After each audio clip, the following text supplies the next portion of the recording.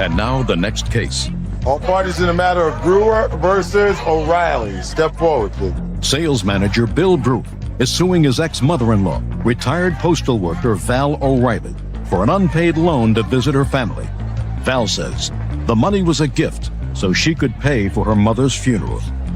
Mr. Brewer, how long were you married to the defendant's daughter? Approximately 2 years, Your Honor. Is this your former wife? Yes, it is. Do you have children together? No, we did not. And how long did you know her before you married her? Approximately 2 years. So you've known Miss O'Reilly for 4 years, or at the time of the divorce. Yes. And you claim a loan to her, a recent loan, in the amount of $1,500. Is that right? Back in April of 2001, yes. In what year were you divorced from her daughter? We split up in March of 2000. And you maintained a reasonable relationship with the defendant? Yes. After we split up, we probably talked at least maybe once, twice a month. You know, we'd just chat to see how things were going. She cared about what was going on, and she honestly didn't like what her daughter was doing to me. So, yeah, I thought we had a civil friendship, and we chatted and emailed and stuff like that, yes. Did you give her a check for this loan? Yes, ma'am. Do you have the check? Yes, I do. I'd like to see it, please. If I can add also, Your Honor, 2 weeks before I had loaned her the money, the defendant's daughter had called me and asked if I wanted to buy the ring back. And Buy what ring back? the wedding ring. Because when we split up, I asked for it back anyways, and of course that wasn't the right thing to do. Was your wife at that time living with her mother? No, she wasn't. Now tell me about this loan in April of 2001. What was it for?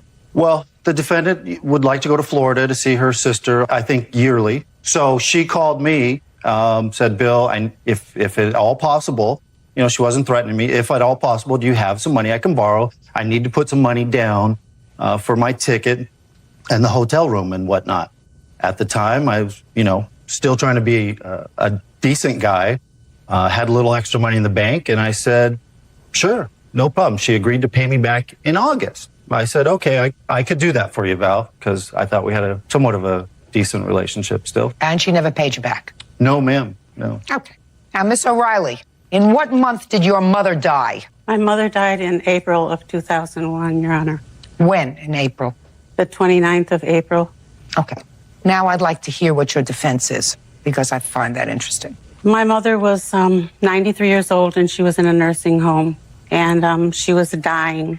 The first part of April, they didn't think that she would live very much longer. She died April 29th, according to you. Right, that's when she died, but she was dying. She was sick. Hospice was called in, and she wanted to, since she and Bill Brewer were friends and they were on a good rapport together, she liked Bill. We all did at one time. She asked hospice to call him and tell him goodbye for her, that she was dying. They didn't expect her to live. Did that happen? No, ma'am. They never called. Just a second. Would you get to the $1,500, please? Okay. They called him and told him she was dying. He called back and said he was sorry that she was, going to die. Would you get to the... I told him that she had bought her lot years ago, that her cremation was paid for, because he asked me how she was going to be buried. And I said she was going to be cremated. And I couldn't believe that, because even when she owned the lot, that it would cost $500 to open the grave to put her ashes in the grave. That amazed me. Then it would cost $200 more for an urn. It had to be bronze. I couldn't put her ashes in the box that came in from the crematorium. And the marker was $800. And I said that Graham, that's what we called her, Graham would just have to wait a while before I could do this. And he said, don't worry about it. He said, I'm making good money now. And he said, let this be my gift to you. It was a gift. Because he thought so much of my mother. And you say that this conversation took place while your mother was still living? She was dying, yes. While she was still living, Yes. you had this conversation with him? Yes, yes, Your Honor. Real cases, real people. Judge Judy. Bill Brewer says ex-mother-in-law Val O'Reilly owes for a loan to visit her family. Val says the money was a gift. All right. Now, what I find interesting about your position, Miss O'Reilly, is I want you to look at this document. Tell me if this is your signature. Is that your signature? Yes, it is my signature. Good. Can I see the document back, please? That is your sworn answer to his complaint. And I'm going to read to you what you wrote. In April, of 2001, my 93-year-old mother passed away. Plaintiff had been very fond of my mother and called to give me his condolences shortly after she passed away. I told him that she would be cremated and mentioned I couldn't believe the cost of the urns, services, and burial. He was sympathetic and said he would give me the $1,500 towards the burial as a gift because he cared so much about my mother and wanted to do this for me.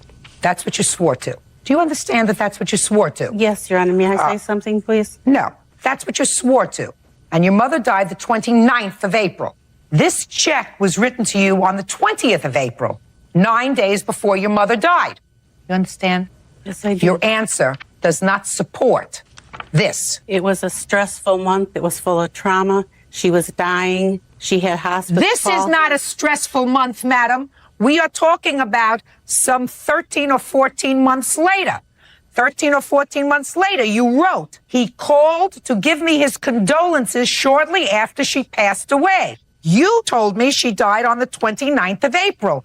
The check that he wrote to you was on the 20th of April, 9 days before she died. Right. I had talked to him previously before then, before she died. That's what you just told me now. That's not what you swore to in your answer. He has no responsibility to pay for your mother's burial. No, what he I didn't. want to He know is offered what it as a changed your gift. mind between the time that he gave you this $1,500 and the time that you were supposed to pay him back. Something happened with your daughter? Were they separated and going through a divorce? Is there something negative that happened during that 6-month period? And I will ask you, Mr. Bruce, to tell me. Well, I didn't think there was anything out of the ordinary. Yeah, we were separated. We were going through a divorce. When were you ultimately divorced? It wasn't until, I'd say, August of 2001. Yeah, right about the time that she was going to pay me back. Did you both have lawyers in the divorce? It was a simple divorce, so we just... So there was no issue of property, no issue no of money? children, no property, no. Is that right? You can stand up. I'd like to shed a little light on this divorce situation and his behavior. It was anything but civil. The man professed his love for me one day and tried to choke me to death the next. He was very violent. He's a very unpredictable, erratic, temperamental person. Your Honor, does this have any bearing in the... Just a second. I'm just stating the facts.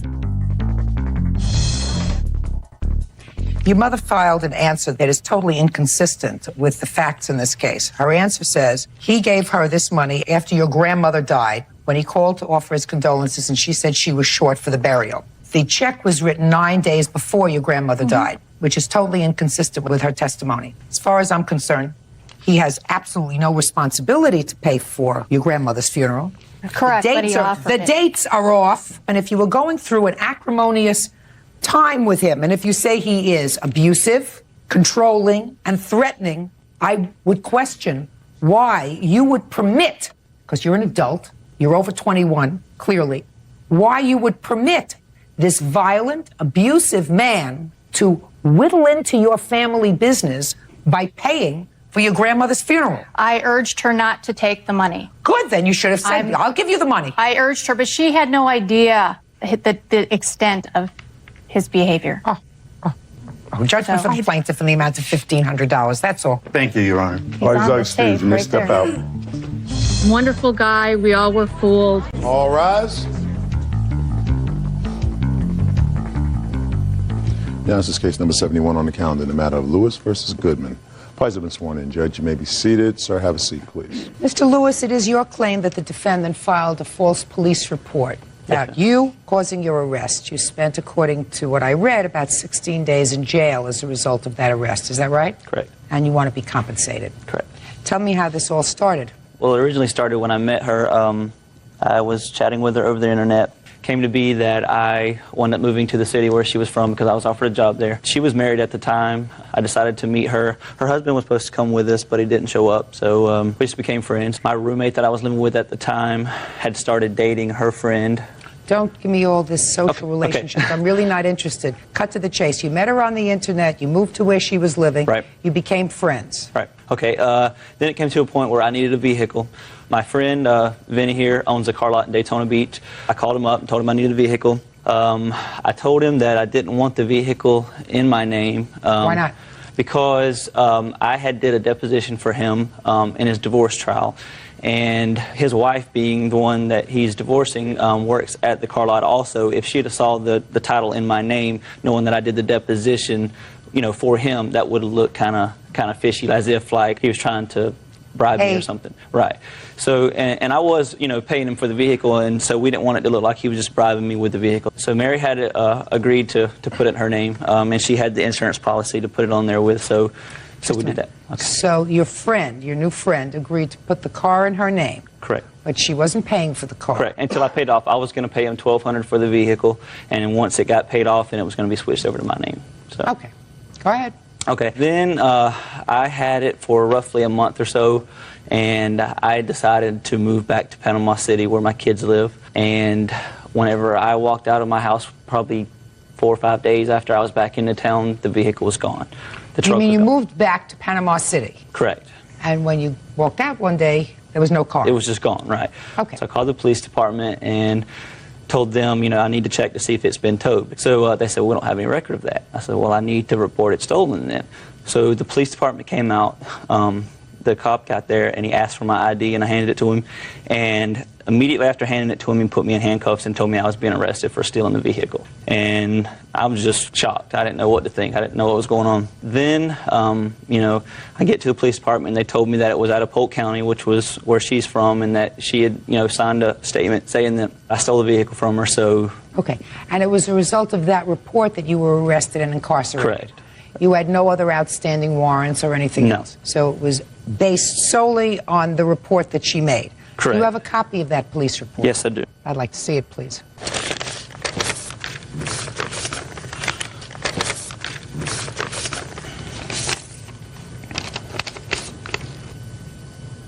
Okay, I'll hear you.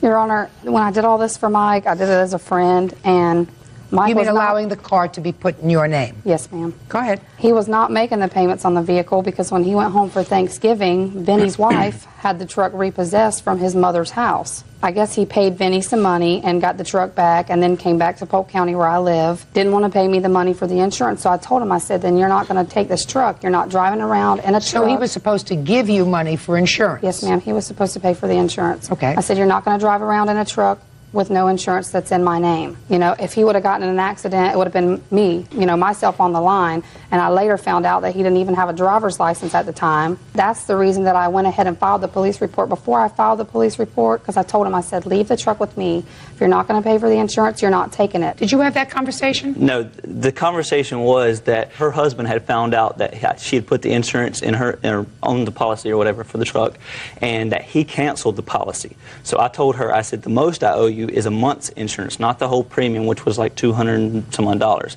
And I said, I'm not going to pay you the whole premium. It was $600 for 6 months. Or whatever it was. I said, the most I owe you is a month. And I said, and not one point, not at one time did she say, do not take the truck. Yes, now, my roommate was there at the time, and he was saying, don't take the truck. But the reason why he was saying it was because that was his only means of transportation, was me and him riding together, and he didn't want me to take it. He wanted to keep it there. Well, let and me another ask you this friend of ours. question, Mr. Lewis. At the time that you took the truck, did you have insurance? I don't know, to be honest with you, because I had the insurance card. Well, just a second. If you don't know whether you had insurance, then you didn't have insurance. If you don't know, then you don't have it. Now, at the time that you took the truck, did you have a valid driver's license? I didn't know it wasn't valid at the time. I really didn't. I didn't know that until I got to put in jail for it. Not for that, but for this. I didn't know that I had... What was the reason that you didn't have a valid driver's license, Mr. Lewis? I was in a motorcycle accident the year before, and I didn't work for 8 months, and I got a ticket for the motorcycle accident, and I wasn't able to pay the ticket, and that's what suspended my license. That's baloney. No, that's very true. There's something more to that. No, that is the God's honest truth. When you had the motorcycle accident, was there any alcohol involved? No, ma'am. So you didn't pay one ticket and they suspended your license? Well, there was Is that actually what you're 3 tickets. There was 3 tickets total. So you were irresponsible in not paying for the ticket. Is that right, Mr. Lewis? No, it was either paying my child support or paying my tickets. And if my child support didn't get paid, I would have been put in jail. So whenever I was getting unemployment from a motorcycle accident, I either had to pay my child support or pay these tickets. How much were the tickets, Mr. Lewis? A total of $600 and some odd. And what were the tickets for, Mr. Lewis? One was for no motorcycle endorsement. One was for... Just a second. What does that mean, no motorcycle endorsement? In Florida, you have to have, if you ride a motorcycle, you have to have a endorsement for riding a motorcycle. What is an endorsement, Mr. Lewis? Let's talk English. As far as I know, it's just a class that you take to say that you're qualified to ride a motorcycle. So you didn't take a class in order to ride a motorcycle. Is that what you're telling me? Correct. I was just simply going on a joyride around the block with somebody, so it wasn't that I owned a motorcycle. Mr. Lewis, all right. So you got a ticket because you did the wrong thing by riding a motorcycle without having a proper endorsement. Correct. What was the second ticket for, Mr. Lewis? Improper turn, I think is what it was, or improper something. I'm not sure what it was. It was because when I turned onto the road, I had lost control of the bike, and a truck hit me, and I went into oncoming traffic. So And what was the third ticket for, Mr. Lewis? For, I think they call it careless driving because of that. So it's either careless driving or reckless driving. I couldn't remember what they said it was. So. Judge Judy continues in a moment. You did not pay her for the insurance. Correct. You did not have your own insurance policy. No. You did not have a valid driver's license. But I didn't know that. You didn't know a lot of things. And later today, She took some property of yours. A blouse, some art pads, and I had some Disney books. Are we talking about nonsense? Are we talking nonsense? I suppose so. All right. I don't want to talk about a blouse. I don't have time for a blouse. real cases, real people. Judge Judy. Mike Lewis says former friend Mary Goodman had him falsely arrested for grand theft auto. So let me understand this, Mr. Lewis. You were driving a car that was not in your name, that you had put in her name because of some problem that you had with a deposition. No, it wasn't a problem. That's the story you're telling me now. So you had the car put in her name. You were supposed to pay her directly for the insurance. Right. And you did not pay her. Not for that month, correct. You did not pay her for the insurance. Correct. You did not have your own insurance policy. No. You did not have a valid driver's license. I did when I started. You did not have a Not at the valid time. driver's Not at the time. license. But I didn't know that. Whether you knew it or not, you didn't know a lot of things. And you knew that you should not be driving the car because your roommate told you, don't take the car because you don't have insurance. Well, see, the reason why Your roommate told you, don't take the car because you don't have insurance. Correct, but I also thought that the reason why he was saying that was because he wanted it to stay there because he would have had no way to work. That's why That's why you thought he was saying that. Correct. But the truth is, you didn't have insurance. To be honest with you, I don't know because it was in her name. Well, to be honest with you, Mr. Lewis, I was thoroughly prepared to rule in your favor reading the papers, because according to the papers, it appeared to me that Miss Goodman was being vindictive when she filed a false police report Well, Your Honor, indicating, I'm speaking, indicating that you had stolen the car. But what she said was, in her affidavit, is that you took the car without permission. The car was in her name. You had been using the car. Then she told you not to use the car because there was no insurance. You say no, she says she told you. If she didn't tell you, your roommate told you don't take the car because you don't have insurance. Now, what do you think would have happened? Do you own a home? No, ma'am. I live with a roommate. Do you have a car? Yes, ma'am. You have a bank account? Yes, ma'am. Do you work? Yes, ma'am. Okay. So what can happen, Mr. Lewis, is if you get into another accident because you are A, making a wrong turn, or B, driving recklessly like you did with your motorcycle, you don't lose anything. Wrong. The motorcycle that She loses, I'm speaking, she loses everything. You had no driver's license, you have no insurance, but the car is titled in her name, which means she is responsible. Her bank account is responsible, her automobile is responsible, and everything she had could be tossed to go to pay if you have another accident in an uninsured motor vehicle that's in her name. Do you understand that? Yes, I do, but Good, your case is dismissed, that's all. Parties are excused. You may step out. they arrested me and took me to jail for stealing the vehicle. He was responsible for paying for the insurance and for paying for the truck. I had wound up spending 2 weeks in jail because of this. I didn't want things to come to the point they came to where he had to be arrested to begin with. I spent a week or 2 weeks in jail, and I missed a whole week with my kids for Christmas that year. He did miss time with his children, which I feel bad about. If she didn't think I should have the vehicle, she should have went to a civil court. Mike and I were good friends, and I did tell him not to take the truck. Not once did that ever come out of her mouth, not once. Do for yourself. Don't try to do any favors for other. Pick better friends. And now, When you have kids, try to work things out, because you're hurting the kids in the long run. and now the next case. Matter of Brodzik versus Phillips. Parties have been sworn in, Judge. You may be seated. Ma'am, have a seat. Ms. Brodzik, it is your claim that the defendant destroyed some of your property. This was while you were on a vacation together in St. Thomas. He was there for a friend's wedding. Want to tell me what happened, please? We arrived on a Tuesday morning. Everything seemed to be going fine. It was his friend's wedding that was taking place? Yes, it was. I'd met his friend before, prior to this. And were you dating each other at the time? yes. Okay, go ahead. And then Brad is not supposed to drink, and as soon as he started drinking later on that evening at dinner, he became quite belligerent. And he started, dancing with other women at the bar, and then he started to pick a fight with a man that engaged me in conversation. And then after that, we went back to the hotel, and he passed out. The next morning, same scenario, drinking again, belligerent. None of this is true. Really belligerent. And at one point in the evening, he told me he was going to leave and go with the waitress, and said he couldn't believe that all his friends were saying, why was he there with me? And at that point, I thought he was kidding, until the waitress came up to me and said, are you with him? And at that point, I just knew I had to get away. So I went to the bar at the total opposite side of the place. I was talking to some gentleman. He was going to help me, get my stuff out of the room. Brad saw this conversation. You mean this gentleman? Yes. Had you met this I met him before? Yeah. I met him that day. Okay, so you just met him? Yes. Go ahead. Brad saw this conversation, and he threw a drink at me. He pushed me over a beach railing. He pushed me several times and started screaming, told me he was going to kill me, he was going to threaten my life. At that point, I called the hotel because I had both room keys in my possession. I said, please don't let him in the room. I just want to get back there, get my things, and leave. Did he leave at that point? His friends assured me that they would keep him with them so I could go back safely and get my things. Go ahead.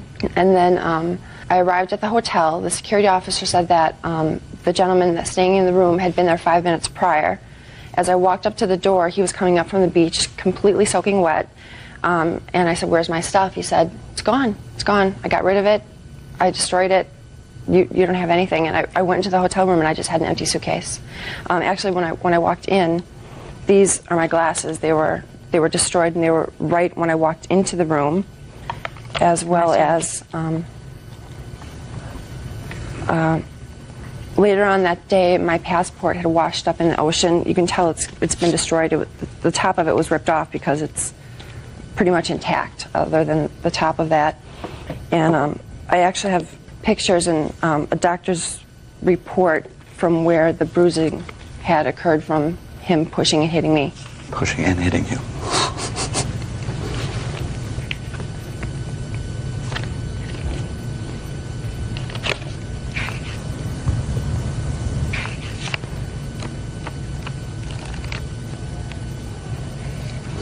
This was in the water? Yes. Or it was on the beach. It was returned to me from the security office at the hotel. It's on the beach. It clearly wasn't in the water. Can I see a list of the items that were destroyed, please? Yes, ma'am.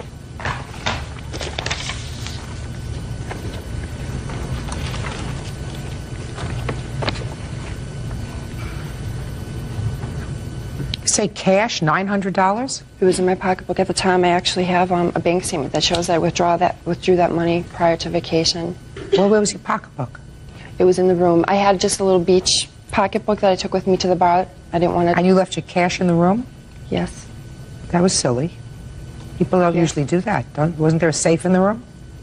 Yes. Yeah. So why wasn't your stuff in the safe? I just didn't... Cash in the safe. Okay, Mr. Phillips, let me hear your version of the events, please. Okay. On the night in question, we had been there the first night. Everything had been wonderful. We had gone out to a restaurant.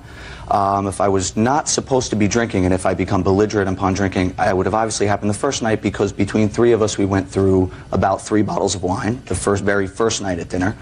Prior to this, 3 weeks earlier, I'd been to visit her in Boston, at which time we had dinner, bottles of wine, went out after that, drank that night also, went home. What makes you think, Miss Brodzik, that he is not to drink? He told me he had been in rehab in January, and he's not supposed to drink due to custodial rights and some agreement that he has with his parents. What kind of rehab was he in? I'm not exactly sure. Drugs or alcohol? Both. Where were you in rehab, Mr. Phillips? In Center City, Minnesota. For how long? For 14 days. Is that a dry out? That was not for alcohol. What was it for? It was for marijuana. I am in the alcohol business. It's what I do for a living. I am a registered sommelier. I taste wine for a living, and that is what I do. I have not had any problems, never been arrested for DWI, never been in any sort of... Listen to me, sir. Yes. I never knew anybody who went into 14 days rehab for marijuana. It was part of my wife had a problem with me smoking marijuana socially, and I said I didn't want to stop. She put an ultimatum to me to either do this or we were going to get a divorce. She was vehemently against marijuana. Those are the facts. Yeah. Okay. Go ahead, Mr. Phillips. So let's move on to Tuesday night, sir. Tuesday. It's actually a Thursday night, ma'am. Let's move on to Thursday night. Thursday night, we are out with the wedding party, rehearsal dinner. Everyone's drinking, having a good time, including Miss Brodzik, drinking quite heavily. Everyone's dancing, karaokeing, wedding party. Everyone's having a good time. She says numerous times to me, oh, I'm going to go up to the bar and get a drink. I don't pay any attention to it. She goes up to the bar, gets a drink. I'm sitting there laughing, you know, having a nice evening with my friends. The groom, one of my best friends from college, looks over to me later that evening and says, have you noticed Jennifer missing a lot this evening? I said, no. He says, why don't you go look for her? I said, what do you mean? He says, do me a favor. Go look for your girl. I proceeded to walk around the corner of the bar to the other side of the bar that was hidden from where we were. As I walked around the other side of the bar, she has her hands wrapped around a gentleman's neck as they are sucking face. Judge Judy continues in a moment. I was very hurt. This is a woman that 2 weeks earlier had asked me for monogamy. Now I find her with her tongue down another gentleman's throat. And later today... Did you ever pay a cable bill? No. Did you watch cable? I wasn't there all the time to watch it. Give me a break, will you please? I didn't ask you whether you sat there with your eyeballs glued to the television for 24 hours a day. Real cases, real people. Judge Judy. Jennifer Brodzik says ex-boyfriend Bradley Phillips owes for destroying her belongings in a fit of jealous rage. Bradley says he caught Jennifer kissing another man. Go ahead. I then go over, pull the two of them apart, start screaming at her. Without question, I had lost my temper. I was humiliated. I was very hurt. This is a woman that 2 weeks earlier, when I had been in Boston, had asked me for monogamy. Now I find her with her tongue down another gentleman's throat, which was his quote, as a matter of fact, when he was asked by the groom what happened. So my friends say to her, look, go back, get your stuff out of the hotel room. We're going to take him out. You guys separate. I go out with my friends. I go back about an hour and a half later. I get back there. She still hasn't been in the room, hasn't taken any of her stuff out. I proceed to take her stuff in one swoop of my hands, where I had rented a villa on the beach, walked down and threw her items in the ocean. So? Overreaction to disturbing and tactless behavior by her. No question. However, I took on an all... What was left in the room that belonged to her, sir? I guess the suitcase. I just reached into the suitcase, grabbed all the stuff, walked down and threw it in the ocean. Did you take her passport? No, I never touched her passport, ma'am. Did not rip the cover of her passport any way, shape, or form. Everything was in... I just reached in the suitcase, scooped everything up, and threw it in the ocean. What about the cash? Have no idea. Never even saw a wallet. There was a bag there, but I just... What do you mean a bag? There was her Louis Vuitton handbag. Was part of it. Was part of what you was part threw. of everything that I grabbed, yes. Okay. And I would also like to show you the amount for this ruined vacation, which had been going along fine. If she was unhappy with what had been going on the night before, I'm sure she would have been able to communicate that with me. She could have gotten on the plane the next day. To have disgusting behavior at which, in front of one's friends at a wonderful wedding, to end up in a bar kissing another gentleman with all of my friends there and me. This is a woman who pursued me for 18 months on the phone, calling me, telling me that I ruined her life because she couldn't find another man because she was so in love with me. To then taking her away on this beautiful trip, $2,500 vacation, on the second night we're there, I catch her making out with some guy in the bar. I was furious, humiliated, and angry. I overreacted, but nevertheless, it was a reaction to her behavior. Okay. Good. Judgment for the plaintiff in the amount of $3,000. Thank you. Thank you. Parties are excused. You may step out. Brad is a raging alcoholic with a violent temper. She's ready to run around with any guy in a bar who's willing to play tonsil hockey. This was completely after he said he was leaving with the waitress. She is nothing but a tramp. And now the next case. All parties in the matter of Brennan versus Brennan. Step forward, please. 20-year-old homemaker Amanda Brennan is suing her aunt, Elizabeth Brennan, for unpaid utility bills. Miss Brennan, how is the defendant related to you? She's my aunt. According to your complaint, she owes you for some utility bills that were put in your name, but for her home. Yes, ma'am. Because of some credit problem that she allegedly has. Yes, ma'am. Your aunt says that you actually lived there rent-free. She paid the rent and you paid for the utilities. Is that your defense? Did you, in fact, live with your aunt at any time? No. You did not? No, I did not live with Did her. you stay with her at any time? I would stay with her here and there to help her out while she took her boyfriend to work, and I watched her son in the morning. When did you put the utilities in your name? The cable bill was put in my name in her home for 2/28/01.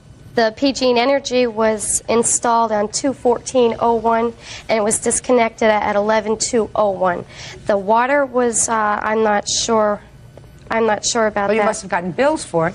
No, it all went to her home. She got the bills. All right. So in February of 2001, tell me why you put the utilities in your name. Oh, well, at one point she was living in West Wyoming. At that time, I did live with her in West Wyoming. When was that?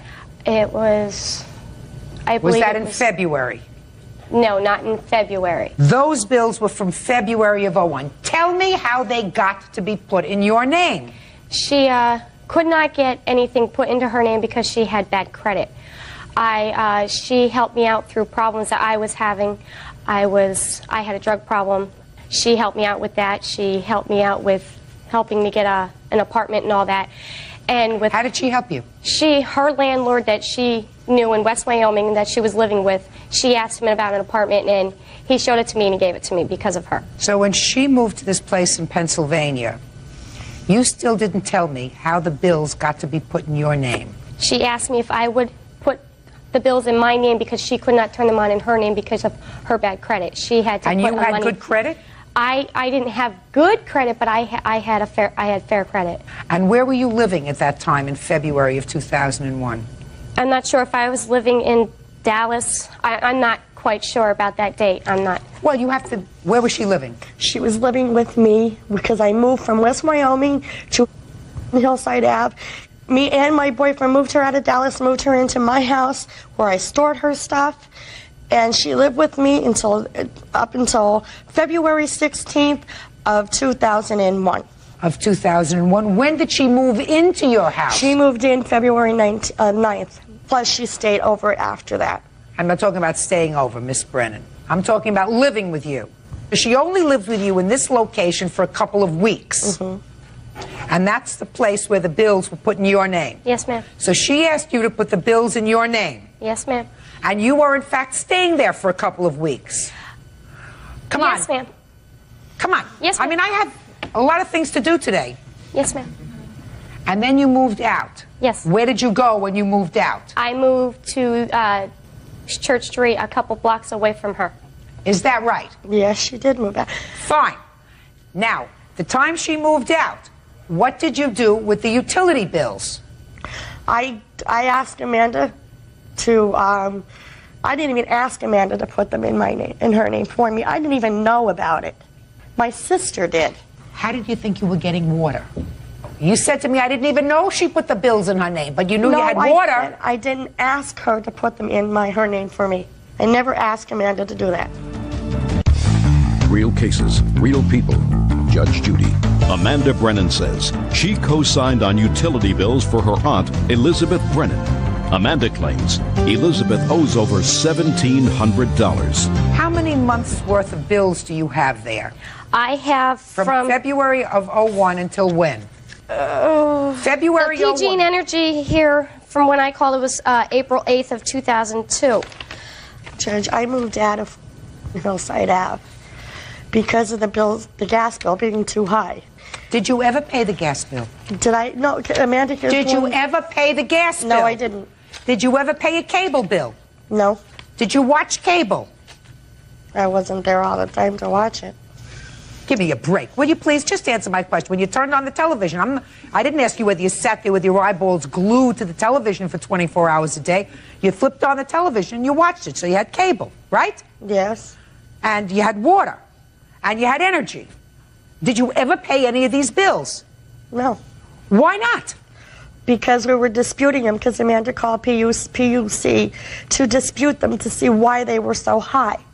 And there was, I didn't... Just a minute. Forget that one bill. Why didn't you pay the cable bill? Because Amanda told me I didn't have to. Oh, that's ridiculous. That's ridiculous. And it doesn't make sense. And what about the water bill? You were getting the water bills. What were you doing with the bills when you get them? Throwing them in the garbage? No, I was telling Amanda. Because Amanda was over my house every day. And Amanda you were telling is the one, her what? I didn't even tell Amanda I would pay the water bill or the gas bill. I didn't even know she was putting them in her name because I didn't ask her to do it. My Can I see the bills, please? I also have a check here that she sent to me after I filed for this to happen. She sent me a $25 check that she put on the bottom bills for Amanda, so she knew that she had. Let me just see the bills, yes, please. I don't agree though. Let me She see the lived bills. with me too. So She didn't live with you, Miss Brennan. She didn't live with you there. That's the water. She lived with you for 2 weeks. You just told me. She lived with me, but she wouldn't stay at her own house. That's what I'm trying to get at. So she'd come over to your house. Exactly. So she stayed there, and she washed her laundry and everything in my house. She'd bring her clothes over. I bought So what? Just a minute. dryer. Just a minute. So what? And So I don't feel I have to pay her for the whole bills. How about any part of them? I said I would pay for half. Why of didn't them. you pay for a year? Anything. I didn't live there a year. I only lived there from February to November of 2001. February, March, April, May, June, July, August, September, October, November. You lived there 10 months.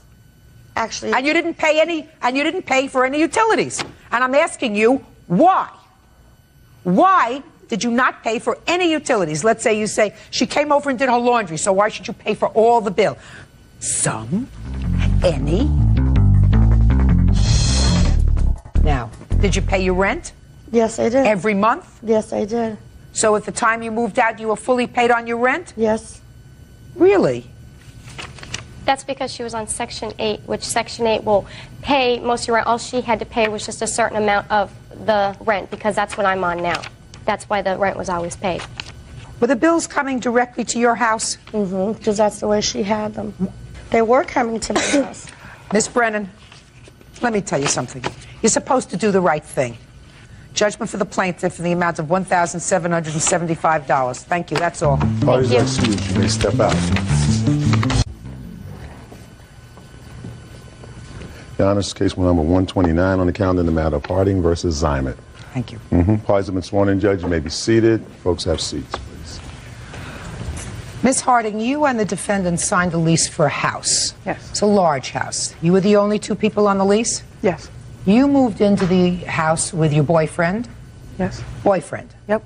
Miss Zemet moved in with her two children? Yes. And there was someone else living in the house too? Yes. Who was that? Her witness, Jolene. Miss Zemet moved out early. Yes. And you believe that she should be responsible for the 7 months that was remaining on the lease? Yes. Ms. Zemet says that she was forced out because of assaultive behavior by both you and your boyfriend. Yes. Okay.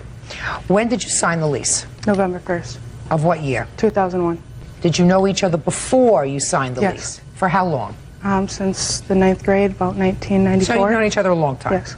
Was there any reason why your two names were the only names on the lease? We were going to move in with another girl that backed out at the last minute, and that's when we had decided to let Jolene move in. And what about your boyfriend? He just never signed the lease. It was just between the Why? two of us. I don't know. We just never had put him on it. But he actually moved in? Yes. What was the total rental on the house? $1,600. And what was the defendant's responsibility on the lease? $550. I'm going to go to you, Miss Emmett. When did problems arise that you say caused you to move out? Well, problems arose as soon as we moved in.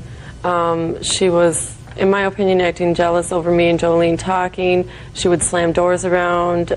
She was just not making it comfortable to be there at all. And then Every week it seemed like there was something different that happened. You know, at the beginning of January when she shoved me into a gate, which I have a picture of a bruise that she left on my back. Well, tell me about that. What?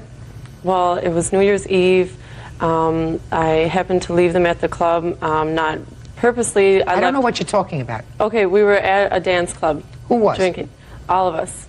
And we all left, and I was supposed to bring 2 people home, which I didn't. Not on purpose. No, not on purpose. Didn't bring them home, which included Jolene and Archie's sister.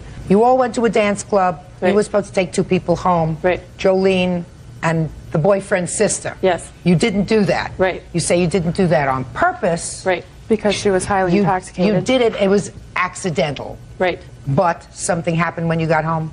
Right. As soon as I walked out of the garage, she came running at me and pushed me into the gate, and the gate handle left a bruise on my back. And you say you have photographs of it? I have a photograph, yes. That's not true, Your Honor. I'll get to you in a second. It's hard to see, but you can see. Okay. Go ahead.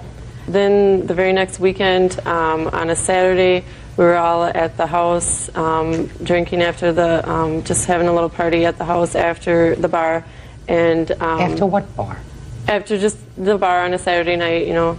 We're just. So you went to a bar Saturday night and you were drinking? Right, all of us. And then you came home and you continued to drink? Right. Where were your 2 children when all this drinking was going on? My children were with their father.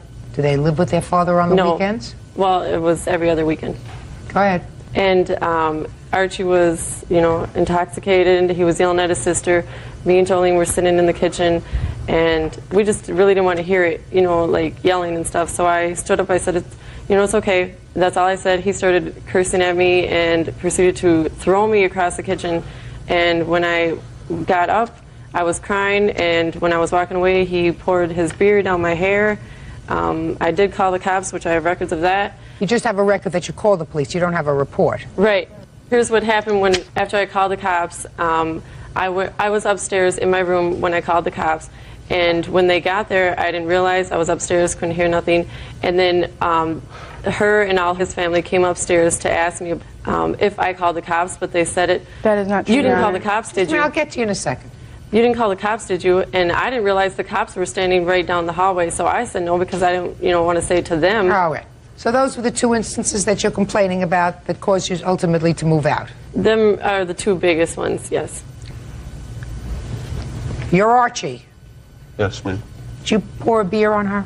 Yes, I did, Your Honor. I figured you did. Why? Because I thought that she interfered with something that didn't really have to do with her. She was not in the same room like she said she was when my sister and I had gotten into an argument. We were just talking, just how brother and sister normally do. And she came out of the kitchen, started yelling at us, started swearing at us. She started chewing me out, saying I didn't have no business talking to my sister like that. My sister had said some pretty offensive things to some people. Okay, so she just came out and she was yelling at you. Yes. And what did you do? I asked her if she could please, get away from our conversation. I was talking to my sister. I didn't think she had any business being there. She kept on insisting on trying to get in between us, trying to push us apart from each other. It wasn't getting physical. It wasn't getting very loud. We were just having a few words, and she intervened. She's intervening in a family situation. So what did you do? So I asked her on several occasions. You told me you asked her to stop. Mm-hmm. Move out. Both Go. I asked her on several occasions to please sit down, please leave us alone, we're trying to talk. All right, so you asked her, and she didn't. She did not. What happened next? Then she pushed me. She pushed you. She How did pushed she me push back. you? She pushed me by my chest like this. You mean she put her hands on your Yeah, chest she put and my pushed hands you? on my chest, yes. Yes, and what did you do? I just dumped my beer on her after that. I got frustrated that the fact that she would not, quit talking to me and my sister. I was trying to have a Did you conversation push her with my back? sister. No, I did not. Your Honor. You just poured your beer on I her. just poured my beer over her head, yes. And at that point, you were angry. I was a little upset. Put your hand down. I was a little upset, Your Honor. I was not angry. I work at a high stress level job. I don't get angry. Archie, was it becoming increasingly unpleasant living in the house with the defendant? Yes, it was, Your Honor. She. It was very unpleasant. It was unpleasant for you? Yeah, it was pretty unpleasant. Was it unpleasant for you? Yes. Good. So that you are not unhappy when she left? Not necessarily. Good. Well, I had tried to work things out with her. I tried to sit down and you're not. talk to her a number Once she of has a fight times. with your boyfriend, you're not working things out with her. It was before that also. Once she has a fight with your boyfriend, you're not working things out with her. Judge Judy continues in a moment. She and our other roommate had brought numerous guys over that all had baseball bats and shovels and jumped my boyfriend. He ended up going to the hospital with 8 staples in his head. Real cases, real people. Judge Judy. Christina Harding says former roommate Charity Zymet owes for breaking a lease. Charity says she feared for her safety. Now, you moved out in January? Yes.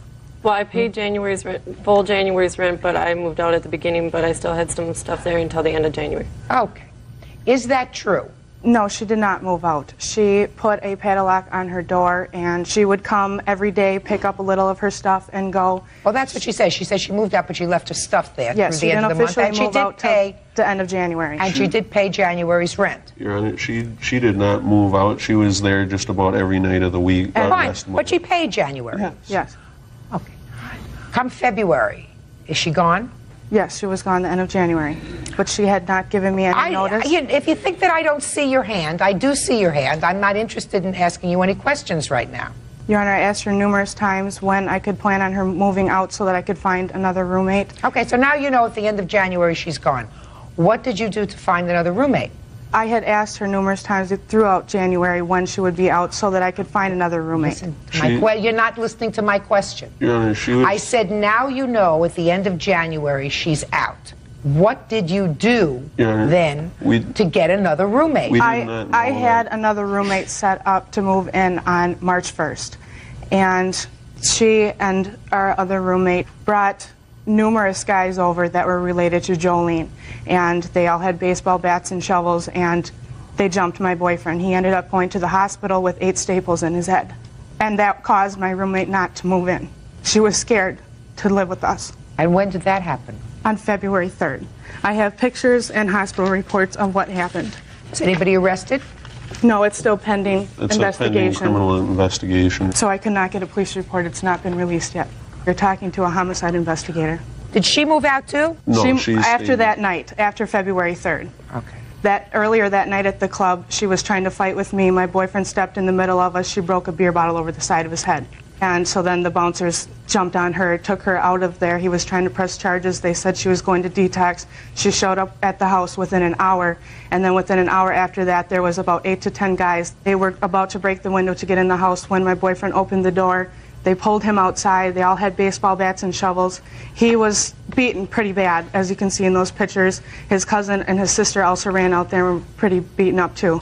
What makes you think that the defendant had anything to do with this? Because I saw her driving away from there she after the guy. She was sitting there on the street in her car when this was all going on. After the police were starting to come, she backed around the corner of the After block. she supposedly moved out of the house, Your Honor. You mean on February 3rd? Yeah. Yes. This young lady was with her in the car? She was in one of the cars. She had gone out the side entrance and she had gotten into a car somewhere else when all this had happened. She must have got in the car before that. When I saw Charity back down the street, she was in the car by herself. When was the lease up in the apartment? It's not up until August 31st. Who's living in the house now? Just the 2 of us. We have still yet to find a roommate.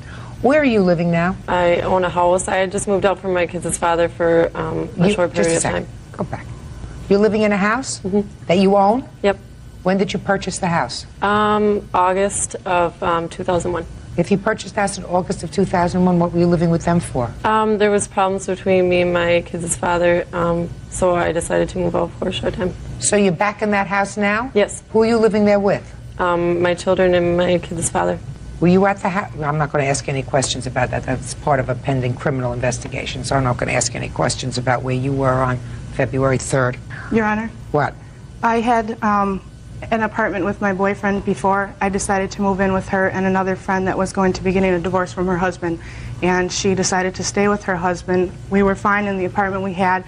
I decided I wanted to help her out because she wanted to get away from her kids' father.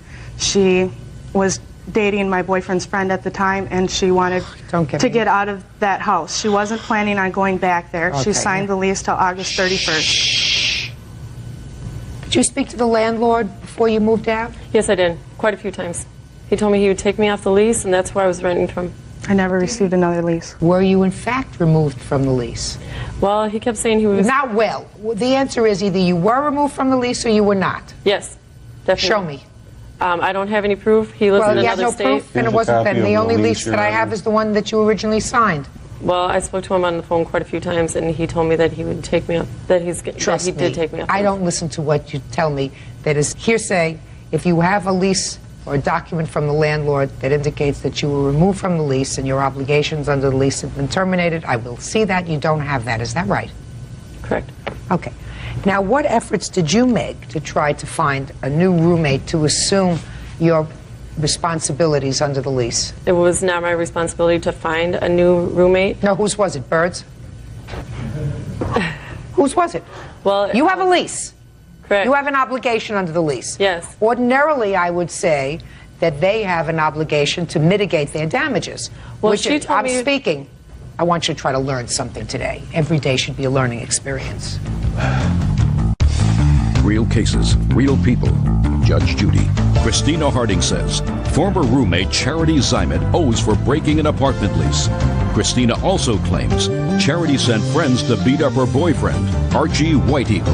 Listen to me. They have an obligation, if they know that you're moving out, to try to mitigate their damages by finding someone to assume the remainder of your lease. Unless I find that there is some evidence that you and your girlfriend over here have done something that would make it difficult for them to find a new roommate.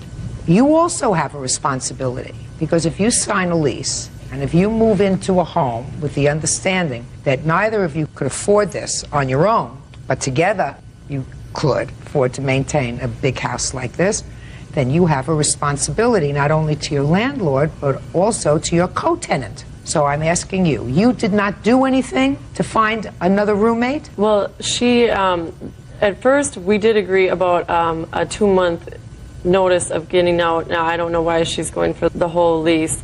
I think she's just upset that the person did not move in, which I do not know the person that was going to move in, but Jolene does. She said that she didn't want to move in the first place. She was just saying she was going to move in to be nice, and this is all what she told Jolene. She said she was never planning on moving in. Then find somebody, and I'm asking you, what efforts did you make to find somebody? And if your answer is simple, you made no effort to find anybody. Is that right? Correct. Good. Listen to me. It was not a pleasant situation living there in the house, clearly. Everybody made a mistake, and everybody's got a bad temper. You had no right to pour beer over her head. Correct. None. And she had, as far as I'm concerned, I mean, if she was a reasonable parent, which I'm not so sure about, a lot of drinking going on there, even if her children weren't home. And her children were there every weekend. Are you trying to talk over me? No, I'm sorry. Good. So I think it's probably a very good idea that she left. Now, are you current in your rent? Yes. How are you managing it? It's really hard. Do you I work? have tried to start daycare, and I haven't gotten very many children because of the pending investigation, and my boyfriend has been picking up just about most of the rent. What kind of work do you do? In security. Okay, so you've been paying the rent. Yeah. Now, when you moved into the house, did you put down security? Yes. How much? I put down 1,000, Charity put down 600, and I have lost that now. Why? The landlord said since she moved out, she forfeited her part of it, and... Oh, no. Don't give me baloney. Security deposit is for any damage that's done. So you don't forfeit that until you move out. That's just what the landlord said, and I'm going and you to only fight that if I forfeit do that move out. if you move out and there's damage to the property. Is there damage to the property? Yes, I have pictures of how she left her room also. Holes in the walls and trash all over. Well, trash it and clean up. Yes. Holes in the walls is different. Well, we had to pay for that trash to get hauled away also, Your Honor, out of our own pocket. Arch, is there anything physically wrong with you? No. You had to pay somebody to sweep up? No, I said we had to physically pay to remove all of her trash that she left When there. you say physically pay, what does that mean, We had to pay Archie? the trash. We had to pay the trash bill to have all of that stuff hauled away. No, that's not a big deal. We're not looking at a big deal here. Listen, Miss Zimet, you skipped out on a lease, and you had no reason to skip out on that lease, as far as they're concerned. As far as they're concerned, I guess not. In my mind, I did. You're not speaking for a very good reason, madam. You're not speaking because there is currently an investigation that is pending with regard to a very serious assault. And I don't want to hear you because I don't want you to inculpate yourself or anyone else in this incident that occurred on February 3rd. There's other incidences that happen, though. But I'm not going to let you pick and choose what you want to talk about. Okay. Perfect. Now we understand each other? Good. She has a $600 security deposit. I suggest you putty up the walls so that you don't lose that part of the security deposit. She moved out, she paid January, February, March, April, May, June, July. Is that right? August. No. August will be covered by her security deposit. I will prepare an order that her security deposit is to be released to you. Okay. Do you understand? Yes. That covers your last month's rent. So it's 6 months at $550 is $3,300. I also have bills that she didn't pay for December and January. What bills? The trash bill of the electric bill, the water bill, and the cable bill. Good. Consider that paid for by the dumping of the beer over her head. Judgment for the plaintiff in the amount of $3,300. That's all. Thank you, Your Honor. You may step out. Very vindicated. Feel that Judge Judy was on her. And now the next case. All parties in the matter of Cochran versus Saylor. Step forward, please. Film operator Mary Cochran is suing her former roommate, 19-year-old cashier Jackie Saylor, for unpaid rent, an unpaid car loan, and the return of her personal belongings. Jackie says Mary has already been paid. Miss Cochran, the defendant and her baby moved into your home. Yes, ma'am. According to your complaint, you were being nice to her. How did you know her? I met her at work. And she needed a place to stay with her baby? No, she had an apartment at the time. I was really quite impressed with her when I met her. She was 18 and working very hard to take care of her baby on her own. She went to work like 2 weeks after she delivered this baby. I thought that was quite admirable. And she was living in the apartment. It was very tiny. She was always telling me how her aunt and the rest of her family complained about helping her out, taking her places, doing things, watching the child, so on and so forth. And I was about to begin to go through a divorce myself, and I thought that it would help her out to get her out of this teeny apartment, and it would help me out to have someone additionally at the house.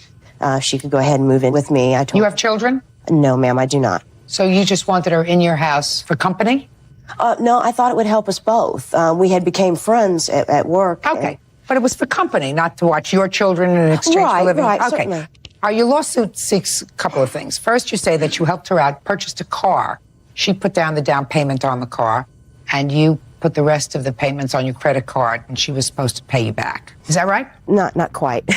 Okay, well, tell me where I'm wrong. What we had done is we put the entire amount on the credit card, and then she made the payment. She had managed to save $1,100. So she made a big payment? She made big payments to me. And then she was supposed to make? She was supposed to pay at least the minimum on the credit card bill to pay it off. Okay. And you claim that there is still a balance owed for yes, the car? Yes, there is. Then, despite the fact that when she first moved in, there was no agreement that she pay rent, you say that at some point she wanted to pay rent and you agreed that she would give you some money for rent and she owes you for 2 months' rent. Did she ever pay you rent? Yes, ma'am, she did. How many months did she pay rent? She paid me for May. She came to me in April and said that she felt bad.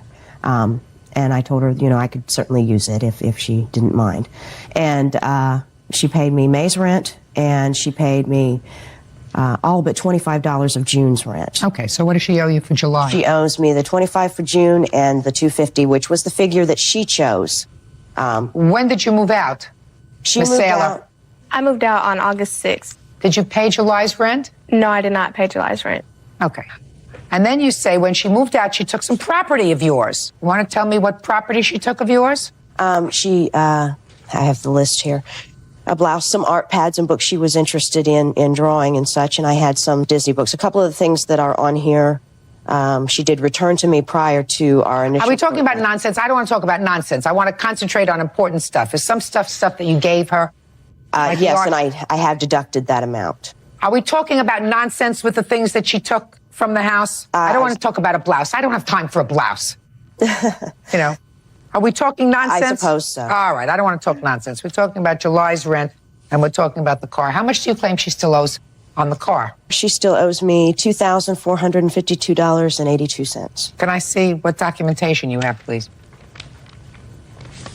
And that also includes the futon that she bought. That's all on the same card. Did you buy a futon? Yes, ma'am. Did you take it with you when you moved out? Yes, I did. Okay. Was this credit card used solely for her? Yes, ma'am. Is that correct? Yes. You paid some off. You say you paid everything off. I paid what we originally agreed. We didn't talk about interest in the original agreement. I had no idea I was supposed to be paying her interest.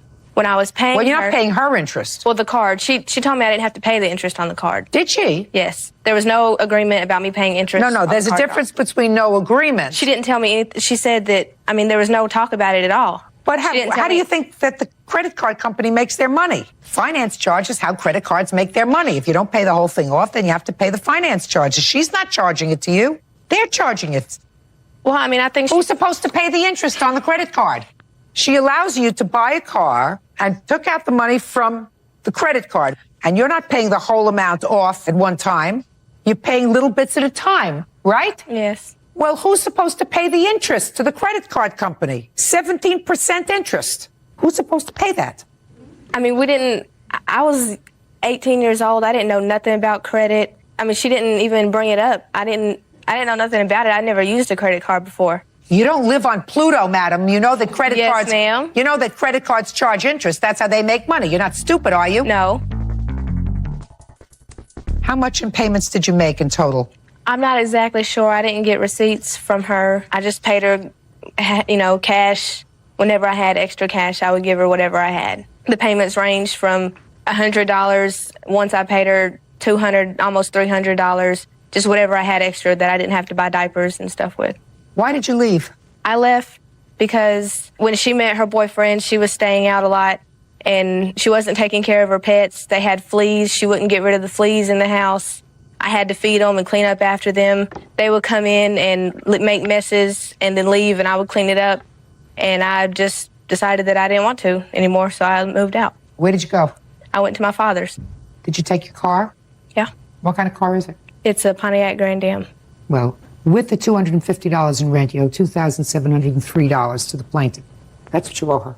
You paid a lot off because the original price of the car was $3,375.01. And when was that purchased? March 20th of 01? Is that right? Yes. Okay. So you paid a substantial amount off, but 150, 100, 150, that doesn't go to pay all of that off in a year. Do you understand? Because your defense is that you paid off the whole car. And even from what you tell me, you couldn't have paid off the whole car. Anyway, there are no other charges on this car other than that. So judgment is for the plaintiff in the amount of $2,703. Anything else that I have to decide? Nothing. Thank you. That's all. Parties are excused. You may. All rise. Now, this is case number 92 on the calendar in the matter of Malavenda versus Breen. Parties have been sworn in, Judge. You may be seated. Folks, have seats, please. Mr. Malavenda, it is your claim that the defendant assaulted you on an airplane. That's correct. The defendant says it was just a tap.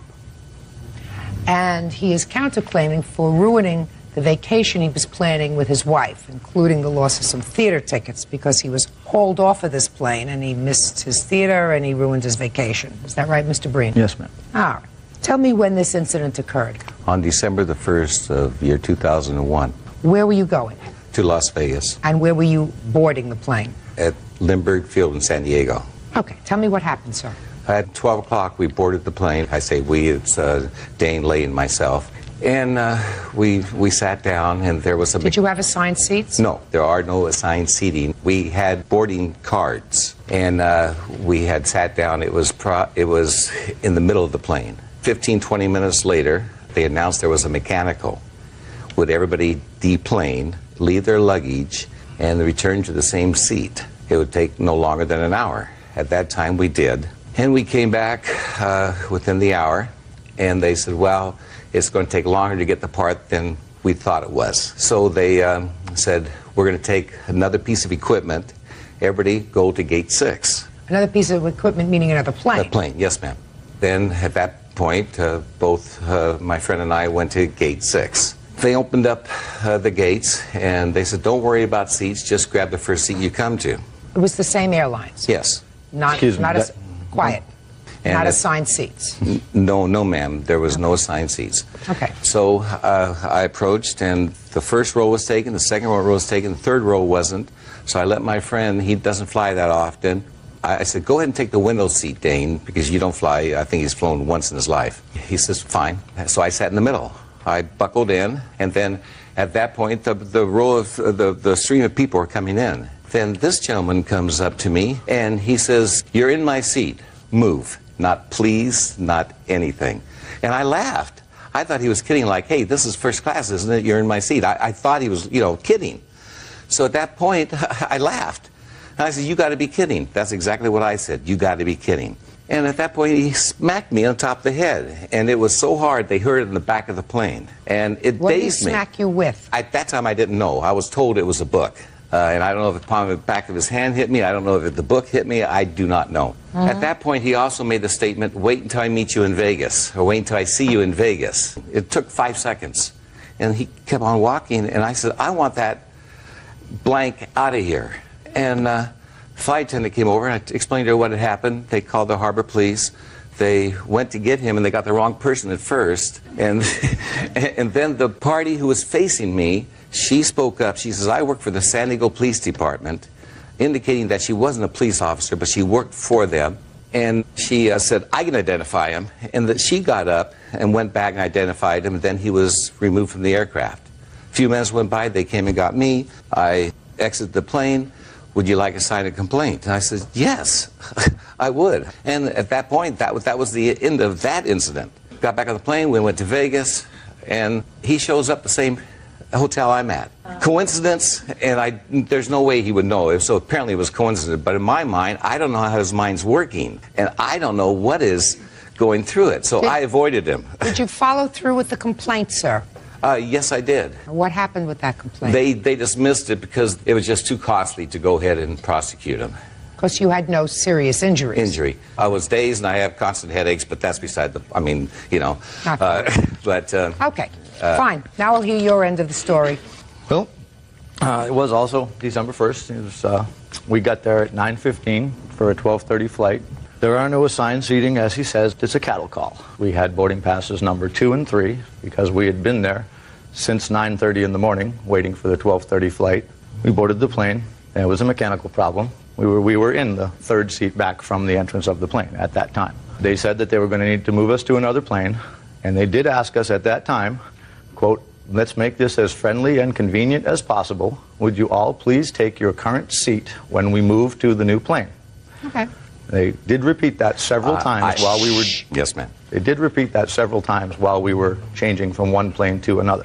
Got onto the plane. I don't believe I've ever seen this gentleman before in my life. Whether he was in the window seat, I don't know. This gentleman and his friend who was in the windows... Try looking at me when you're testifying, sir. Sorry, in the aisle seat. I asked him to move. I did say, you're in my seats. What do you think you're doing? Move. He laughed. Said, what, are you kidding me? No way. Not going to happen. Waved me to go to the back of the plane. I asked him again to move. He continued to laugh in my face. I did at that point lean over the back of the seats in front of him and did mention that when we reached Las Vegas, he might prefer to have me as his friend. Not the most intelligent thing that I've ever done, but that is what I said. At that point, he stood up and said, oh, come on, I'll be your friend. Come to my hotel. I'll buy you a drink. We'll have a great time. You're lying. That's a lie. No, I'm not. No, that's a lie. That's not even in your answer. That's not even in your answer, sir. Don't make up stories as we're moving along here. Don't make up stories as you move. He's sitting in his seat. He's buckled in. You lean over. And what you said in your answer was you acted foolishly, but you tapped him with the soft end of a paperback book. After he stood up and had words with me and was in my face laughing, waved me to the back of the plane one more time. Yes, he was standing up to provoke me. And yes, he was provoking you?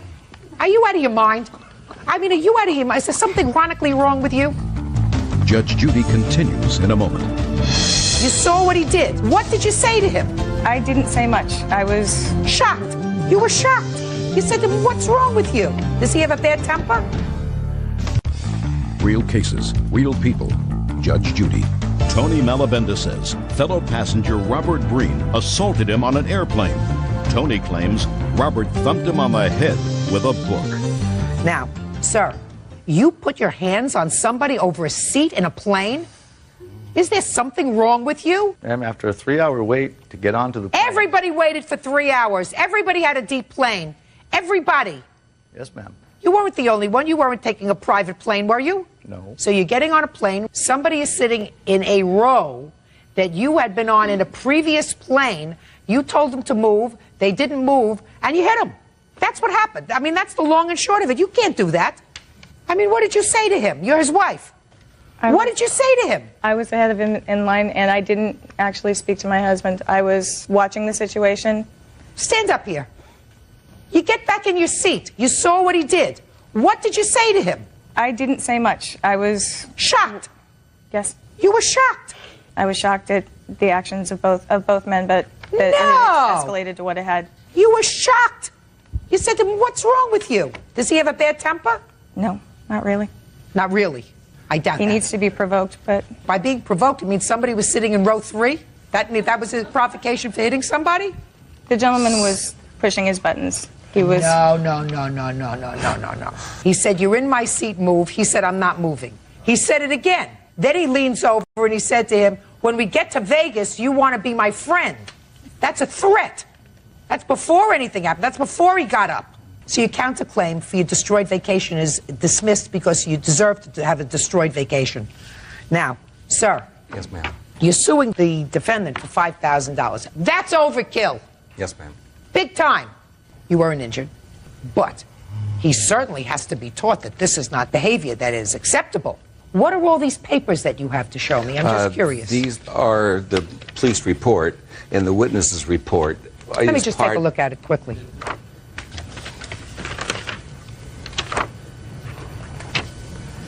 And my witness officer. Yes, ma'am. You know, Mr. Breen, you don't look like an unintelligent man. Bad-tempered, but not unintelligent. You just recounted to me what you said exactly. You made up this whole big story about what he said to you, and that he got up and he was confrontational, and you made a whole story, right, about what he said to you. I didn't make a story at all, Your Yeah, Honor. sure you did. And you remembered and you recounted it. How many months later? 6, 7, 8 months later, you recounted that statement to me as if it was gospel truth. Is that right, sir? That's what happened on the plane, Your Honor. All right. So what I'm suggesting to you, sir, is do you think one's memory becomes clearer as time goes on, or do you think it becomes dull? It becomes a little dulled. Of course. So I'm going to read you what the police said.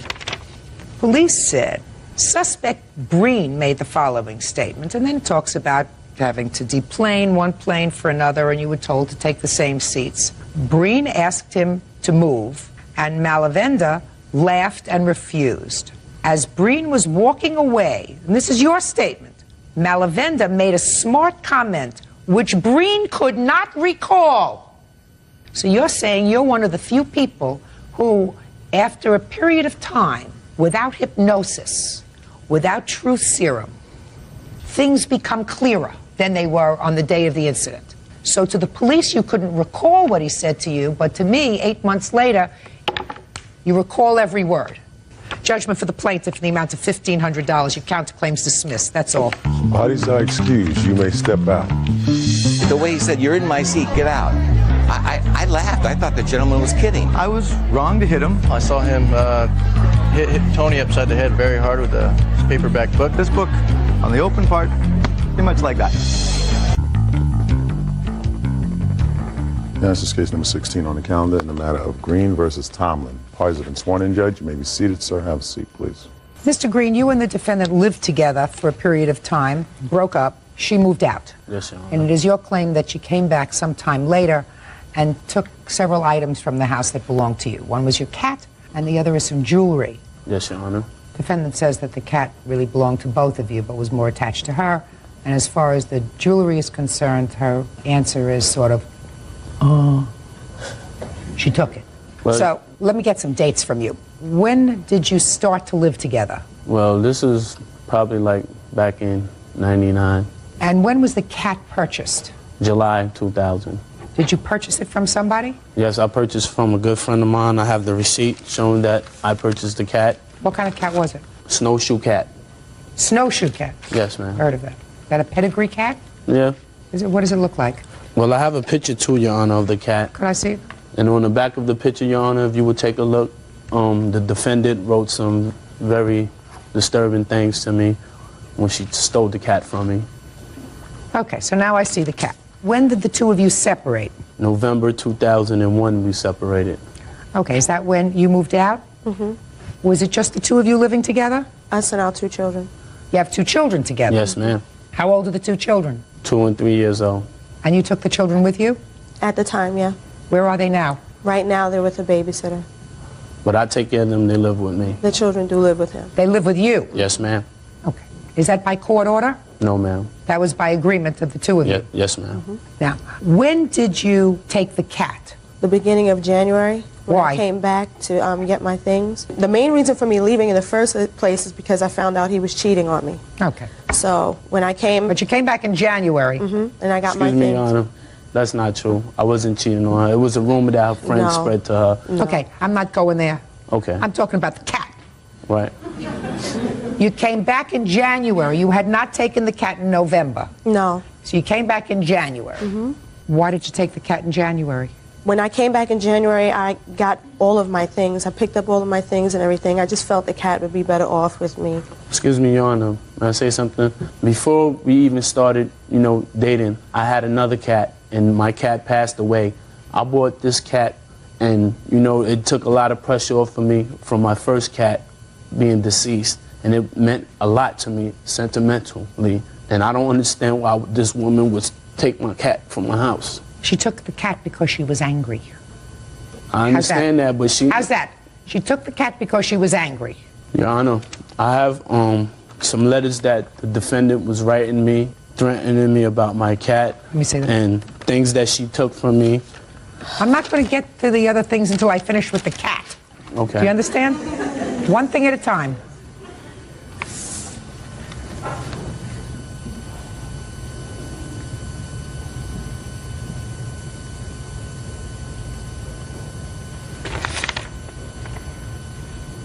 You were very angry. Excuse me. All right. Now let's get to the jewelry. When you came back in January, you took some jewelry that belonged to him. Tell me what you took. It was a chain with a pendant and a Rolex watch. It was in a box. And the Rolex watch belonged to? Nathaniel. Where did Nathaniel get the Rolex watch from? He says from his father. Why did you take the jewelry? For the same reason you took 2? At the time that I took the box and everything, I was angry. I didn't care about how he felt or anything because... Well, you wanted him to feel badly. Yeah. Listen to me. You have 2 children together. Do you visit your children?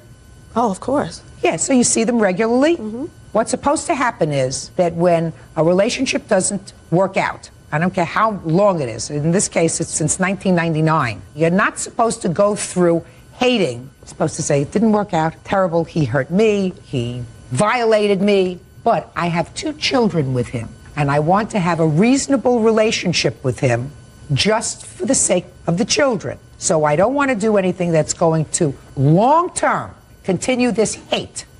Do you understand? Excuse me, Your Honor. Mr. Green, you feel as if you need a cathartic experience here. Is there anything else you want to say to me? Yes, as far as my Rolex watch, my father had left it to me. He had passed away, and it was real sentimental to me. And this woman, she hurt me. I really do still love this woman because we have kids and I want to work it out, but I could never trust her again. I don't even think she has my stuff anymore. She has your stuff. I have the cat. Where's the other stuff? I pawned it. Where? MCDs, I think it's called. When did you pawn it? February. When does the ticket expire? I'm not sure. I'm never going to see my stuff again, Your Honor. I'm never. I'm really not sure. Well, didn't you think you should find that out before you came here today? How much did you pawn it for? The watch was $4,000. The chain was $1,900, I think. And what'd you do with the money? Well, right now, like I said, I'm in between places. That's why the children are with him, so... She has no stable life, Your Honor. No, I don't, honestly. Well, I'm asking you, what did you do with the money? At that point, I bought some things. She's a liar, I was Your staying Honor. with someone, She's a so liar. I gave my sister some money also. Listen, let me tell you this, Mr. Green. Your lawsuit seeks $2,600 from Ms. Tomlin. That's Right. what you're suing her for. Right, ma'am. Okay, that has nothing to do with the cat, because you're talking about the Jewelry. She got a lot more for the jewelry. Now, I don't know whether she can get it back. I'm not sure how long these pawn tickets are good for. Whether they're good for 30 days or 60 days. I've been trying to get my jewelry back all this time, Your Honor. She made a very, very bad mistake. Judge Judy will continue in a moment. And later today... Did you ever take her out for dinner? No, not really. I ain't spend no big money on her. I'm not talking about big money. I'm asking you, went out on a date. Did you pay? Not really, because she wanted to pay for everything. She wanted to pay for everything, you know. All right, listen, you must be absolutely wonderful. Real cases, real people. Judge Judy. Nathaniel Green says ex-girlfriend Takai Tomlin stole his jewelry and his cat named Two. Takai says she only took what she was entitled to. You have to start to be smart, Mr. Green. I said it to her. I don't know if she's accepting it, but you have to be smart. Right now you have your 2 children living with you. They have a mother. The mother sees the children. I don't know whether this relationship will come together again. It may. In the meantime, she has to do the right thing. Give you back your cat, do you understand? And give you back your jewelry. Miss Tomlin, do you understand? Yes. And then you will not be so angry with her. She may still continue to be angry at you, but she will be able to see her children with a lighter heart. You're not supposed to continue to dredge up the past. I tried working with her. I tried working with her. I tried getting back my stuff for a matter of time. Sorry, Mr. Green. I really thought I could get at least your father's watch back for you. But if she sold it, there's nothing I can do for you except give you the judgment that you're requesting and suggest to you that she did the wrong thing. I think that at this point, at least I hope she knows she did the wrong thing. In the scheme of things, I know that you're hurt because you don't have your stuff, but you have the most important possessions, and that's your 2 children. Do you understand? Right. Your Honor, how am I sure that I'm getting my cat back, Your Honor? I will prepare an order that you get your cat back, and you can use a sheriff or a marshal to ensure that I've been trying to be nice to this woman, work with this woman, and she know that how I feel about my cat. Mr. Green, all I can do is prepare an order. If she refuses to give you the cat, I think it's a big mistake because you have custody of your 2 children. If she wants to continue to be able to enjoy a reasonable flow of visitation with the children, with the person who has custody, that's their father, then what she's supposed to do is do the right thing. You did the wrong thing with regard to the jewelry. Now you better do the right thing with regard to the cat so that he doesn't have to go and get a marshal to enforce the order. Do you understand, Miss Tomlin? He has physical custody and takes care of the most precious things that the 2 of you have together, and that's your children. Not the cat, and not the Rolex, and not the chain and pendant. So you're supposed to do the right thing, not the wrong thing. Grow up. Judgment for the plaintiff in the amount requested in your suit, $2,600. That's all. Thank you, Your Honor. Parties are excused. You may step out. My father's watch and my cat, she knew how I really felt about it, and she really wanted to hurt me, and she succeeded. Now knowing I have a conscience and I feel bad that I hurt him. It's too bad he didn't feel that way about me. She said if I keep on calling her trying to get my stuff back, I wouldn't get my stuff back, and I find my cat in the pet cemetery. Everything I wrote and said, I did out of anger. When you have kids, try to work things out, you know, because you're hurting the kids in the long run. Number 225 on the calendar in the matter of Martinez versus Singleton. Parties have been sworn in, Judge. You may be seated, sir. Have a seat. All right, Ms. Martinez, your claim is one for assault and injury that you allege that Mr. Singleton caused you. I'm going to try to put this case in perspective so we can get down to the nitty-gritty of it swiftly because I have other business today. You brought your car into his shop to have your car windows tinted. Yes. Had you ever had dealings with him before? Never. You brought it in early one morning, and when you called at about midday to find out the car was ready, Mr. Singleton or somebody else in the shop said that they hadn't started working on it yet, but it would be ready sometime later that day. Correct. Well, you were annoyed that your car hadn't been worked on yet. You came down to the shop to get the car. It was at that point that you claimed that there was an altercation. You got into your car and you claimed that Mr. Singleton became obstreperous, slammed the car door onto your left arm, causing you to be injured, causing pain and suffering and a whole bunch of other things. Mr. Singleton says you're a very good actress, right? Yes. When had you made arrangements to take the car into his shop, Miss Martinez? I called him the evening before. I called him on the 26th. And he said bring it in what time in the morning? He said he does it only by appointments and to be there at 8 o'clock. And you were there at 8 a.m.? I was. What time did he tell you to pick up the car? He asked me to call him about 2 o'clock. So what time did you call? I actually called at 12 as I was leaving for lunch. I thought maybe when I was done with my lunch hour that I could go by and pick up my car because the night before he had told me he would only need my car for 4 hours. Okay. Called at noon, and what did he say?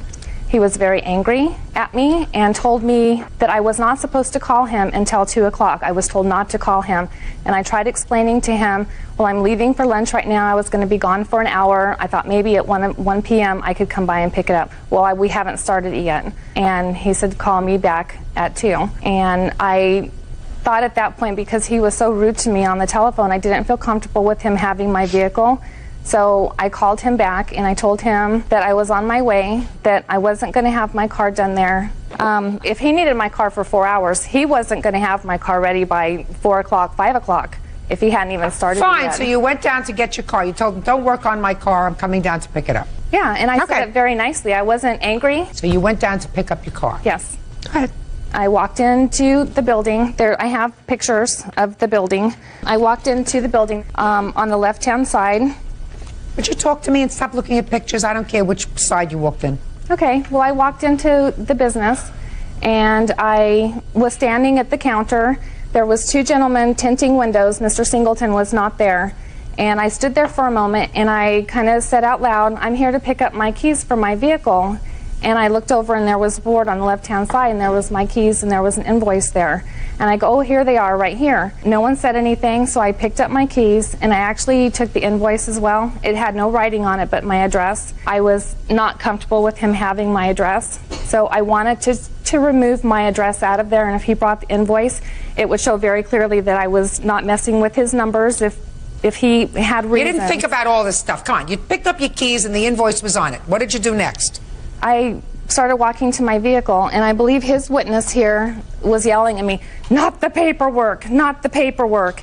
And I continued walking. Well, he came over and he snatched the paper out of my hand.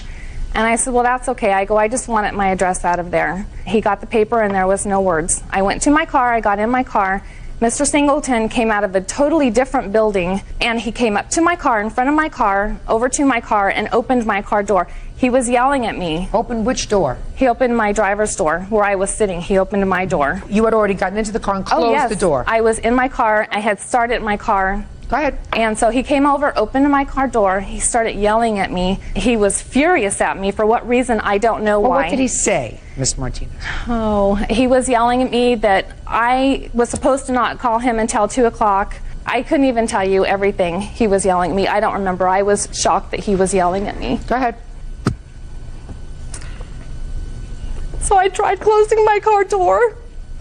I reached to close my car door and he had his arm like this on my car door standing, and he pulled it back away from me. I said, it really doesn't matter. And he was so angry and he just kept yelling at me. And so I sat there. There was nothing I could do. And then he's called me and he slammed my door as hard as he could, and it hit me in my arm area here and it shoved my area here. When he did that, he walked away. I sat there for a minute, 1, because I was in shock, 2, because he had just hurt me. And then I got out of my car and told him I was calling the police and having him arrested for assault. Judge Judy continues in a moment. What you testified to today did not require a whole bunch of tears. You didn't find out that somebody died. You're a little bit of an actress. And later today, he proposed to me and broke it off. So what? If he wasn't going to be a good husband, you're all going to go home and you're going to say, lucky, we called it off when we should have. Goodbye and good luck. real cases, real people. Judge Judy. Karen Martinez says window tinting technician Kent Singleton detained her at his place of business and then assaulted her. Kent says Karen is a good actress. Go ahead. He yelled at me continually still. I asked my girlfriend, because my phone was not charged, I asked my girlfriend if I could use her telephone. So I got the phone from her and I called 911. He's yelling at me to get off his property. I was not in my car at that time and just kept yelling to get off his property. And I said, I'm trying, because I was getting the phone and dialing. So I finally did get off his property and I waited for the police for about an hour and a half to get there. They took a report. I have the report. I'd like to see the report. Okay.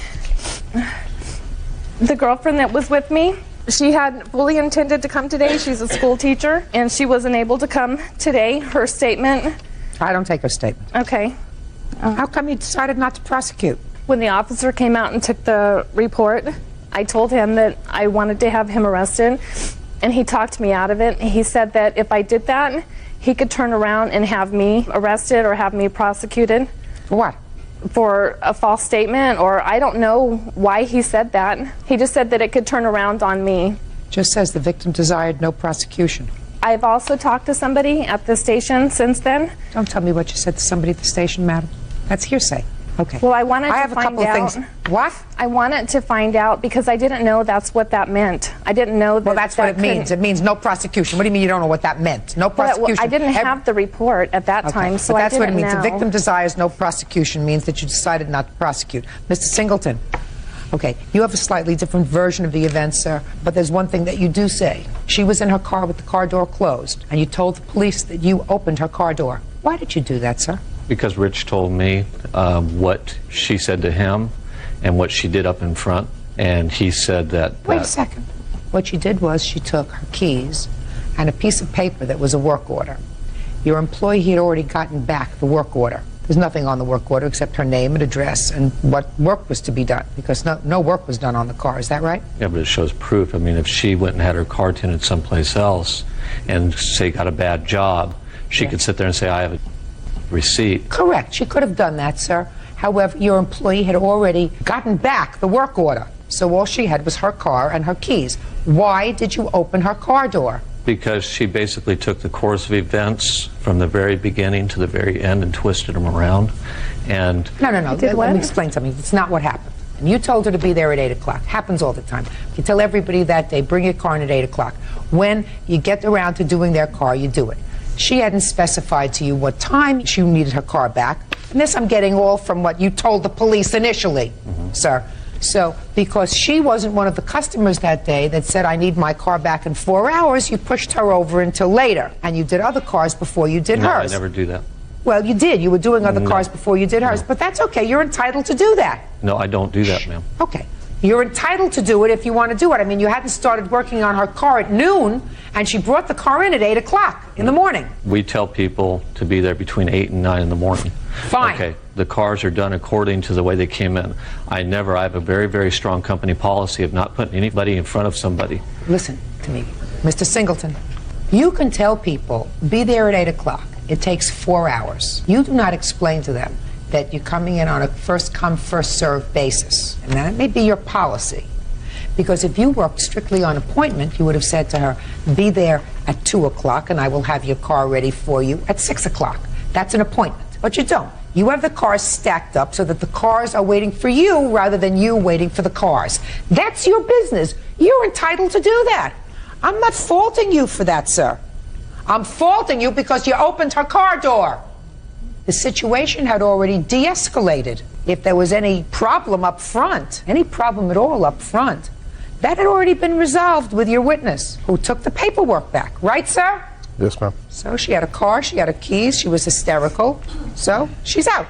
So Ma'am, may I tell you something? I don't want to hear anything else from you, because I don't like exaggerators either. Do you understand what I'm saying to you? I hear you. Good, because what you testified to today did not require a whole bunch of tears. I mean, nobody killed your child, or you didn't find out that somebody died.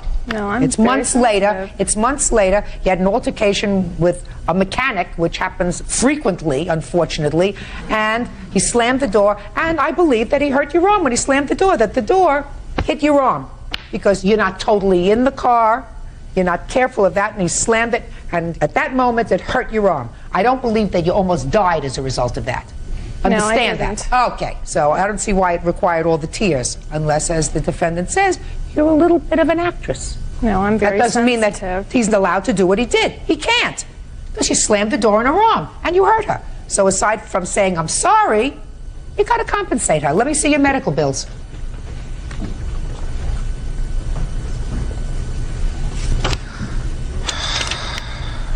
What day of the week was it that you went to his place of business? It was a Thursday. Were you working on Friday, June 28th? Yes, I was at work. Right. And am I correct that the first time you went to any sort of a clinic or doctor was not until July 1st? Yes.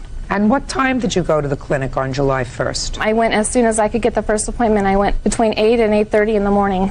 And then you went to work that day. No, I did not. I was taken off work for 3 days. I couldn't move my head. I couldn't drive. But you were fine the next day? No, I was not fine the You next stayed day. at work all day on the 28th? Yes, my arm was very sore. Okay. But it was 3 days later I woke up and something in my neck and my shoulder here was hurting me, and I couldn't lift my head off the bed. I called my supervisor. My supervisor from work came and picked me up and took me to the doctors. I couldn't drive. I couldn't hardly do anything. What else do you want to tell me, Mr. Singleton? I feel that when she called and said, is my car ready? She says, I have to have it by 2 o'clock. I have somewhere to go. I said, ma'am, it will be ready by 2 o'clock. It takes us an hour to do each car, then it will sit outside for an hour. It's hot during the summertime. The tent dries quick. I says, it will be ready by 2. She hangs up and calls back a minute later. I'm going to come and pick up my car right now. Fine. Now, I've had people upset before because their car isn't being done first. But we do have a bad problem with people making appointments. If we try to do 8, 10, 12, 2, and people don't show, then we're sitting around for 2 hours not making any money. And it is a business. I understand that, but she said, I'm coming to get my car. She has a right to do that. She does have a right to do that. And I wasn't angry.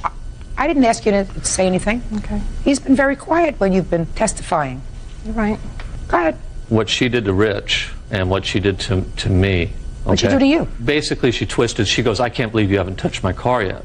So? And I said, well, ma'am, I says, we will have it done at that time. I says, it's very frustrating, you know, when you're sitting there trying to run a business and people, I'm very clear with people. I tell them. So I'm not interested in being clear with people. I want to know why you didn't just let her get into her car and leave. You hadn't touched her car, hadn't done any work on her car. She has a right to let that happen. So, you should have just let her go. I probably should have. And you were angry, and you slammed the car door on her. Well, I know the door didn't touch her. I mean, you don't know that at all. I looked right at her. You don't know that it didn't hit her at all. You were angry. You slammed the car door. That's what you did. That's what you did, Mr. Singleton. Can I have Rich stand up for a sec? No. Because he was standing right there. No. I believe that you slammed the car, that you were really angry, that you came in. It was one less job that you were going to do that day. You felt that she was being unreasonable, that you were told her to call at 2 o'clock. Instead of calling at 2, she called at 12, 2 hours beforehand, which took somebody away from what they were supposed to be doing in order to answer her questions when she was told not to call until 2 o'clock. We don't tell people, you know. What? She was told not to call until 2, that you weren't going to have any news for her until 2 o'clock as to when her car was going to be ready. Whatever it is, you don't want a dissatisfied customer. Not happy? She leaves. You lost your temper and you slammed the car door and it hurt her. It didn't hurt her $5,000 worth. Did you go to see a lawyer, by the way? No. Lawyer would tell her, this is not a $5,000 injury. How much out-of-pocket expense did you have? $550.25, ma'am. And how many days were you out of work? 3 days. How much do you earn a day? $136, ma'am. Your out-of-pocket expenses are approximately $1,500. To that, I'm adding another $1,000 for your pain and suffering. That's it. Judgment for the plaintiff in the amount of $2,500. That's all. Parties are excused. You may step out. Well, that's pretty evident. The way she's crying and everything, she is a drama queen. The whole thing was upsetting, and I'm glad that it's over now. I think she blew everything up in her mind. He did that to me and thought that he could do it and get away with it. Nothing happened. And I hope that he doesn't do that to somebody else. She referred to his size and basically called him a type of animal. I'm just happy, and I hope he doesn't do that to somebody else. I'm not saying that I did not get hot, but she was not just a total innocent victim. And now the next case. All parties in the matter of Hinkle versus Burkhardt. Step forward, please. 24-year-old teacher Tanya Hinkle is suing her ex-fiancé, construction worker Shane Burkhardt, for the cost of a reception hall and for the cost of a wedding dress. Miss Hinkle, you and the defendant were engaged. He broke off the engagement according to your complaint. You want him to pay for some expenses that were incurred by you or your mother, down payment on a hall, dress, etc. And you want the paperwork on your engagement ring. Yes. What are you doing with the engagement ring? I was going to try to sell it. Why? So that I could pay off the rest of the wedding, but I can't get the paperwork because the defendant won't give it to me. Why should he give it to you? You're supposed to give the engagement ring back to him. Yeah, well, he proposed to me and broke it off. So what? So I thought it was a gift. No, an engagement ring is a ring given in contemplation of you two getting married. And if he broke it off, there must have been a reason that he had doubts. Even if he had no reason to have doubts, it was good that he decided to call it off before he married you, if he wasn't going to be a good husband. The ring goes back to him. There's no issue with regard to that. I mean, once you're married, and if you're divorced, well, then the contract has been fulfilled. You were married, the engagement ring stays with you. But before the wedding, it goes back to him. Where is it? Can I see it, please?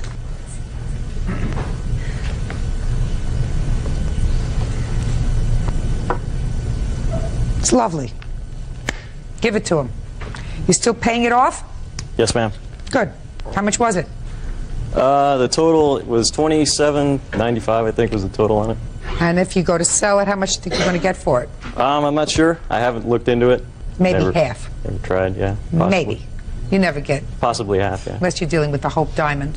Right. You know, you're not.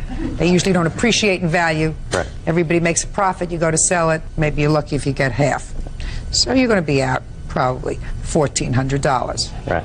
That's you on the negative side. And how much did you spend on the wedding so far? $1146.92. So you don't want to have to pay him any money, do you? No. Good. So we're going to call it even, and you're all going to go home, and you're going to say, lucky, we called it off when we should have. He lost $1,400 on the ring. You lost $1,100 on the wedding expenses. Goodbye and good luck. Thank you. Thank you. I desire excuse. You may step out. And now the next case. All parties in the matter of Real Muto versus Kessinger. Step forward, please. Real estate investor Gary Real Muto is suing his godson's friend, 17-year-old Mark Kessinger, and his mother, Christine Kessinger, for the cost to fix his quad runner. Mr. Real Muto, the defendant's son, and I assume that that's this young man who was 16 years old, was driving or riding on one of your recreational vehicles and had an accident and severely damaged it. You want his mother to be responsible for the damage to the vehicle. Is that right? Yes. And his mother says that it's not her responsibility. Correct? Yes. So I want you to tell me when he was riding the vehicle, when it was damaged, and under what circumstances he got control of the vehicle. Okay. On September 11th of 2001, a very close friend of mine had passed away from a medical disease. In October, I had returned to New York. I was living in Las Vegas at the time. I lived in Long Island, New York all my life, but... Mr. Real Mundo, Yes. I don't need your history. Tell me the date that this happened with the vehicle. Okay. And how come he was driving it. Okay. Good, I made that clear. In October, I had picked up the vehicles and... You said vehicles. You had two? Two quads, yes. What is a quad? A quad is a recreational vehicle meant to go out in the sand dunes or in trails and off-road. Okay. When I was leaving on a Wednesday night to go back to Las Vegas, my godson, Bubba, who's a witness, and his friend had wanted to use the quads for the day. His friend is this young man? Yes, Mark. Okay. Real cases, real people. Judge Judy. Gary Real Muto says his godson's friend, 17-year-old Mark Kessinger, owes for wrecking his quad runner. Mark says Gary gave him permission to ride it. So what happened next? We were together with Mark and Bubba all week, and we were, like family. Where were you together? We were together in Long Island, where I was temporarily staying at Victoria's house. Who's Victoria? Victoria is a 30-year friend of mine. And this is her child? Yes. So you were all together for a week, Yes. but you had not met Mrs. Kissinger. No, I haven't. And your godson said to you, could we ride your bikes? Yes. And what did you say? Well, we said yes, they can ride the bike. We said yes. Myself, Victoria, I discussed it with Mark Now, why did you discuss it with Victoria? regarding her son's ability to be able to stay home from school that day and to go out and ride the quads for the day. Other than just staying home from school, and is it okay if he goes out and rides quads? Is that what the discussion was? Well, the discussion was a little bit more detailed than that. It was obligations to wear helmets, obligations to come home at some certain times just to check on them, and their responsibility for any damages and definitely for their safety. Okay. So what happened next? Okay, so they were riding the quads and acting just like gentlemen all day long. We told them to come back at certain time intervals. They came back. They always had their helmets on. At 10 minutes to 6, we got a phone call from Bubba, who has his cell phone with him at all times, and he said Mark had an accident with the bike. My first question, obviously, was, is everybody okay? And he said, yeah, but one of the quads was damaged to the fact that they can't drive it home. At that time, Bubba's father went with a pickup and retrieved the bike and also the two young men and brought them back to the house. Mark was extremely upset. We talked, I told him the key thing is that nobody's hurt. Okay, the bike can be repaired and there's no problem. He was very upset and claimed many times that he'd be responsible for repairing the bike. I claimed responsibility beforehand and I still claim it now. We hugged, we embraced. I felt very sorry for him. I asked him if he wanted me to call his parents and break the news to him, and he asked me, please don't. He'll take care of it himself, that he knows his parents and they might react a little strange right now, so. All right, and there came a time subsequently to that event that you did contact his mother? Yes. And had she been made aware of this accident? I would have to assume that she wasn't made aware from Mark until I had made the calls to the house. Okay. And she told you that she felt as if it wasn't her responsibility? Yes. It's not. Okay. It's yours. My responsibility? Absolutely. Okay. Good. I'm glad you see it, so I'm going to explain it to you in case you don't understand it. Mrs. Kissinger doesn't have to say anything, and I don't have to know how this accident happened. Mr. Realmonto, you said certain things that were really quite telling. First of all, you never met Mrs. Kissinger, nor did you see fit to call her and say to her, is it okay if your son stays home from school today with Bubba to ride these wrecked vehicles? You spoke to Victoria, and you said to Victoria, is it okay if Bubba stays home from school today to ride the wrecked vehicles? But you never contacted his mother. That's one thing. Two, let us say, Mr. Realmonto, that he was riding that wrecked vehicle, and when it was damaged, he was damaged. Broken arm, broken leg, broken hand. Do you know who would be responsible? You. Yes. Because you gave him permission. His mother never gave him permission. You gave him permission to ride your wrecked vehicles. What do you know about him? What do you know about whether his mother would have given him permission to ride a vehicle that's capable of causing injury for a minute? Now, sir, you took it upon yourself to hold the safety of a minor who was not your child in your hands by giving him control of a vehicle that is capable of causing injury. And you can't make a contract with this young man because he's only 16. So the fact that he says to you, I'll take care of it, it's my responsibility, he has no obligation to you. Do you understand that? I do understand that. Can I interject Absolutely. something? I spent a few days with him, and they were very responsible. I don't want to say children because they're not children at these ages. In the eyes of the law, they are. They've proven to me that they're responsible people. And when they had a request, I was very easily to say yes because they were responsible. You were a nice guy. Thank you. You're a nice guy. Thank you. His mother's not responsible. Okay. The only way that his mother would be responsible would be if he took it without your permission, if he stole it, Right. or if she had said to you, it's fine if he drives the wrecked vehicle, it's okay with me. You hadn't even checked with her. Well, I checked with him, and, his word was pretty good to me, but obviously. You didn't ask just Bubba if it was okay if he missed a day of school. You asked your friend if it was okay if her son missed a day of school. Maybe it wouldn't have been okay with his mother if he missed a day of school, but you didn't bother to ask. Well, so you assumed that responsibility, and therefore you took on the responsibility of paying for your vehicle that was damaged. So unfortunately, Mr. Realmundo, your case is dismissed. Thank you for your participation. Thank you. Parties are excused. You may step out. Now, this is case number 182 on the calendar in the matter of Hill versus Johnston. Thank you. Parties have been sworn in, Judge. You may be seated. Sir, have a seat, please. Ms. Hill, it is your claim that the defendant was negligent in taking care of the cats that he was supposed to be sitting for while you were on vacation.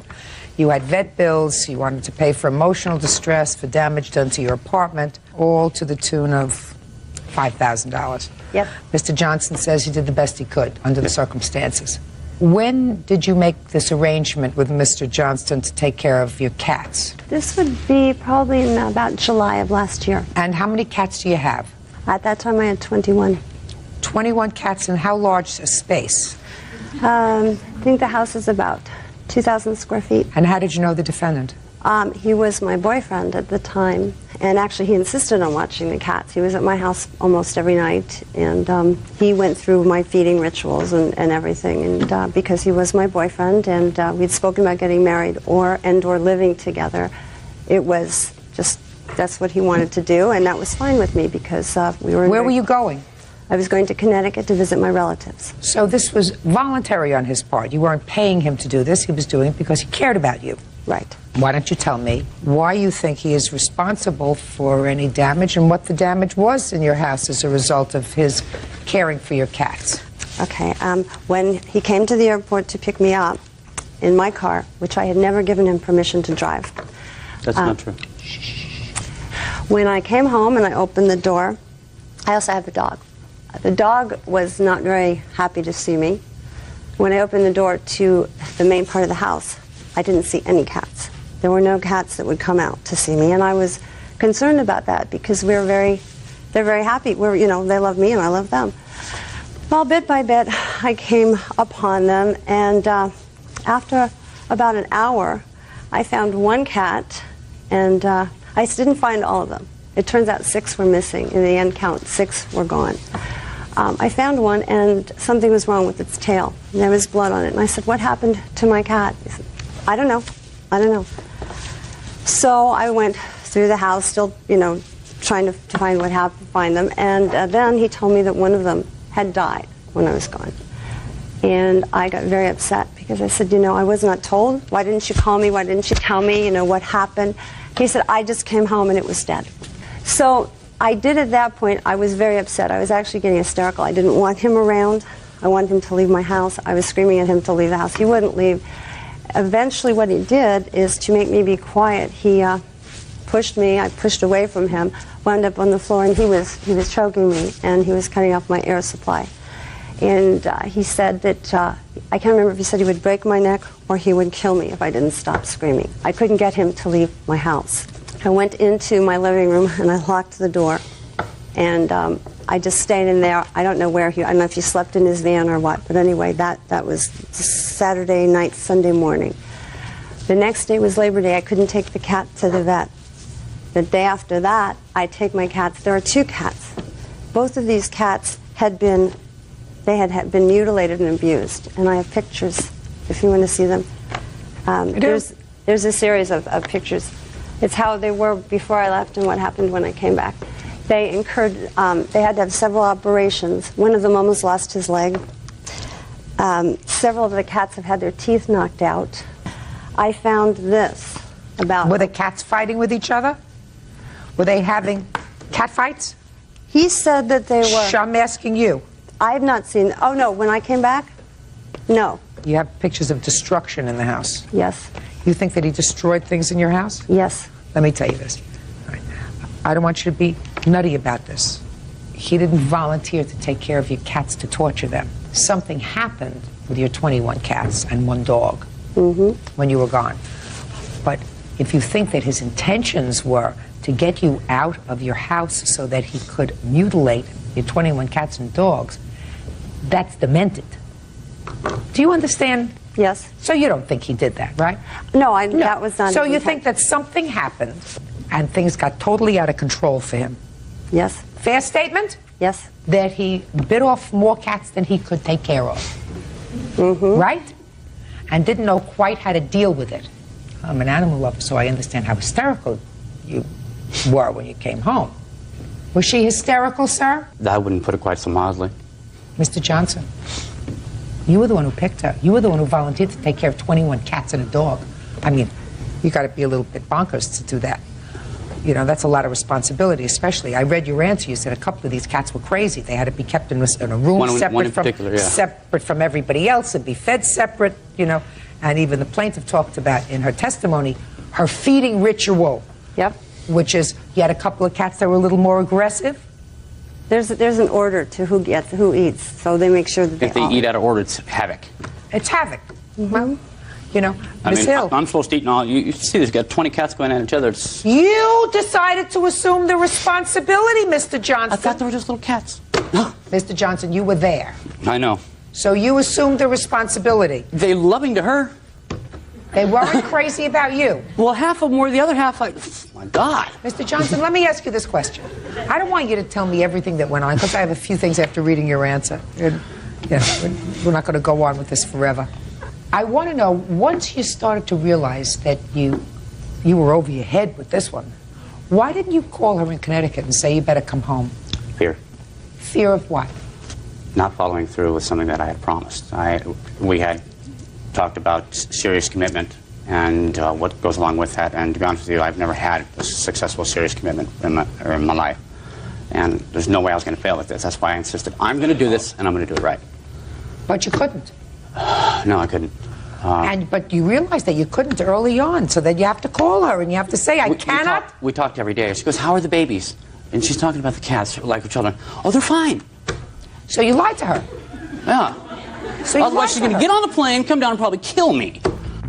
Judge Judy continues in a moment. Either you did it on purpose or you did it because you were stupid. Which one was it? I had 3 baseball buddies over one evening. That's stupid. And later today, Did you ever hear the expression, no good deed goes unpunished? Yes. That's what happened. They are 2 amoral people. real cases, real people. Judge Judy. Lee Hill says ex-boyfriend James Johnston was negligent while taking care of her 21 cats. James says the whole ordeal was a nightmare. There was some flooding that's talked about. And in your answer, Mr. Johnston, you say, I was running a bath, but ended up getting very distracted by the precise feeding procedure I was to follow. The next thing I knew... It was a book. There was water all over the place. You know how long it takes to feed 21 cats? Just a minute. I'm asking like a question. 5 hours. Just a second. What were you doing? Mr. Johnson, who were you bathing? Me. I was getting ready to... I got there about 9:30 at night. I had worked all day. It was hot. So you were staying at her house? Yeah. We were basically living together. Unofficially. Just a second. Unofficially, I don't care. I just didn't was know there why you every- were running a bath when you were supposed to be feeding the cats, so you were living there. I'm walking around naked, got the water going. I'm getting things ready. I understand. So he was living in your house? Yes. All right. He was living in your house, and you had the keys to your car. No, I never gave him the keys to my car. Well, you must have left him home. On the dresser. No, You mean he hot-wired your car? No. When I came back, this person went through everything in my house. That's not true. And the key which was in a drawer. The reason I didn't say to him you could drive the car is because he doesn't have a good driving record. My insurance doesn't cover him. And it would be better not to go into that, make a mess out of that. I don't give him the key, he can't drive the car. All right. Miss Hill, I think Mr. Johnson had the obligation, once he assumed the responsibility, to perform it properly. And if he could not, which he realized right away, according to him, Third day. he had the obligation to tell you when he spoke to you, day one, listen, you better get somebody else here to take care of your cats because I can't do it. And he chose not to do that. Yeah. Now I'll see your vet bills. Okay. How many cats do you have now? I have 18. What are cats? I have a few other questions or statements to make. Go ahead. If you do want to take care of them, I don't know how this is good taking care of a cat. I have part of the other part of that broom with cat fur on it. I don't understand how that is good taking care of anything well. Running the bath that runs over, that floods the clothes, ruins the clothes, ruins shoes. I have some boots here that were ruined that were in the closet on the floor. I also have a box of photographs, just like my family when I was younger. It was in a big box, like a boot box, in a closet. I came back, and I kept finding things up until, for months I've been finding things. And I find a wet bath towel that was put in the box, closed in the box, and put in the closet. I don't understand why this was done. This has nothing to do with the cats. This to me is malicious. I don't know why he did it, but he did it. Maybe he's just stupid. That's not what... Well, for taking Just a second. Just a second. Either you did it on purpose or you did it because you were stupid. I Which didn't one do was it. it?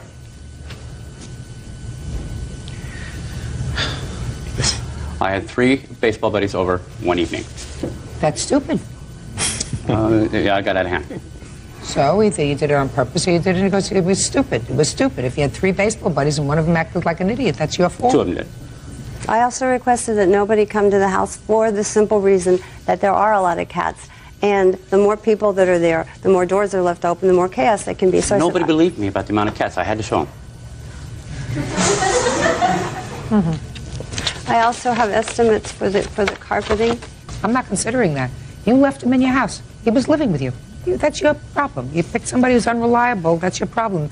Vet bills are something else because this was a separate and unique thing. He said he would take care of your cats. That was your arrangement with him. Yes.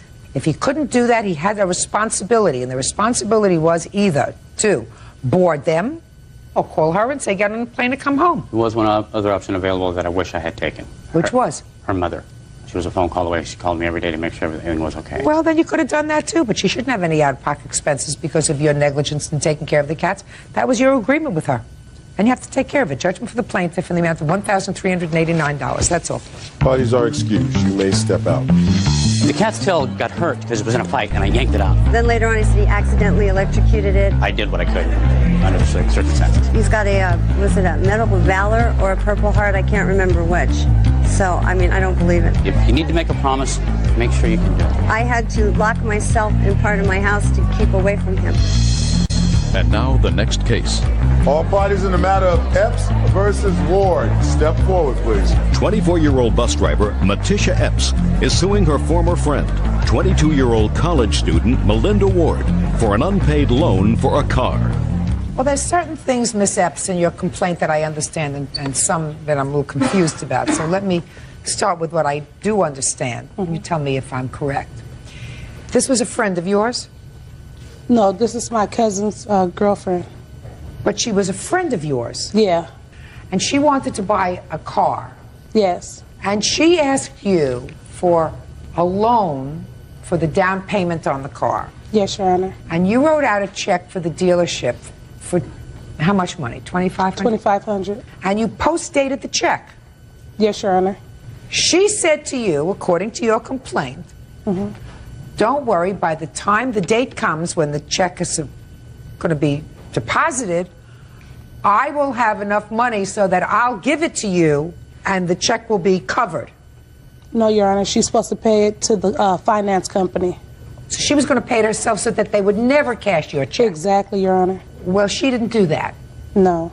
And they cashed your check? Exactly. And you were forced to make good on that check? Yes. Now, Ms. Ward says she called you before the time that they cashed your check and told you to put a stop payment on the check because she wasn't going to be able to come up with the money. Yes, my ex-fiance called Matisha Epps a week prior to October 21st and asked her to place stop payment on the check. For whatever reason, she didn't do so. Just a second, because you weren't going to have the money? Yes. Did he ever call you? Yes, Your Honor, he did. And what did he say when he called you? He told me that they weren't going to have the money yet, and so I could put a stop payment on the check. And why didn't you do that? It was just like a couple of days in advance. I don't believe it was a week in advance. It was just like maybe a couple of days in advance when he called and told me that they weren't going to have the money. And by the time that I called the bank, it was too late. They had posted the check. But he called you before? Yeah.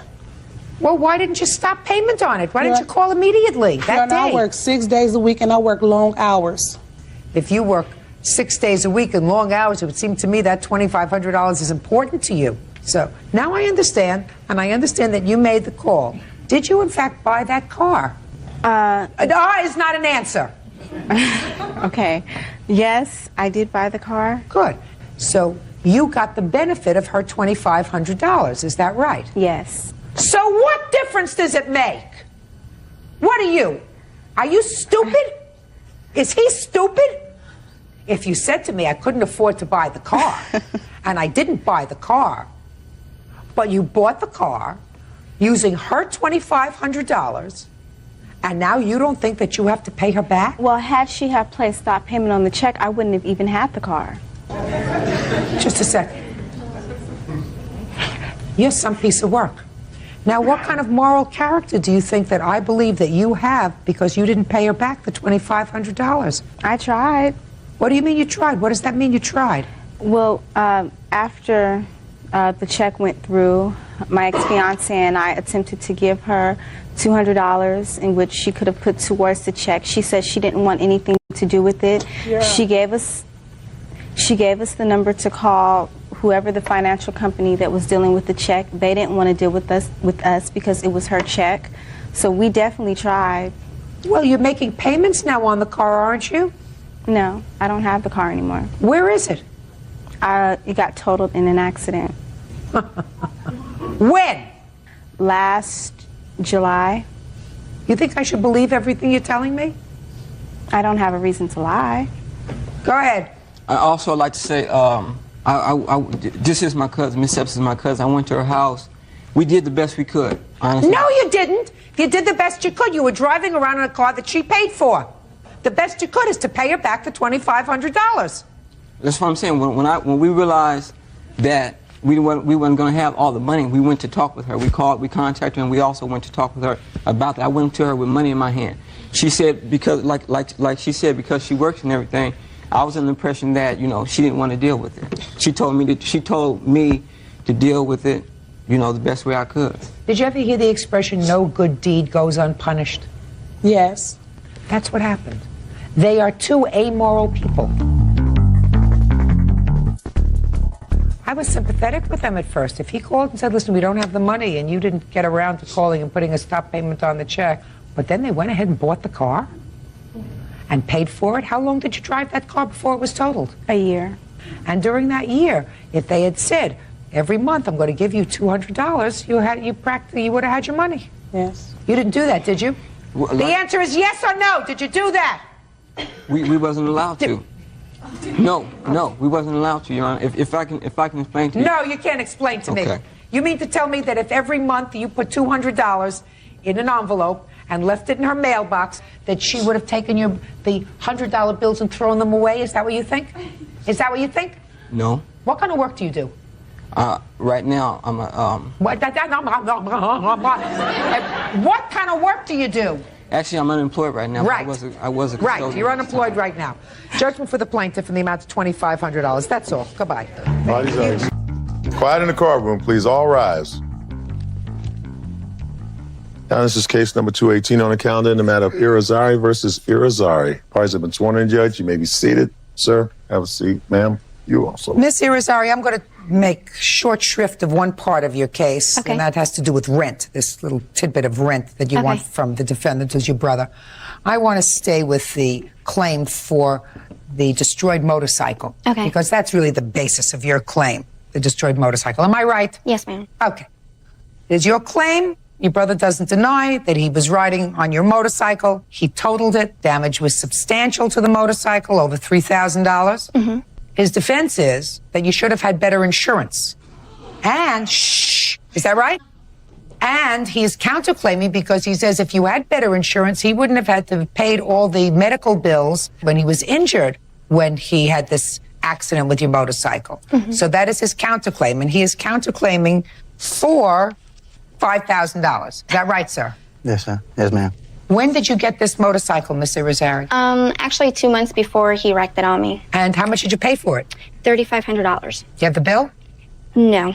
I don't have the bill, but actually I have, from the place that I bought it from, papers of the same year, same bike, and same model for the price. Who did you buy it from? A private owner. Tell me about the day that your brother borrowed it. He usually takes it. He'll ask us to borrow it, and he always tells us if anything ever happens, he'll go ahead and he'll pay $3,000 for the bike if anything ever happens to the bike. The day he asked me to borrow it. When did he say that? Do you mean, sis, can I borrow your bike, and if anything happens to it, I'll pay you $3,000? Is that what he says? Well, in Florida, I want to know. I'm asking you. Well, what happened is in Florida, you don't need insurance on a motorcycle, and I told You didn't him, answer my question. Go ahead.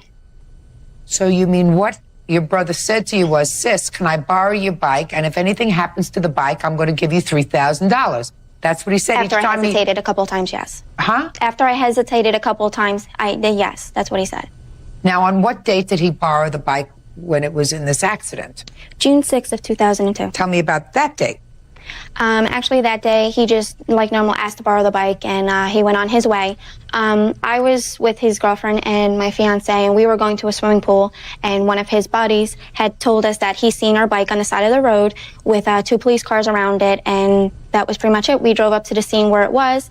My brother wasn't there at the time. The bike was crashed. The 2 officers were there, were actually on their way to charge my brother with reckless driving before we got there, and he is, at the time, was a fellow officer, and I guess he knew one of the officers there and kind of got my brother out of that. And we went to the hospital. I'm sure he's really pleased that you just advised me of that. Well, Go ahead. Being honest. And and we pretty much met him at the hospital. The cops informed us that we had the tow truck coming on their way to tow the bike, and it was undrivable. And that was pretty much it. And I went to the hospital. And he was in the hospital? Yes. How long did you stay in the hospital? 4 hours. 4 hours. What'd they do for you? They just cleaned the wounds and sent me on my way. I was down for about a little shy of 2 months. Couldn't work, couldn't move. Why couldn't you work? Because I had road rash all over my whole body. So you borrowed your sister's bike, you totaled it. Go ahead. Let me hear you. The day I had borrowed the bike, I was asked to drive the motorbike to see if there was any knocking noise. Her and her boyfriend had asked me to test drive the bike to see if it does any noises. I took it for a quick ride. On my way back, I was going over railroad tracks. The back tire popped out on me. I tried to control the bike. I couldn't control it. And it says I was swerving in and out of the lanes. The total distance from the tracks to where the bike was 370 feet. I only slid about 50 feet to 75 the most. And then after that, when I got into the hospital, I told her I got AAA, drove it back to the house, put it in a bargain trader. We're on eBay because she had got rid of a car with a blown motor that way. I said, we'll do it that way too. You know what you're talking about? What gibberish are you talking about? Neither do I. I told her not to put the bike in the junkyard, not to tow it back to the house, and I'll be able to sell it. So that way, it's not all the way out of pocket. So here I am. I'm sitting here thinking about, well, shouldn't she have insurance on it or provided me with a helmet or anything? And the back tire was totally bald. That it started showing spots to the back tire. Had you ever used this motorcycle before, sir? Yes, ma'am. How many times before had you used it? Quite a few. Sometimes I was stuck with the bike. Sometimes she would ask. Shh, You ran out of gas. Don't speak. I'm talking to him. Had you used it more than 10 times? Oh, yes. More than 20 times? About, yes. How old are you? I'm 22. How is your vision? Good. Really good? Yeah. Good vision. Good enough so that you can tell if a tire is bald or not, right? Right, but... Don't say but me no buts. But me no buts. So on this particular day, you say you had not borrowed the bike, but you were asked to do a test drive on the bike. Yes, ma'am. Yeah. Baloney. Judge Judy continues in a moment. You were going so fast, the bike was airborne, sir. Right. Right. And it also says... Shut. That's what it says. And later today, You ultimately returned the dress to her in a shopping bag. Yes. Wrong! Right. No, you're right. You're exactly right. That's why I'm here. real cases, real people. Judge Judy. Christina Irizarry says her brother, Paul Irizarry, owes for wrecking her motorcycle. Paul says because of the bike's bald tire, the accident was Christina's fault. Let me see the paperwork she has with regard to a bike of similar condition.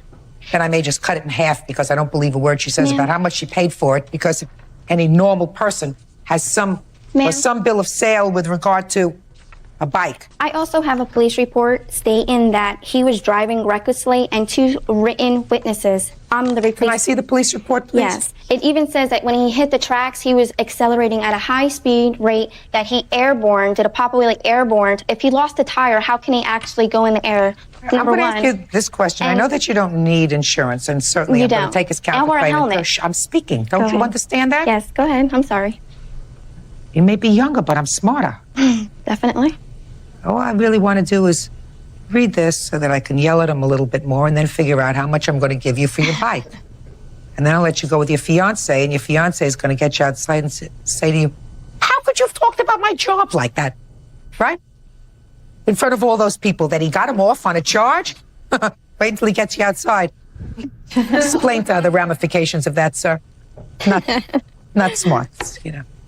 Well, there are witnesses here that say that you were going so fast the bike was airborne, sir. Right. Right. And it also says... That's what it says. Anyway, you borrow somebody's property, you don't take good care of it, you got to pay for it. The fact that she is not required to have insurance in the state where you live, kind of ridiculous, because if he had used your bike and instead of just hurting himself, he had killed somebody else, you know who they would come after? Me. Right. Yes. Right. I probably think you got a good deal on this bike and paid maybe $2,500 for it, and that's what you're going to get. As far as your counterclaim is concerned, it's the dumbest thing I ever heard. Absolutely the dumbest thing I ever heard. You did the wrong thing. Well, I'm suing her because of the tire, not because of the insurance. Listen to me. The tire was bald? That's right. There's a term in the law called assumption of risk. Let me tell you what that means. That means that if you do something that's dumb, you assume the risk and the consequences of your actions. Now, unless you can tell me that her eyesight is so much better than yours and you could not see that this tire was bald, according to your testimony, you drove this bike at least 20 times in the 2 months that she owned the bike. That's right. And that if you were going to get on the bike and if you knew that the tire was bald, because you could see that the tire was bald, then you shouldn't have gotten on the bike. You should say, sis, I'm not going to do a test drive on this bike until you put a new tire on it because the tire's no good. But if you get on the bike, knowing that the tire is bald, you assume the risk of anything that happens. Do you understand? Yes, ma'am. Goodbye. Parties are excused. You may step out. They got me out of a ticket. You wasn't being reckless. I don't think I was reckless driving. So we don't talk no more.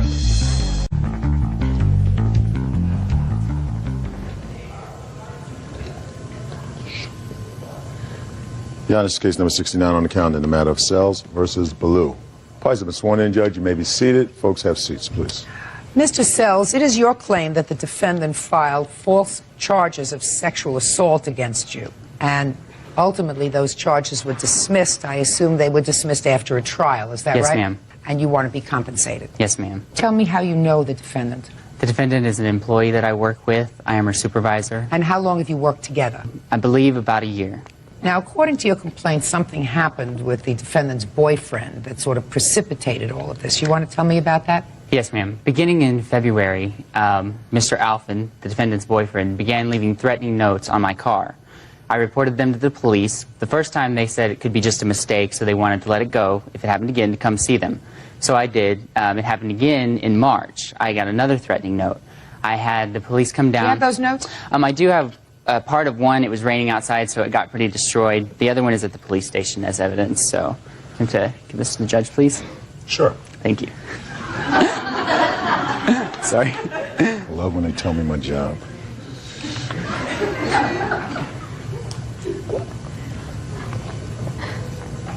Okay.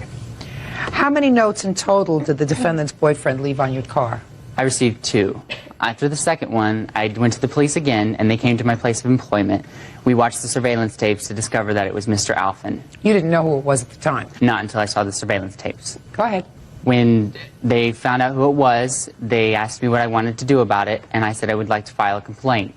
I filed a complaint on the 23rd, and they said they were going to talk to him or have him arrested because he had admitted to it because they had talked to him previously.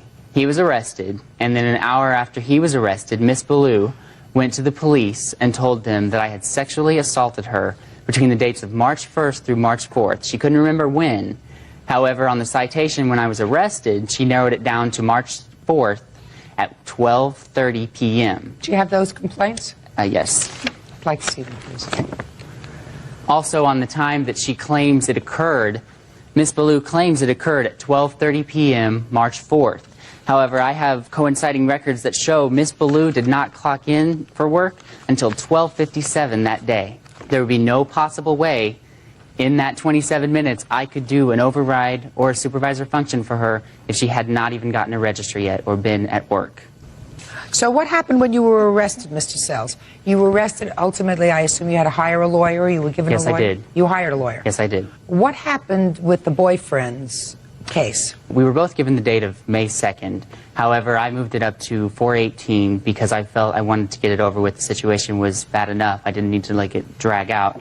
Mr. Alphen pleaded guilty to harassment and was given a year's probation, the same date that my trial was. What happened at the end of the trial? My lawyer kept pushing that we had surveillance tapes and videotapes that had to be shown if they wanted to prove, you know, for beyond a shadow of a doubt that I was not guilty. The judge didn't want to watch the tapes, so he appointed the prosecutor and my attorney to watch the tapes. They watched the tapes. A few days later, the judge ruled not guilty. Did the prosecutor agree that that was... Yes, to yes, to he dismiss agreed. the charges? Yes, the judge, the prosecutor, and my lawyer were all together in it. Okay.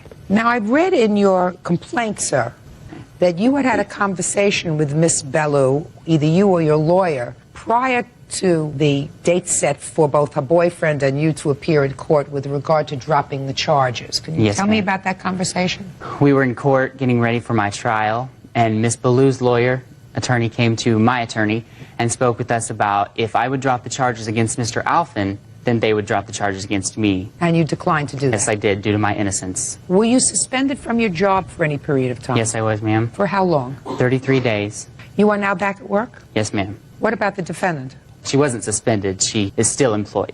All right, Miss Ballou, now I'll hear you. Well, when I made the complaint to the officer in the report, it was not the 4th. It was sometime the first week, the 1st or the 4th. What date did you start to work at the company together with the plaintiff? The beginning of August, I would say. Of 2001? Yes. And Mr. Sells was your supervisor all that time? Yes. And was this gentleman your boyfriend all of that time? Yes. Now, I want you to stand up, sir. Your last name is? Alphen. Mr. Alphen, why were you leaving notes on the plaintiff's car? Because my girlfriend, then my fiance now, is being sexually assaulted at work. No, sexually assaulted is a conclusion. What did your girlfriend tell you that inspired you to leave these notes? The plaintiff, Ryan, a person has their personal space, and at work he would stand very close to Kristen, talk to her in a flirty manner, try to rub her shoulders, and she would tell him to stop, and he would just blow it off like she was joking. He would try to hug her all the time and put his hands toward her breasts. And yes, ma'am. That you're making up? No, ma'am. That you're making up as you're going? Keep going. And finally, there was an incident at work where he got very close to her, rubbed himself on her. No, that happened in March, sir. That happened after you wrote the notes on his car. Yes, ma'am.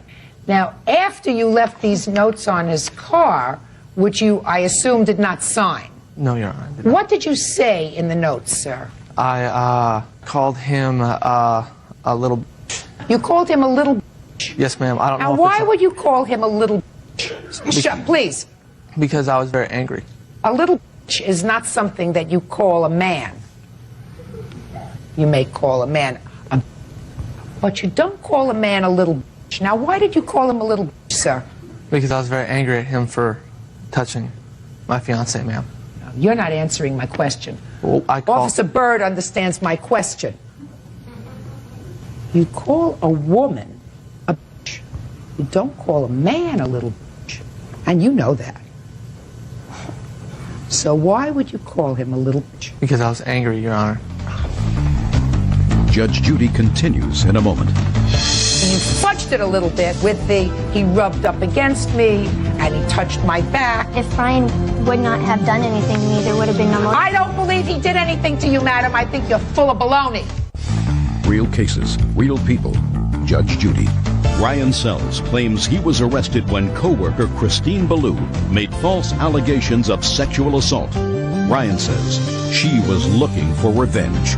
Now, Miss Ballou, is it just coincidental, madam, that you filed a formal complaint for the first time for incidents that had occurred months before, 1 hour after your boyfriend was arrested? Is that just coincidental? Is that what you want me to believe? No, I have. It was on purpose? Yes. Okay. Now tell me, what inspired you 1 hour after your boyfriend was arrested to file this complaint? Well, I had talked to management about it before, and they didn't seem to do anything.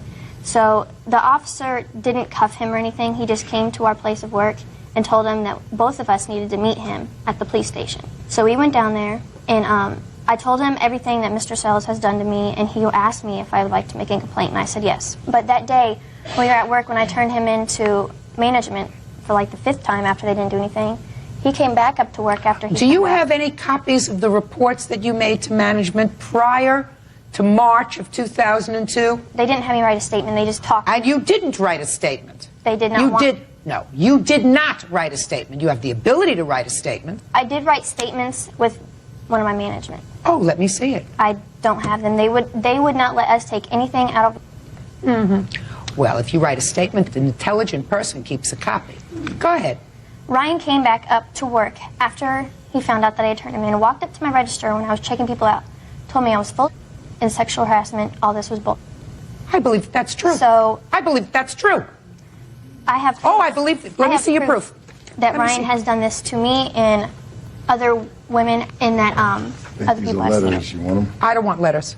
I don't know who the people are. I don't know if they're your friends. I don't know. Certainly your letter is self-serving. One of the women that are on here is sitting right over there that states... You have a letter from a woman who is sitting over here? I have a letter from a woman that saw Mr. Sells, the way he acts sexually towards this woman sitting over here. Oh, well, let me see. Don't tell me her name.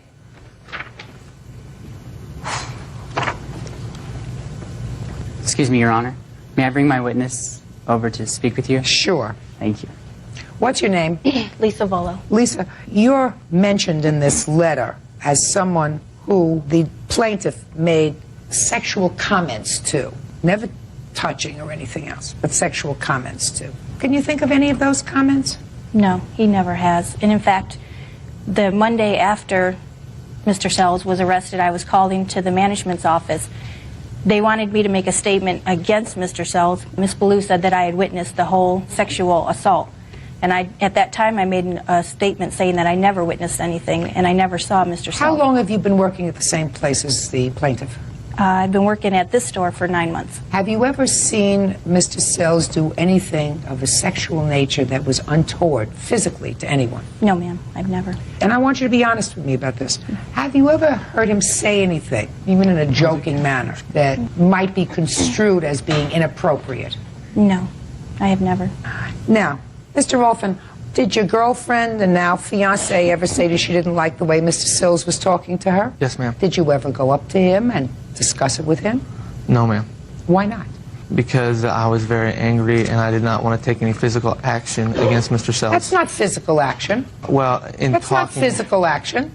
That's just saying, listen, you may think something is cute, but my girlfriend doesn't appreciate it. So I'd like you to not talk to her about anything other than being very professional, rather than writing these sick notes and leaving them on his car unsigned. But if Brian would not have done anything to me, there would have been no motive. I don't believe he did anything to you, madam. I think you're full of baloney. I think maybe you didn't like the way he talked to you, but there isn't a chance in hell that he sexually assaulted you as you outlined in your papers. And what you did was your boyfriend got busted because he wrote nasty notes on the car, and this was your way of gaining leverage. Because if you would have said, well, he talked to me inappropriately, they would not have arrested him. They would not have arrested him. So you fudged it a little bit with the, he rubbed up against me and he touched my back. Now, your boyfriend has an interesting choice of words when he refers to the plaintiff. So he may not have liked him for a variety of reasons. But there is no question in my mind that you are full of it when you say that he physically touched you. So, he was out of work for 33 days. He hired a lawyer. The maximum he is suing for in the jurisdiction where you come from is $3,000. Yes, I believe you are entitled to every penny. Thank Judgment you for the so plaintiff. much, That's Judge. all. Parties are excused. You may step out.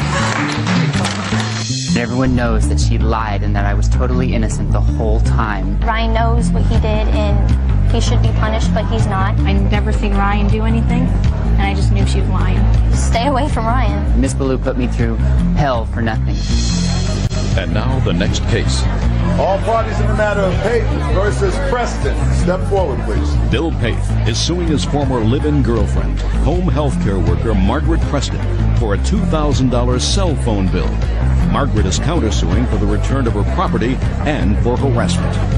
Mr. Paith, according to your complaint, the defendant and her daughter moved into your home. And at some point, you put her on your cell phone. She was using a cell phone that you were responsible for. She and her daughter subsequently moved out, and she had accumulated several $1,000s in phone bills on the cell phone, and you believe she is responsible for those bills. Yes, ma'am. Ms. Preston says that there was never an agreement with regard to her repaying you for her cell phone use, and she has a counterclaim. She says that you kept some of her property when she moved out, and that you have embarked upon a campaign of harassing her. When and why did she and her daughter move in with you, sir? We had, if you will use the term loosely, dated in the past. For approximately a year, she is married. She'd been talking on many occasions the past fall about leaving her husband. She wasn't happy. We had talked on a few occasions about maybe trying to get together, start dating. I told her a few times, I got a 4-bedroom house. I live in a good neighborhood. I'm a single guy. Move in with me. We'll see what happens. Okay, continue, sir. I got a U-Haul rental truck and moved her and her daughter into my house. This is December 21st, I believe. She was working some sort of home health care job. In the beginning of January, she made a comment. We felt it would be good. I agreed with her. She could use a cell phone for her job. She wasn't able to get one because of her credit. But I said, well, listen, we'll go out, we'll get you a cell phone. We'll put it under my name, my plan, because I already currently have one. What we need to do is you have to be able to pay for half the bill and anything above and beyond that. You use extra minutes, you're going to have to pay for that. I can't afford that stuff. She agreed. I went out, I bought her a $150 phone. January 9th, we had this plan started and purchased the phone. I had the phone shut off March 22nd. The phone bill was well over $2,000. Can I see a copy of the phone bill? Yes, ma'am. Did you discuss the phone bill with her? On a number of occasions. As far as the harassment... No, I'm not getting there yet, sir. Let me take... Yes, I did, and her statements to me all along have been, I don't have the money, but I will pay. Is that right? I had agreed to pay half, yes. But You I did? was only told about $1,000. And I have one bill here of $189. Who were you talking to? Your Honor. Who were you talking to? People calling me about going different places for my work. I do home health care. People calling you or you calling them? Both. She has 1 month with 874 calls. They are detailed, my phone number, my calls, her phone number, her calls. She has 874 calls in 1 month. That month alone, I believe the bill shows $1,080 in extra minutes alone. Okay, the bills that you've given me are $1,635. Okay, now, I'm interested, Ms. Preston, because in your answer to this complaint, you say that you never had an agreement with him to pay this bill. We had a verbal agreement that I would pay half. you did? But when I tried to, for instance, I bought groceries one time. My daughter was a witness to Bill going through the roof over the fact that I had bought groceries. He didn't want my money. And this Well, that's what happened you on say in your answer, but now you say that you do have a responsibility to pay this phone bill. But he would not accept my money. Did you ever offer him money for the phone bill? No, I did not have the $2,000. I never saw a $2,000 phone bill. Okay, now you want to tell me about your counterclaim, please. When I moved out, I recorded a conversation between Bill and I where he was off and on saying whether or not he was going to give me my stuff. At one point he said he'd give me my stuff and we'd just call it even. He threatened to hold my stuff, so to speak, hostage for $1,000 because that's what he said the phone bill was. He couldn't make up his mind about how much the phone bill was. I finally was able to talk him into letting me come in and get my stuff, and I got a U-Haul truck and some friends went over, got as much of my stuff as I could, and have discovered that there was a lot that I didn't get, and there were things that were ruined while I lived there. Because he has 3 dogs. They urinated or chewed my stuff up. I'm not interested in what his dogs did to your stuff. You were living there. Voluntarily. Yes. His dogs Your pulled Honor. apart. Shh. Do I look like I need help? Okay. Now, if you didn't like living there, you should have moved out, which you ultimately did, but then you don't sue him because his dogs damaged some of your stuff. What stuff do you claim he didn't give you? I don't have an itemized list, Your Honor. Well, then you don't get anything for that. So then let's go to the next part of your counterclaim, which was for harassment. You want to tell me about that? I have a taped conversation. It's a very vulgar taped conversation. Why with don't you him. tell me about it? Just harassing me, telling me I can't have my stuff, cussing me out about But he a ultimately gave you your conversation. stuff. Some of it. Is He that what you're harassed my daughter. Is that what you're talking about? Is that the harassment that you're talking Yes, about? not only did he harass my daughter, but so did his witness. His witness isn't on trial today, so you have no counterclaim. And he has a claim. That's the bills that he's presented to me are $1,635. That you get. Now, did you shut off the cell phone, sir? Oh, yes, I did. I had it That is long ago. very smart. That's all. Parties are excused. You may step out. I tried. Your Honor, this is case number 75 on the calendar in the matter of Hertz versus Gonzalez. Parties have been sworn in, Judge. You may be seated. Gentlemen, have seats, please. Miss Hertz, your father was a doctor? Yes, ma'am. What kind of a doctor was he? He was a chiropractic physician, ma'am. And he passed away in April, is that March right? 28th. According to your complaint, your father had a medical practice and his landlord was the defendant. No, ma'am. Mr. Gonzalez is the strip mall building manager. Okay, he was the manager of the building. Yes, ma'am. And you tried to get into your father's office in order to retrieve his files after his death. Yes, ma'am, according to probate code. Just answer my questions.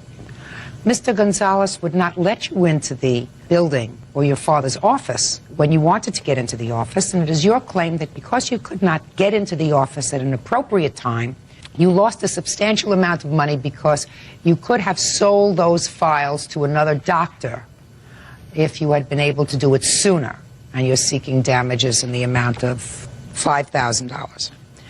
Mr. Gonzalez has a reason that he says that he did not allow you to remove the files when you wanted to. He's counterclaiming for defamation because he says that you're bad-mouthing him to other people, calling him a tyrant. Is that right? Yes, ma'am. I want you to forget about your counterclaim. Forget about the counterclaim. But we're going to get to the plaintiff's claim, which I find rather interesting. All right, your father died. Did he die suddenly on March 28th? No, ma'am. He entered the hospital with viral pneumonia on March 23rd and passed away on March 28th. How old a man was he? He had been 84 for 6 weeks. Had he been in full-time practice up until the time he got sick? Yes, ma'am. Now, on what date was the first date that you tried to get into his office? I arrived in Los Angeles April 3rd in the evening. On April 3rd? Yes, ma'am. I was unable to get here sooner than that because So you were not here when your father died? No, no, ma'am. You were not here when he was in the hospital? No, ma'am. Where do you live? Chicago. Well, were you advised that he was sick and in the hospital on the 23rd of March? Yes, ma'am. However, my father was always a very strong, healthy person. We're into natural health and healing. And we never expected him to be, we never expected this to happen. How many children are there? Just myself. So who was with him when he was in the hospital? Nobody? No one. Oh. So you got here after your father died? Yes, ma'am. Did you get here after the funeral? No, ma'am. The service, I went to the mortuary on April 4th, identified his body at the hospital, took him to the mortuary, and made the arrangements then. We had a memorial service for him. Just a minute. So he died on March 28th, 29th, 30th. April 1st, 2nd, 3rd, and 4th. 7 days later, yes, ma'am, you managed to find a way to come from Chicago to Los Angeles. Yes, ma'am. Doesn't sound like a hell of a lot of devotion for me, because all the healing didn't help him. He died on March 28th. We never expected him to die. We thought he would be back in the office. He did die. Yes, on March 28th. What took you 7 days to travel from Chicago to Los Angeles? I had to make arrangements to take care of my apartment and as well as my birds. And I also had business arrangements to make. And what did you do when you got here on the 4th of April? Went to the office building in order to start taking inventory of the office. Okay. Now, at that point, had you had anything from the probate court giving you the authority to go in there? Ma'am, the estate was under $100,000. No court supervision was necessary according to probate code 13100, etc. Were you armed with that information when you came to the office? No, ma'am. So, Mr. Gonzalez wouldn't let you in?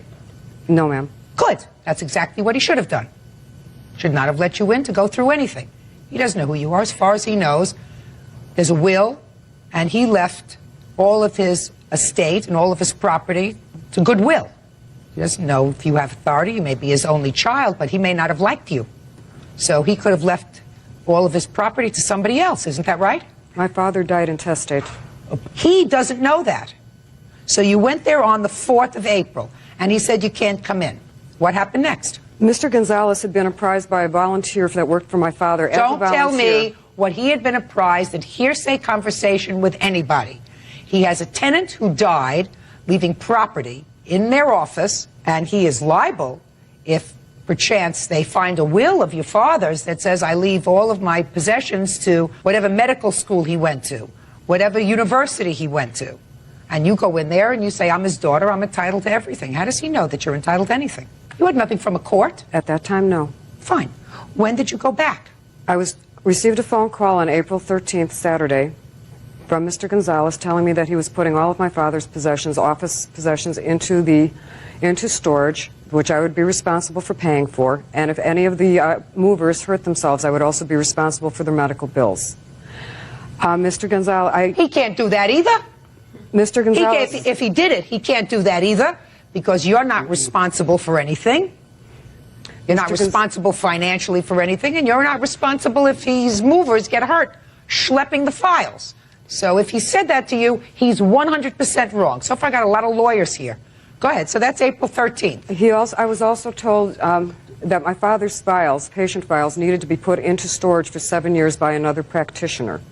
He gave me the names of, and phone numbers of 2 chiropractors who would be happy to store my father's files. Fine. So you said no, thank you. Well, the files are the heart of the business. They're a sacred trust, and they are saleable items. Ms. Hertz, let's get on with it. Stop with, you're pulling at my heartstrings. It took you 7 days to get from Chicago to Los Angeles. It was more important to take care of your birds than it was to come to say goodbye to your father. I have very little sympathy for that. Judge Judy continues in a moment. My father overpaid on his last month's rent. Get on with it. That's not what you're suing him for. You keep making things up as you're going along, madam. And later today, I don't know how long you've been drinking, but I would guess, based upon my experience in the court, that you've been drinking a long time. That's not the way to bring up a child. real cases, real people. Judge Judy. Marcia Hertz says when her father passed away, building manager Miguel Gonzalez kept her from retrieving files from his business. April 13th, he said he's putting the stuff in storage. What did you do next? On the 15th, I arrived at the office early in the morning to make sure that the removal of my father's property did not happen. 7:30 in the morning, Mr. Gonzalez knocked on the door wanting me to sign a piece of paper. I refused to do so because there were no copies of it. He told me that he would make copies of this paper after I had signed it. And I said, no, make copies first. He wouldn't tell me what it was. Next thing he said was that he was going to call the LAPD to have me arrested for trespassing. They arrived 5 minutes later and threatened me with arrest that if I did not sign this piece of paper. I was bullied and coerced into signing it. It turned out to be a release of tenancy by April 30th, which gave me the entire month of April to remove my father's possessions, not by April 15th. Okay, so? Well, the tenant paid the rent for the month of April, which gave me until April 30th. Well, that's what that says. You have until the 30th. Yes, ma'am. So? And I did not have a problem with that. So? However, in here, because of the if I may continue? Go ahead. Because of the termination of the month-to-month tenancy is terminated by the death of the tenant, landlord is permitting Marcy Hertz on behalf of and as representative of the estate of Albert Hertz, hereinafter Marcy Hertz, to enter the property for the sole purpose of removing possessions of the tenant. Marcy Hertz takes full responsibility for all property removed from the premises, including but not limited to the chiropractic records contained herein. Ms. Hertz, I don't get the problem, madam. I don't get the problem at all. You signed something that says you take full responsibility for the files as a representative of the estate, even though he doesn't know you're a representative of the estate. And you have to be out of the premises by April 30th. Which is the reason I was here. However, on April 13th, he threatened to remove the contents of Dad's office. So? He didn't? No, he did not. So what? What are you here for? I'm here because my father overpaid on his last month's rent back in 1987. That's not part of your claim. That's not part of your claim. All right. Then what are you here for? I'm here because the overpayment was more than 50% of what his current rent was, which would have given me into the middle of May to sell the files. Get on with it. That's not what you're suing him for. You keep making things up as you're going along, madam. Excuse me, ma'am. The value of the files decreases every day. The goodwill. So? The files are now worthless. Listen, you were able to get the files as of April 15th. Is that right?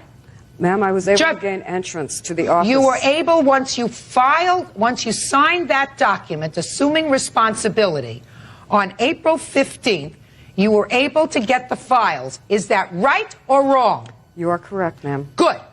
And you say that because you weren't able to go and get the files either on the 4th or the 8th, the value of the files diminished because it took an extra week. Is that right? I had to find another chiropractor to take my father's practice over. Is that correct? Yes, ma'am. Each day of his passing, the files diminish. Then, Ms. Hertz, I would have suggested that if that's the way you felt, you should have made it your business to get there a week earlier after your father died. Because if you had gotten there on the 28th, you would have resolved this matter by the 8th of April. No, but you chose to take care of your birds instead of coming and taking care of your father's business, and you want somebody else to be responsible for that. It's ludicrous. Your case is dismissed. That's all. Parties are excused. You may step out.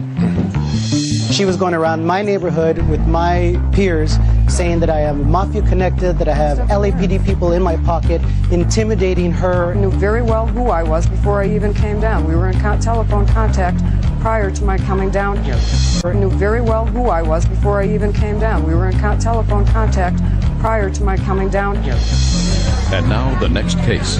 All parties in the matter of Mason Wilson versus Wilson. Step forward, please. Thomas Mason and his fiancée, Joanne Wilson, are suing Joanne's son, 21-year-old fast food worker Jesse Wilson.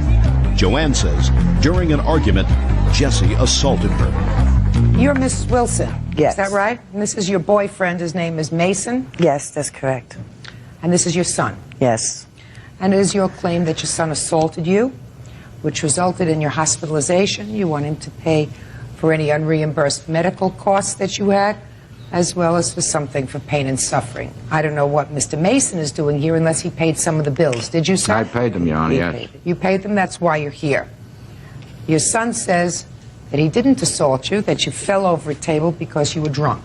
Is that right, sir? Yes, ma'am. Okay. When did this incident occur? January 15th. Yeah. Where? In my house. Who was at home? I was at home. He was there. In fact, he was leaving that day. Who was he? My son. And leaving permanently? Yeah. Why? He was moving out. Why? Well, he thought $25 a week was too much. He said he should pay nothing to live with me. How old is he? He's 21. Go ahead. So what happened? So we got into argument that night. And what did you get into an argument about? Miscellaneous things. And I quite don't remember. I remember falling, and I remember him picking me up, and he was saying sorry to me. He said, "Ma, I'm sorry." And he put me on the couch. After that, I don't remember nothing. Except when going to the hospital, they had to put a thing around my neck. They had me in a board, and then they had to rush me from that hospital to another hospital. The only thing you remember is him picking you up, saying? I remember him saying, "Ma, I'm sorry." He picked me up and put me on the couch. And then I woke up later on, and my boyfriend came later that night, and he made me go to the hospital. I wasn't going to the hospital. I was dizzy and everything, but I told him I would be fine. And he told me, no, I think you better go to the hospital. Something don't look right. Had you been drinking? Yeah, I had been drinking. How much? I had maybe a half a pint that night. Half a pint of what? Rum. What time did you start drinking? It was about 6 o'clock that night. Do you drink every night? No. How often do you drink? I drink on a weekend, occasionally on weekends. You have a drinking problem? No. You have anything to drink today? No. All right, Mr. Wilson. Your mother says that you said sorry. You want to tell me what happened? I had came home from work at the time of the day of my birthday, and This was your birthday? Yes, my birthday. I had came home, right, and she was drunk because I smelled it on her breath.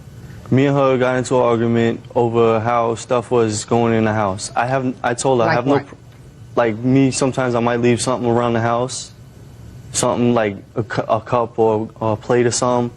I understand. Sometimes I do intend to forget stuff, but I always do what I have to do in the house, you know. And when she kicked me out, I was getting all my belongings, and she had grabbed me. Where did she grab you? She grabbed me in my left arm, and when I told her, "Can you get off me?" she did not want to let go. And when I took my arm like that to get her off me, she had fell back and lost her balance. You didn't hit her, did you? No, I would never assault my mother. You never put your hands on her? No. Well, she doesn't remember what happened. All she remembers is falling, and you saying you're sorry. So what are we doing here? Mr. Mason, what are we doing here, sir? Well, Your Honor, this has been going on for quite a while. It isn't this the first time. He broke a window once before in the house because he got mad. I have bills here, and I have the original letter that I wrote to him, gave him plenty of time. All I was looking for was my original amount of money that I put out. For what? For the expenses of what it costs to take her to the hospital. Just a minute. There's no proof he assaulted her, sir. Well, I had asked her what happened when I came home. She called up this friend of mine. I was at his house, and I came home. She had told me what happened, that Jesse had pushed her, and I said, you best you go to the hospital, get checked out. We went to one hospital, and they needed better equipment. They had to transfer to another hospital, and They weren't sure if she would be paralyzed from the neck down or not. And like I said, it's not a question of just now. It's been a question of a problem when the $25 a week that he's paying rent. A week when he get television, the telephone, the whole thing over here for $25 a week. And then he wanted to live for nothing. How long have the two of you been living together? Over 2.5 years. And whose house is it? It's her apartment. It's her apartment? Yeah. And he's not So on the lease. just a second. So you're living in her apartment? Half and half, Your Honor. I have my own apartment right around the corner. What do you mean half and half? I stay sometimes, a lot of times. I stay on the average 3, 4, 5, 6 weeks at a time. Listen to me. It's none of your business. Okay? This is between Miss Wilson and her son. Has nothing to do with you. Nothing. As far as I'm concerned, Miss Wilson shouldn't be here with her son today. She had a little too much to drink, and if she got into even a shoving match with her son and she fell, that's unfortunate. Probably was tipsy to begin with and fell.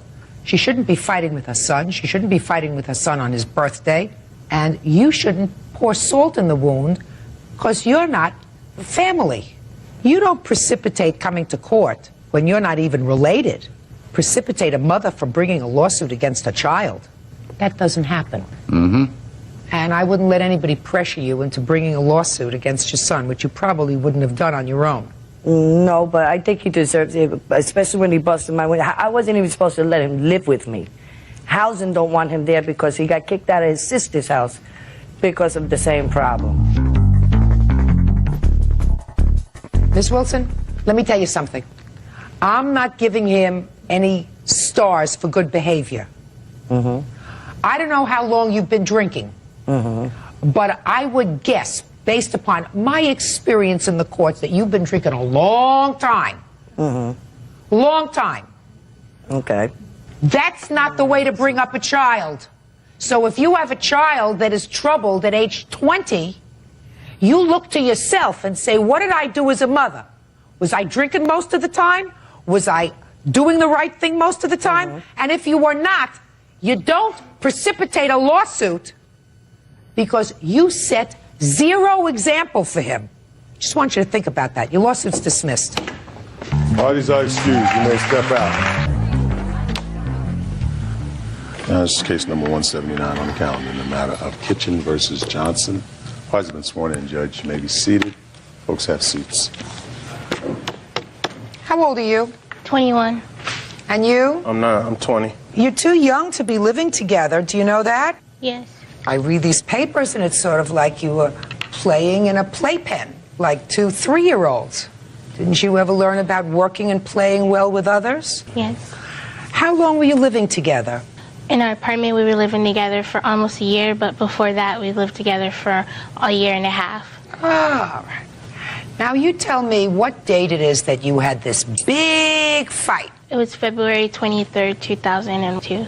And you were living together, still living together at the time. Yes. And you were angry with him. Yes, I was angry with You him. were angry. Tell me why you were angry, Miss Kitchen. I was angry with him because he came home around 7 a.m. in the morning and woke me and my brother up arguing with me. So what did you do because you were angry? What did you do to his clothes? After we got into an argument, I took his clothes out the closet and I told him he needs to move out. You took his clothes out of the closet, Miss Kitchen, and what did you do with his clothes? Just be careful what you tell me. Took his clothes out of the closet, and where did you throw them? I threw them on the floor. Did you throw any of them outside? Yes, I did. Yes, of course you did. And so he got angry. Yes. And he said to you, pick up my clothes and put them back. Is that what you said? Correct. And you said? No. And he said, if you don't pick up my clothes, I'm going to take your stereo and throw them over the balcony. And you didn't pick up his? I didn't pick up his clothes. And you did what? Well, I kept the radio. She went and got some bleach to pour on my clothes while they was on the balcony. So she went into a different room to get bleach. The kitchen. Show me how big the jar of bleach was. It was this big. Big jar. Big jar. And you said, you don't put down my radio, I'm going to put what on your clothes? Bleach. Shh, please. I love this story. It gets a lot better. It's fun so far. Gets a lot better. Anyway, You got the bottle of bleach out of her hand. No, she put the bleach down. I picked it up. She ran in the room and got my glasses. She put the bottle of bleach down, got your Gucci glasses. fancy Gucci glasses. Right. You picked up the bleach. Right. What was she going to do with your glasses? She said, I'm going to break them. I twist off the bottle of the bleach. I said, if you break those glasses, I will pour this on your side of the closet. And what did she do? She broke it, and I poured it on her side of the closet. But before all this, she done bit me up, scratched me, before she grabbed my clothes. Before? Before. Before she even grabbed my clothes, because I was trying to stand in front of the closet, she started scratching and biting me. Her brother was trying to pull her off of me, but while he was pulling, she still had a lock on me. She was like locked like a rock wallet. What was she so mad about, Mr. Johnson? She was all kinds of things that she wanted. She didn't want me to have no other girls, and that she was gonna mess up my face so nobody else would want me or something like that. So she was trying to scar me up. Okay, so now she broke your glasses. Word. But before that, she had already scratched you up. Yeah. She was furious. Yeah, her brother was trying to hold her back and telling her to quit and calm down. Because she was angry. And he She's got wrote a that in bad the temper. incident report. Even with that sweet voice, she has a bad temper. Word. Excuse me? Yes. Okay, so you poured bleach all over her clothes. All over it. And she broke your glasses and scratched you. She broke my glasses first, and then I poured it over her closet. But before that, she had scratched. She had scratched me and bit me. Okay. Now then, clothes are bleached, you're scratched and bleeding, your glasses are broken. Somehow you get outside. Yeah, she's just, when I poured the bleach, she just started crying and breaking down like she had lost her best friend. I grabbed my clothes and tried to put them in my trunk. I ran downstairs. Okay. And when you got down to the car, what did you see? She was telling her brother that she had called the police and to talk to the police while she'd come and chase after me. And I was putting things in the trunk, and she got in my car, and she was scratching my car. She hit my car. She was pulling all the CDs out my car. When the police pulled up, she was in my car. No. And then she got arrested. She got arrested. She asked the police. You have the police report? No, word. Yes, I do. May I see it, please? And that's her brother's statement. Just a minute, I'm The reading only everything. witness. I'm reading everything. And I have pictures of the bruises. I'd like to see those too. There you go. All right. And I got glasses. Can I tell my side of the story now? Yeah. Okay, that is not what happened. Tristan came home at 7 in the morning and woke me up. And I heard that already. We started yelling and arguing. He snatched my stereo out the wall and tried to throw it over the balcony. I told him that if he threw the stereo, I was going to bleach his clothes. He dropped my stereo and ran in the room. He picked up the bleach and ran in the room and had the bleach over my clothes. I told him that if he bleached my clothes, I was going to break his glasses. He poured bleach all over my clothes, then I broke his glasses. I fell to the ground and started screaming and hollering, and I told my brother to go call the police. He grabbed my purse and picked up his clothes and ran downstairs. I ran downstairs after him, and I grabbed his cell phone. So I told him I'll give him his cell phone if he gave me my purse. I gave him his cell phone, he gave me my purse. I stood by the car, and I wouldn't let him get into the car. So your daughter? Yes. So we stood by the car waiting for the police. He pushed me into You owe me his for rearview listening mirror. to this, right? You owe me. Go ahead. He pushed me into his rearview mirror. That's how his rearview mirror broke. I didn't have no keys in my hand, so I did not key his car like he said I did. You kept telling your sister to calm down, right? Yes. But she was out of control. Well, she has a reason. She was out of control. Yes. You didn't tell him to calm down, right? Well, I was... No. You didn't tell him to calm down. You were telling your sister to calm down. Is that right? Right. Right. Uh-huh. Well, I was... I didn't ask you anything else. All right. Ask you a question? No. I ask questions. Judge Judy continues in a moment. You can't bite people. That's not nice. He kept on pushing me down on the bed. That's why I bit You him. can't bite people because you're acting like a nut. And later today, Brother smashes rental car that sister leased for him as a favor. Brother's answer is, duh. real cases, real people. Judge Judy. Nicole Kitchen says ex-boyfriend Tristan Johnson bleached her clothes in anger. Tristan says it was in retaliation for breaking his Gucci sunglasses. Let me read you what you told the police. Your name is Carthan? Yes. She was yelling, your sister was yelling at him to get out of the house. Yes. She was saying he hasn't paid all of the rent. Right. Oh, sorry. She told him to go to his girlfriend's house. He cheated on her, and that's why they broke up. They argued for at least 45 minutes. Then she, your sister, started throwing all of his clothes onto the balcony. He took her CD player and said, if my clothes go over, your CD player goes over. She was trying to get the CD player back from him. He was holding her back with his other arm. She bit him on the arm to get her CD player.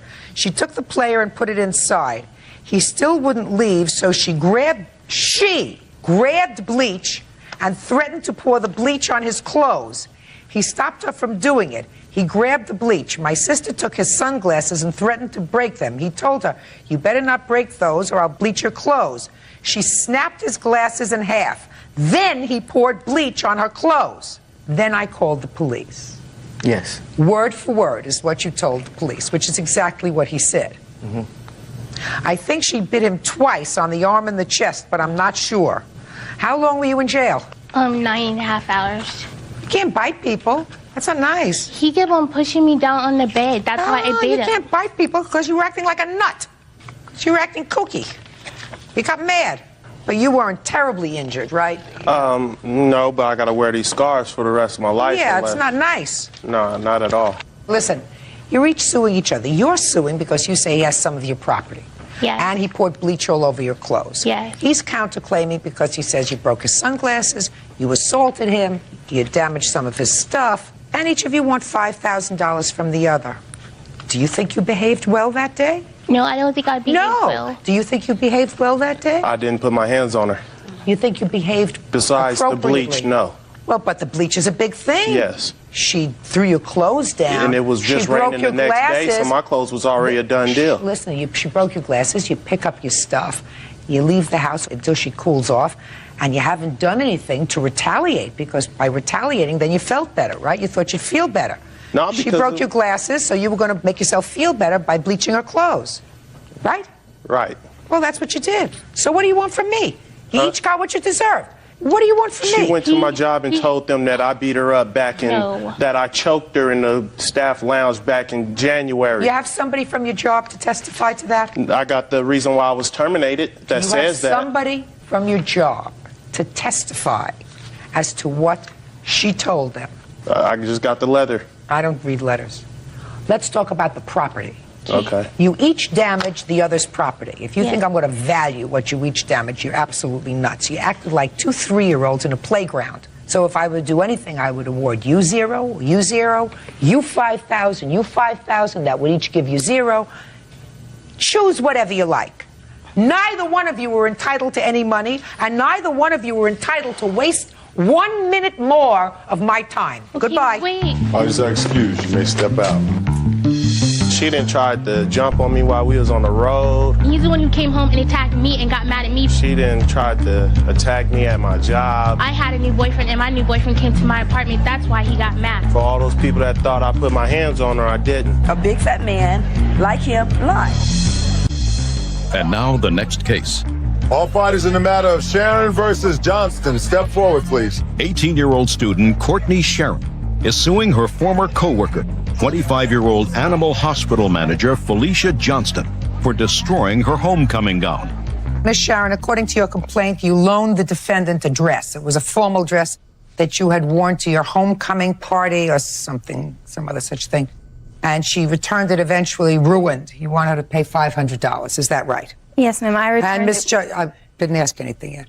And Miss Johnston, is your claim that you believe that she didn't want the dress back when she ultimately said she wanted it back, you put it in a bag, and you gave it back to her? Yes, ma'am. Okay. When did you lend her the dress? Under what circumstances did you lend her the dress, and when did you ask for it back? I lent her the dress. It was around August of 2001 when she was hired at the clinic, and she was my boss. Telge Road Veterinary Clinic. It's a member of the Pet's Choice Company. They have So she was hired at the same place that you were working? Yes. How come she asked you for a dress? Tell me there when. was a Pet's Choice event that she needed a formal gown for, and of the people who worked at the clinic, I was most close to her size, I guess. Where were you when she asked? I mean, we were at work. So were you? I know you have a fixed agenda. Listen to me. Did she come to you individually and ask you for a dress, or did she say to a group of people, anybody have a dress I can borrow? It was in a group setting, but she asked me specifically. And you said? I said, as long as you return it dry cleaned in the condition that I loaned it to you, which didn't seem like it would be that difficult to do, then I don't mind. Fine. You know, I really didn't want to, but she's my boss, so. How many times had you worn it? I had worn it once for about 3 hours, and it had been dry cleaned afterwards and kept in a cedar closet wrapped Is that up. the way you gave it to the defendant? Yes. I have photographs of the dress, you know, what it looked like when I loaned it to you. And When did you first ask for it back? About 2 weeks after she wore it, and she said that it was at the dry cleaners, which I assumed to be a pretty logical explanation to where the dress was. Okay, good. And so you asked for it 2 weeks later, and then again? Again, about a month later, and then about 2 months later, and 3 months later. And in the meantime, she started to sabotage my job, and I quit. And at that point, I really got after her about getting it back, and she kept saying it was at the dry cleaners. She wasn't real specific. Let me see the dress. If you look at the bottom hem, she pulled it down and then tried to hot glue back together, and the lining is ripped. All right, would you hand this back to the plaintiff and ask her to point out on the dress where it's ruined? Thank you. There's little rips and tears in the fabric, but the thing No, I want you to show me exactly where. Okay. The big thing that you're talking about is what? If you look at the bottom hem, it's totally seared off right here, and it's been let go. There's a big rip right there, and the hem has been let down and then tried to reattach with hot glue. She's shorter than you are. I don't know why she would do this. Listen to me. She put a hem on your dress. Yes, with hot glue. And also, there's these huge rips in the lining. Well, she did that because she couldn't shorten the dress without cutting the lining. Yeah, and Right? then there's Right? a big old rip right here. I can't hem. I can't sew. Apparently I have no not, because creative. you used hot glue No, to hem. I'm not speaking to you. Yeah. I have no creative bone in my body. I didn't hem it. I wear big heels. Just a second. Okay. Clearly, the dress was, somebody attempted to make the dress shorter. Could have been Velcro that somebody tried to iron. Yeah. Yeah, right? There was in the lining right there, because when I stepped up on a step, I had on big heels and I did step on the lining and it did tear the lining. So then you tried to That fix was the only thing that was torn was the lining. And I did try to fix the lining, yes. But since it's mesh, you can't really sew it. Would you like to see Yes. Now let me take a look. And if I can have my mom, she'll testify to the condition it was returned in. The dress, Well, I see it now. You didn't have loaded it out clean. the way that it looked. You didn't have it clean, did you? No. Oh. She didn't either. Oh, I see what happened. Your heel went through the dress. Right. It's happened to me. If she would But have I was just wearing my own fessed up, dress. it would have been hell being okay. short. Okay. Here you go. Thank you. Give it back to her. Okay.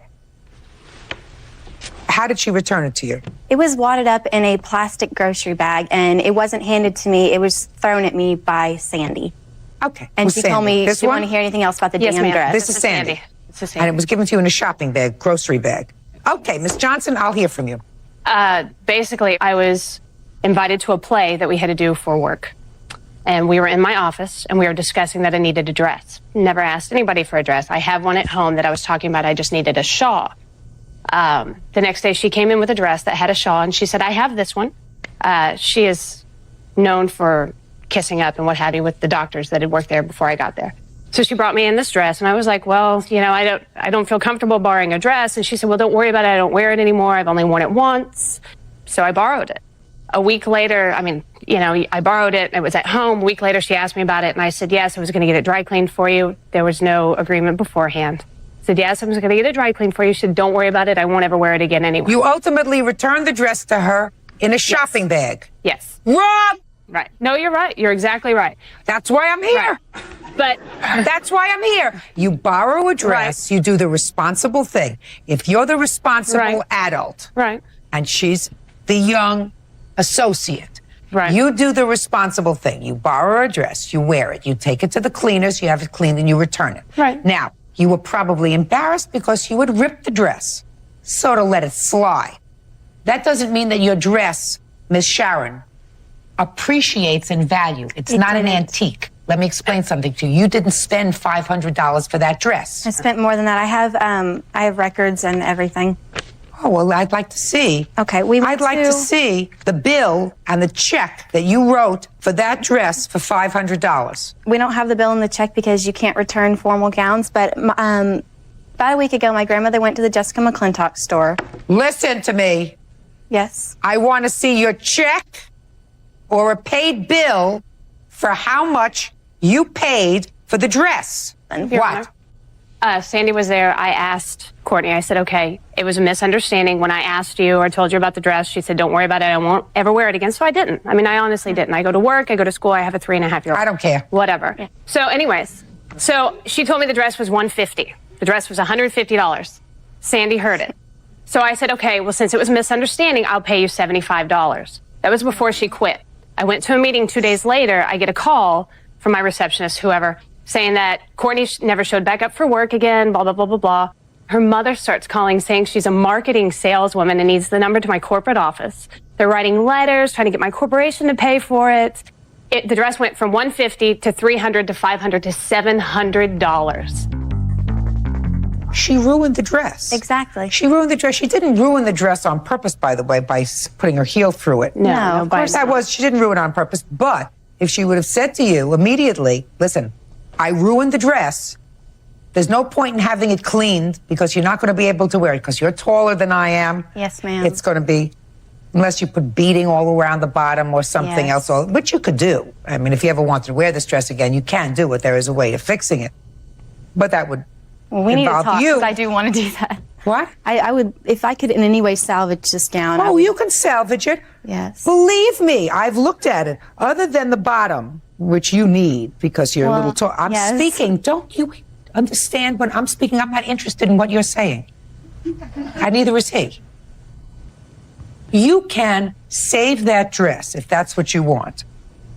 And I believe you can save that dress for $250. You can put a nice border on the bottom and have it cleaned for $25, and then you have a brand new dress that you put back. So I'm giving you a judgment for $250 because I think that the dress is worth at least that in salvage. That's all. Parties are excused. You may step out. Yes, this is case number 139 on the calendar in the matter of Faust versus Nowaski. Parties have been sworn in. Judge, you may be seated. Folks have seats. Mr. Faust, you claim a loan to the defendant for some bad checks that she wrote, and also the return of some property that she has that you claim is really your property. Defendant says there was never a loan, that the property that you claim is yours was really a gift to her, and she has a counterclaim for some harassment nonsense and the return of some animals that she says that you have that belong to her. So let's start with this loan, which is really the big part of this case. Ms. Nowaski, you wrote some bad checks? When? 2 years ago. And you were dating Mr. Faust at the time? Yes. And you agreed to make good on those bad checks? Yes, I did. So that she would not either be prosecuted or worse? Correct. Tell me about that, sir. Basically, we started dating in August of '99, and approximately about mid-January of 2001, she came to me that she was served with papers that was going to go to court, and she had nowhere to go. Well, what did she say to you? Basically that she was in a tight spot. She was upset and crying. We worked at the same place of work. So she came back to my office that day. She was served during lunch, and we went out to lunch, and she was upset about it. And what did you say to her? Basically, I was a little upset because she hadn't came to me because this had been going on for several months, and she was evading the companies and the phone calls and even attempting to make payments. So I was a little upset because I was lending her some money here and there that wasn't expected back during this whole time also. It wasn't expected Yes. back. So you were not lending her, you were giving her money. $10, $15 a week type thing just to help her out for gasoline or for lunch type thing. I was usually paying for the lunch. What were you doing with all your money? So. It's not an answer. What were you doing with your money? If you're working, what were you doing with I your was money? working. I wasn't making a lot of money, and I was spending too much money. And the checks went through, and they went bad. On what? Clothes, grocery shopping. Grocery things like shopping that. you can afford. Just things like that. That's not being honest with me. Yes, it is. No, it is. You're working, you're paying rent, and you buy groceries. That doesn't make you write bad checks. What makes you write bad checks are things that you shouldn't be buying, other than clothes. What else? CDs, just stuff like that. Okay. So he made good on your checks? Yes. So why do you feel as if you shouldn't pay him back? We didn't have an agreement that I would pay him back. What was your agreement? He came to work. I had the papers. He came to my work and said that he would call him and take care of it. So he called him up and... He wouldn't have known paid it. about it. Listen to me. He didn't come into your office one day and say, let me see those papers. What happened is you contacted him and told him that you got served with a summons. Right. Is that right? Yes. And was that during the day, during business hours? Yes. So you were pretty upset. Yes. What did he say to you when you said you were crying and you were pretty upset? He said he would take care of it. That's exactly what he said. He said. And what did you say to him? I didn't know what to do. I said, okay. He called them up and he paid them for me. Mm-hmm. Why should he do that for you? Because he loved me. Really? Mm-hmm. And is that why you let him do it? I let him do it because I had nothing else that I could do. Do you love him now? No. Then why don't you pay him back? We never had an agreement to. He has constantly, first it was $600 he wanted, and then it was $1,000, then it was $1,400. How much were your checks, the bad checks? It was $600. Show me. I don't have a copy of it. Show me how much amount of the total bad checks. 125.01 was the first check.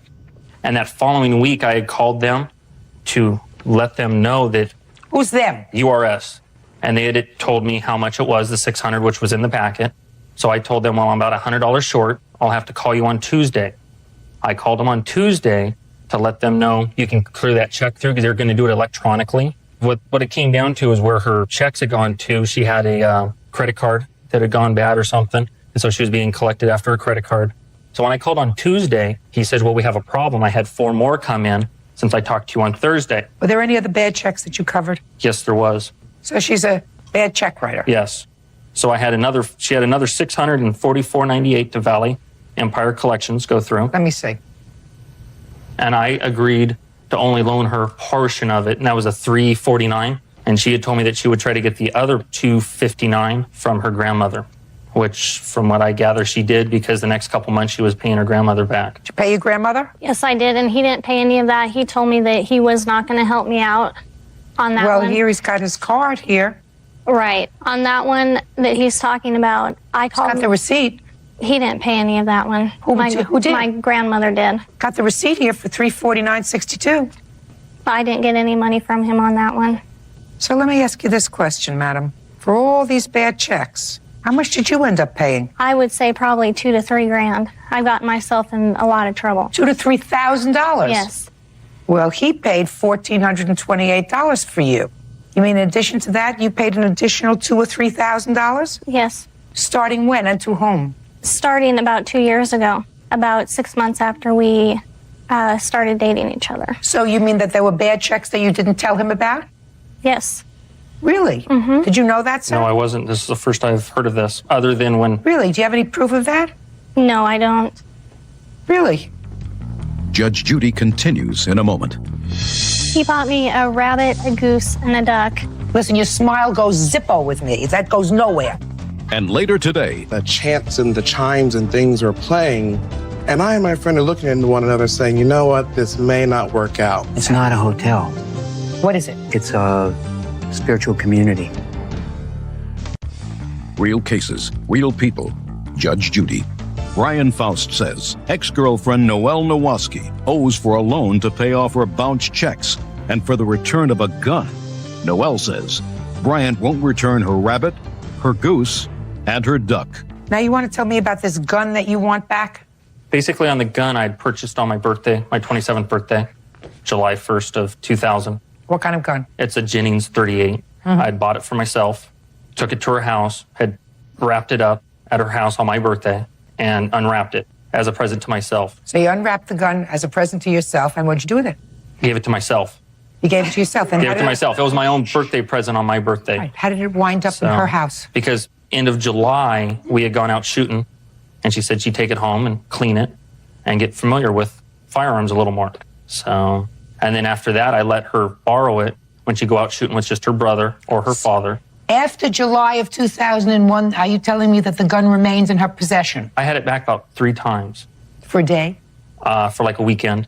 And then you'd return it to her. And then she'd call me up and want to go out shooting again. So I'd let her take that because it was a lower caliber. So I let her Now I'll possess hear it. your side of the story with regard to the gun. That was my 21st birthday present. My birthday is July 12th, just 2 weeks after his birthday. He came over for my birthday. My brother, my mother, my dad was there, and he was giving me my gifts, and one of them was the gun. Did the gun remain pretty much in your possession all Yes. during that time? Yes, it's been in my father's gun locker ever since then. And what about this mattress? I've been doing search and rescue for Spokane. I've got double of everything because I got a 24-hour pack and a 72-hour pack. At some point, it came into her possession. You want to tell me your version I of came how into that came about? possession in 2001 of July because we were out camping last year. And I had shown up where they were camping, and I brought some extra camping gear, my tent and It's sleeping been in pads. her possession. It's been in for her a year. possession for a year because I had to leave and go to work the next morning, and she was using it still for the next night. Get over it, Mr. Faust. That's fine. Get over that. By the way, do guns have to be registered in the state Yes, where they you are. live? I have a copy of all that. Can and a I see picture. Can I see the registration, please? And then I also, on July 2nd, had made a stolen gun report. You have a carry permit to Yes, carry? I do, Your Honor. Do you have a carry permit? No, I do not. You return the gun to him. You understand that? Perfect. $14.28 is what you owe him for your bad checks. Now, Also on and the that, gun. it's actually less because after we broke up, she sent me 2 money orders, In what amount? 20 each. $13.88. Okay. Now, taking care of the gun's going back, the mattress stays with her. The harassment charge, because he drove by your work a couple of times, I'm not even entertaining, madam. The only thing I'm entertaining are these animals that you say that he has that belong to you. What animals do you say that he has that belong to you? He bought me a rabbit, a goose, and a duck, and we kept them up at his house because I could not keep them in my yard, and he will not give them back. Well, are you living in the same place now that you were living Yes. before? So if you couldn't keep them in your yard before, what makes you think you can keep them in your yard now? I can't. So what do you want them for? They're mine. What are you going to do with them? Listen, your smile goes Zippo with me. That goes nowhere. If I give them back to you, what do you intend to do with them? I'm going to take them to, my cousin has a farm in Montana. And where do you live? Spokane Valley, in the city. All right, so you're going to get on a plane with your duck. No, I'm driving down there next week. Really? And what do you do with the animals, sir? I live on a farm, Your Honor. Fine, you keep them. Thank you. She's just something wrong with her. You got out just in time, so I your did. counterclaim is dismissed. You have my order on your claim. That's all. Thank you. Parties are excused. You may step out. He's a controller. He tried to control everything in our relationship. I found out more info in there before I decided to marry her, so it's good it came to this. He treated me like I was his daughter more than his girlfriend. She was wanting me to pay for more stuff than what she was willing to pay for. He's mad I broke up with him. No matter how much you think you know somebody or care for somebody, you never know. And now the next case. All parties in the matter of Real Muto versus Kessinger. Step forward, please. Real estate investor Gary Real Muto is suing his godson's friend, 17-year-old Mark Kessinger, and his mother, Christine Kessinger, for the cost to fix his quad runner. Mr. Real Muto, the defendant's son, and I assume that that's this young man who was 16 years old, was driving or riding on one of your recreational vehicles and had an accident and severely damaged it. You want his mother to be responsible for the damage to the vehicle. Is that right? Yes. And his mother says that it's not her responsibility. Correct? Yes. So I want you to tell me when he was riding the vehicle, when it was damaged, and under what circumstances he got control of the vehicle. Okay. On September 11th of 2001, a very close friend of mine had passed away from a medical disease. In October, I had returned to New York. I was living in Las Vegas at the time. I lived in Long Island, New York all my life, but... Mr. Real Mundo. Yes. I don't need your history. Tell me the date that this happened with the vehicle. Okay. And how come he was driving it. Okay. Thought I made that clear. In October, I had picked up the vehicles and... You said vehicles. You had two? 2 quads, yes. What is a quad? A quad is a recreational vehicle meant to go out in the sand dunes or on trails and off-road. Okay. When I was leaving on a Wednesday night to go back to Las Vegas, my godson, Bubba, who's a witness, and his friend had wanted to use the quads for the day. His friend is this young man? Yes, Mark. Okay. Real cases, real people. Judge Judy. Gary Real Muto says his godson's friend, 17-year-old Mark Kessinger, owes for wrecking his quad runner. Mark says Gary gave him permission to ride it. So what happened next? We were together with Mark and Bubba all week, and we were, like family. Where were you together? We were together in Long Island, where I was temporarily staying at Victoria's house. Who's Victoria? Victoria is a 30-year friend of mine. And this is her child? Yes. So you were all together for a week, Yes. but you had not met Mrs. Kissinger. No, I haven't. And your godson said to you, could we ride your bikes? Yes. And what did you say? Well, we said yes, they can ride the bike. We said yes. Myself, Victoria, I discussed it with Mark Now, why did you discuss it with Victoria? regarding her son's ability to be able to stay home from school that day and to go out and ride the quads for the day. Other than just staying home from school, and is it okay if he goes out and rides quads? Is that what the discussion was? Well, the discussion was a little bit more detailed than that. It was obligations to wear helmets, obligations to come home at some certain times just to check on them, and their responsibility for any damages and definitely for their safety. Okay. So what happened next? Okay, so they were riding the quads and acting just like gentlemen all day long. We told them to come back at certain time intervals. They came back. They always had their helmets on. At 10 minutes to 6, we got a phone call from Bubba, who has his cell phone with him at all times, and he said Mark had an accident with the bike. My first question, obviously, was, is everybody okay? And he said, yeah, but one of the quads was damaged to the fact that they can't drive it home. At that time, Bubba's father went with a pickup and retrieved the bike and also the two young men and brought them back to the house. Mark was extremely upset. We talked. I told him the key thing is that nobody's hurt. Okay, the bike can be repaired and there's no problem.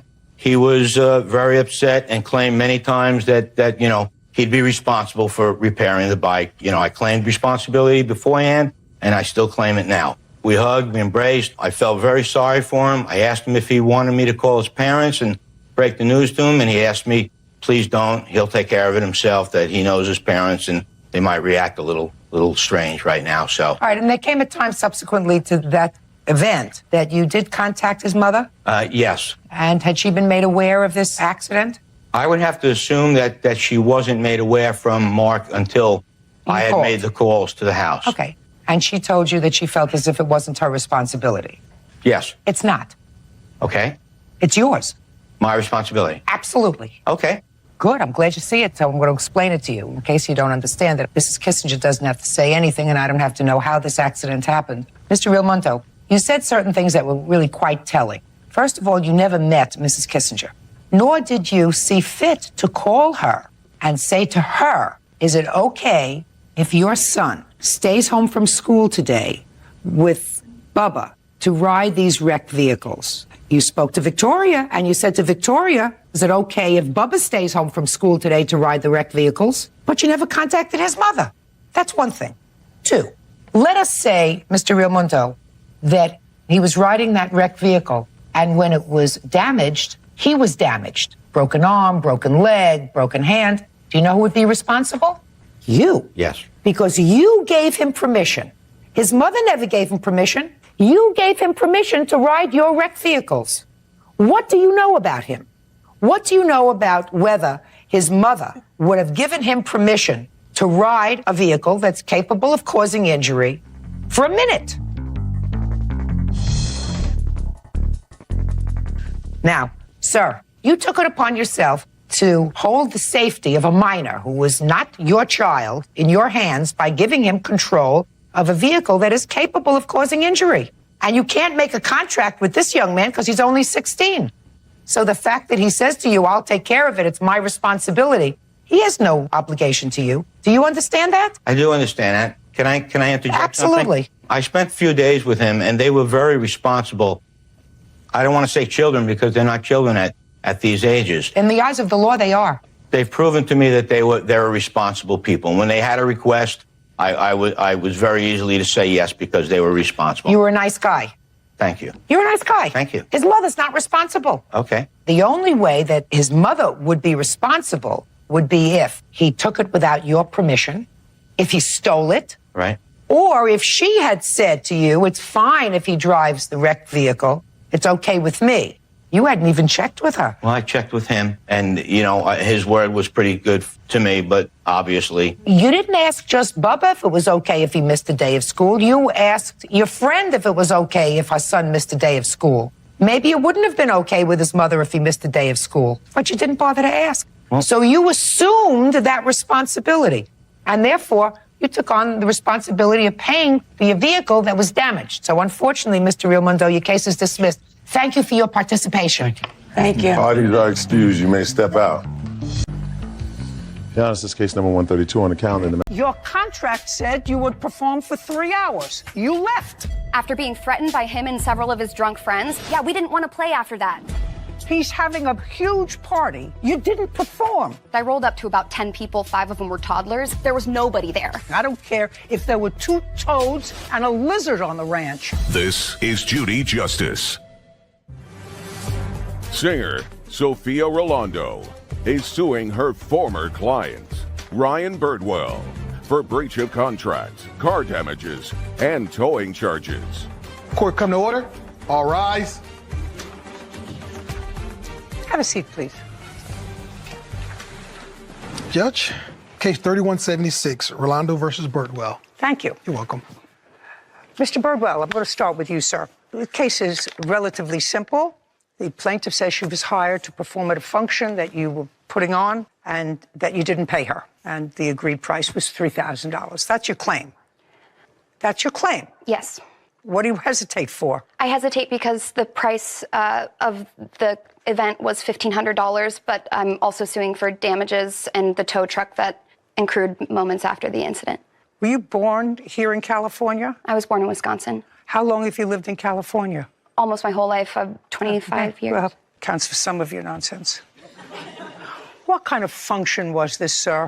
And where was it being held? It was being held in Boulevard, California, and the function was, it's an annual spring party we do up at a ranch we have called the Shreddy Ranch, and we hired her to perform. No. Sorry. Don't get ahead of yourself. Sorry about that. I asked you what kind of function it was. It was an annual function.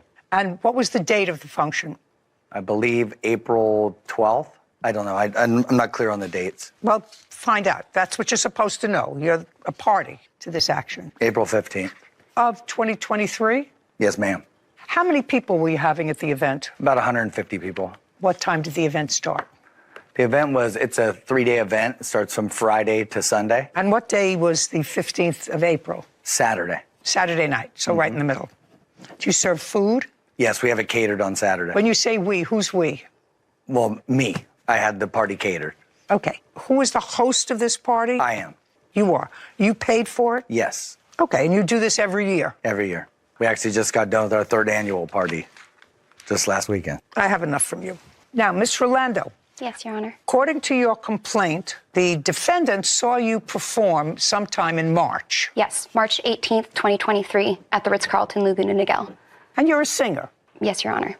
And I want you to tell me the exact conversation that you had with the defendant, because he came up to you after you sang, and he approached you about performing a month later at his event. Yes. I want you to tell me exactly what he said to you and exactly what you said to him. Over text or the in-person conversation? Well, he didn't speak to you in text the first time he spoke to you. He came back to see you. Okay, my recollection is that he came up to me and told me that it was going to be his wife's 40th birthday party. Just a sec. Did he say, I liked your singing? Well, yes. I want you to tell me exactly what he said to you. All right, he said, I loved your performance. I'm throwing a big birthday bash from the 14th, 15th, and 16th of April. I would love to have you come on the 15th. It's going to be the biggest day with hundreds of people, famous people, drones and cameras, and you're so good. That's the day that I would like you there. Great. So you understood that it was a big event. I did understand that. Great. And you said, fine. He must have said, how much do you charge? Actually, there was a little bit of discussion in between that time because on the 15th, I was already scheduled to play a festival with my band on April 15th, 2023 at Kushstock Festival in Adelanto, California. That's very far from where Mr. Birdwell lives. And so I told him I have text evidence, before we ever signed any contract, I told him, I will not be there. I'm coming late. I'm probably leaving this festival by 5 o'clock. I will be there before 10. And you will get your 3 hours. I would like to see that in a text. Yes, ma'am. Because this is what the case is about. I have those text messages. The party started at 7. Yeah, she was supposed to perform. Party started at 7. He says you were supposed to be there from 7 to 10. When you got there, and that's a matter of dispute, it was well past 7. Another act was performing, an act that Mr. Birdwell had commissioned to perform from 10 to 1. So there would be continuous entertainment. When you got there, you found another act performing, and Mr. Birdwell said, well, you can perform stop playing, because you're not listening to me if you're playing. I'm sorry. Got to pay attention. Yes. Mr. Birdwell said, well, I already have this other act because you weren't here. You can perform from 10 to 1, and you said no, and you left. That's the case, right? That's the case. Yes, that's the case. So far, you're not losing. If you're not losing, I keep my mouth shut so far. Yes, Your Honor. That's the case. Okay. Now, I would like to see first a contract. Yes. Do we have one? I have one. May I see it, please? And in the contract, she never signed the contract. Shh. You see, you always add something. Sorry. You always add something. Okay, so you contracted for $1,500. Yes, Your Honor. That is correct. And this says description 3 hours. Yes. And I did. Shh. Okay, and he sent this to you on March 21st. Yes. He sent it to you on March 21st. You, well, it's dated March 21st. You didn't sign it. Okay. Singer Sophia Rolando claims her former client, Ryan Birdwell, breached their performance contract after Ryan and his friends threatened her during his party. Now, you didn't sign it. I did sign it. I'm not sure why he received an unsigned copy. May I see your signed copy? Yes, you may. Oh, thank you.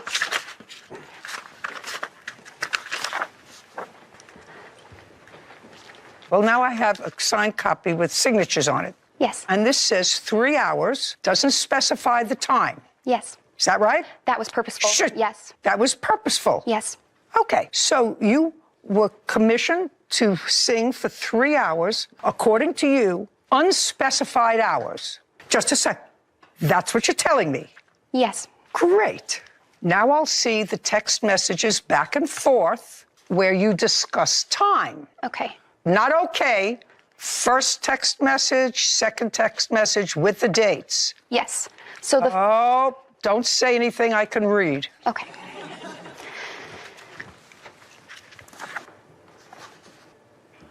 He says on March 19th, we would love to have you there to start playing at 7 p.m. on Saturday, 4/15. That's the last thing that this is here. There's more. That's March 19th. Next.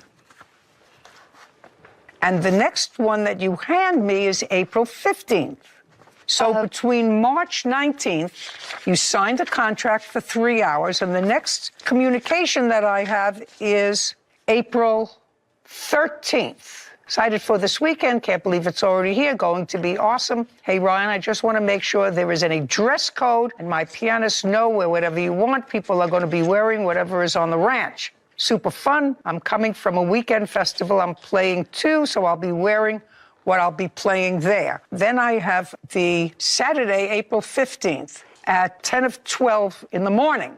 Hey, can you send me your address? Send that as soon as you can. Thanks. Oh, I actually got it. Sorry. All good. See you soon, and we'll hang out. We hope to be there for the Downbeat 7, but we're pretty far away at this fest. But we're about to play, and we'll be out of here by 4. That's what you say to him, and you say that to him on April 15th. That's the first time, unless you have early... I actually... Well, I'm just reading this. I'm so sorry. I'm just reading this. You say, we hope to be there for Downbeat at 7, which is when you were supposed to be there. So let's make that clear. Let's make that clear. You knew you were supposed to be there at 7 because you say, we hope to be there for... You mean you didn't write this? I'm sorry, I did write that, but...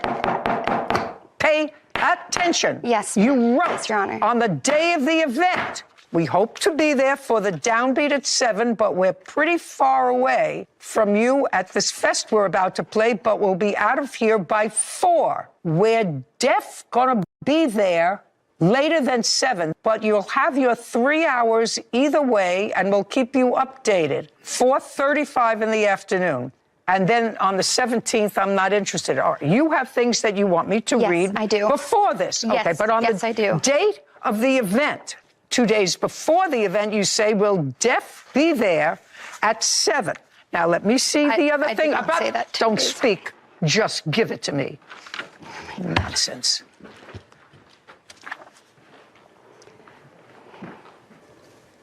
I don't want to see anything that happened before March. But that's kind 21st. of the most important part for me because I told him before we ever signed the contract, I will not be there by 7 p.m. Just a second. Hey.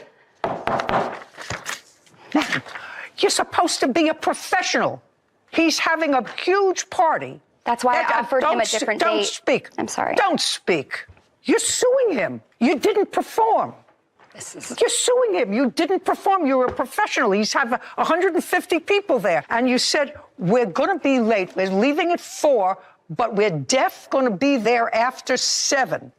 Now, you're the professional. What did you expect to happen with 150 people there and the entertainment wasn't there? What did you expect to happen, Miss Professional? Your Honor. No, I'm asking you a question. Did you expect them to just go on with the party? First of all, I expected... That's what you expected. I expected the party that I was promised. I rolled up to about 10 people. 5 of them were toddlers. There were no cameras, no drones. There was nobody there. I am a professional. Just a second. Was there another group playing when you arrived? You swore to that. Yes, and when I arrived... You arrived, there was another group playing. Yes. Is that correct? Yes, which he... What's up? There was another group playing. I don't care if there were 2 toads and a lizard on the ranch. There was another group playing for the 2 toads and a lizard, and the defendant and his wife. There was another group playing. Yes. What time did you get yourself there? Be very, very careful. There's a way to track it. What time did you get yourself there? I was in the... That's a time okay, that I was in. 8:40 p.m. What? Between 8:30 and 8:40 p.m. Okay, so between 8:30 and 8:40, that's not 7:15. That's because don't speak. That's not 8:15. That's not 7:15. Yes, I'm aware of that. Okay. I promised him I would not be there by 7 before we ever signed a contract, which is why I offered him 4:14 because I was completely free that day. I told him in text, March 20th. You think you're the only singer? You think you're the only singer in California? No. Just a second. You think, matter? I mean, I don't know where the headspace is here. They raise a bunch of babies here, and maybe if you're in the entertainment business, you're a double baby. Singer Sophia Rolando has accused her former clients, Ryan Birdwell, of breaching their contracts after he threatened her for refusing to sing at a later time. Somebody hires you for a function. You say, I'm totally free. I told him I was busy that day. Don't speak. I'm totally free on the 14th. Well, he didn't want you for the 14th. He wanted you on the 15th. A professional would say, I'm far away on the 15th. I did tell him that. Hey, don't speak. I'm far away on the 15th. I don't think I can do the 15th. Exactly what I said. I don't think I can do the 15th. So maybe we'll do it next year. Maybe we'll do it at another time. I have one other question. When you arrived at 8:45 and you saw the other group singing, because from what I gather, put your paper down, from what I gather, the group that was supposed to perform at 10 was there early. Yes, Your Honor. Because you had booked from 7 to 10 and then someone after, so there'd be continuous entertainment. Exactly. Now, when you arrived there, be very careful with your answer. Did the defendant say you can play from 10 to 1? Be very careful with your answer. Did the defendant say... He actually had no idea who I was and said, I thought you canceled. That's what he said. He said, I thought you canceled.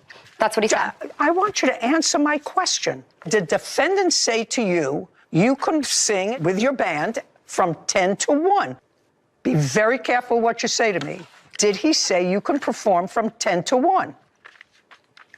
That's either a yes or a no. Your silence, I would assume that he offered you 10 to 1. After many threats, yes, Just a he second. offered that. He offered you.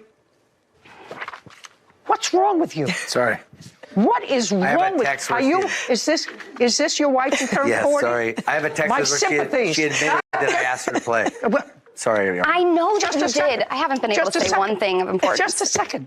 Sir, Sorry. is he always like this? Yes. Is he always like this? Okay. You must have other attributes that I don't see. Do you understand? Your contract said you would perform for 3 hours.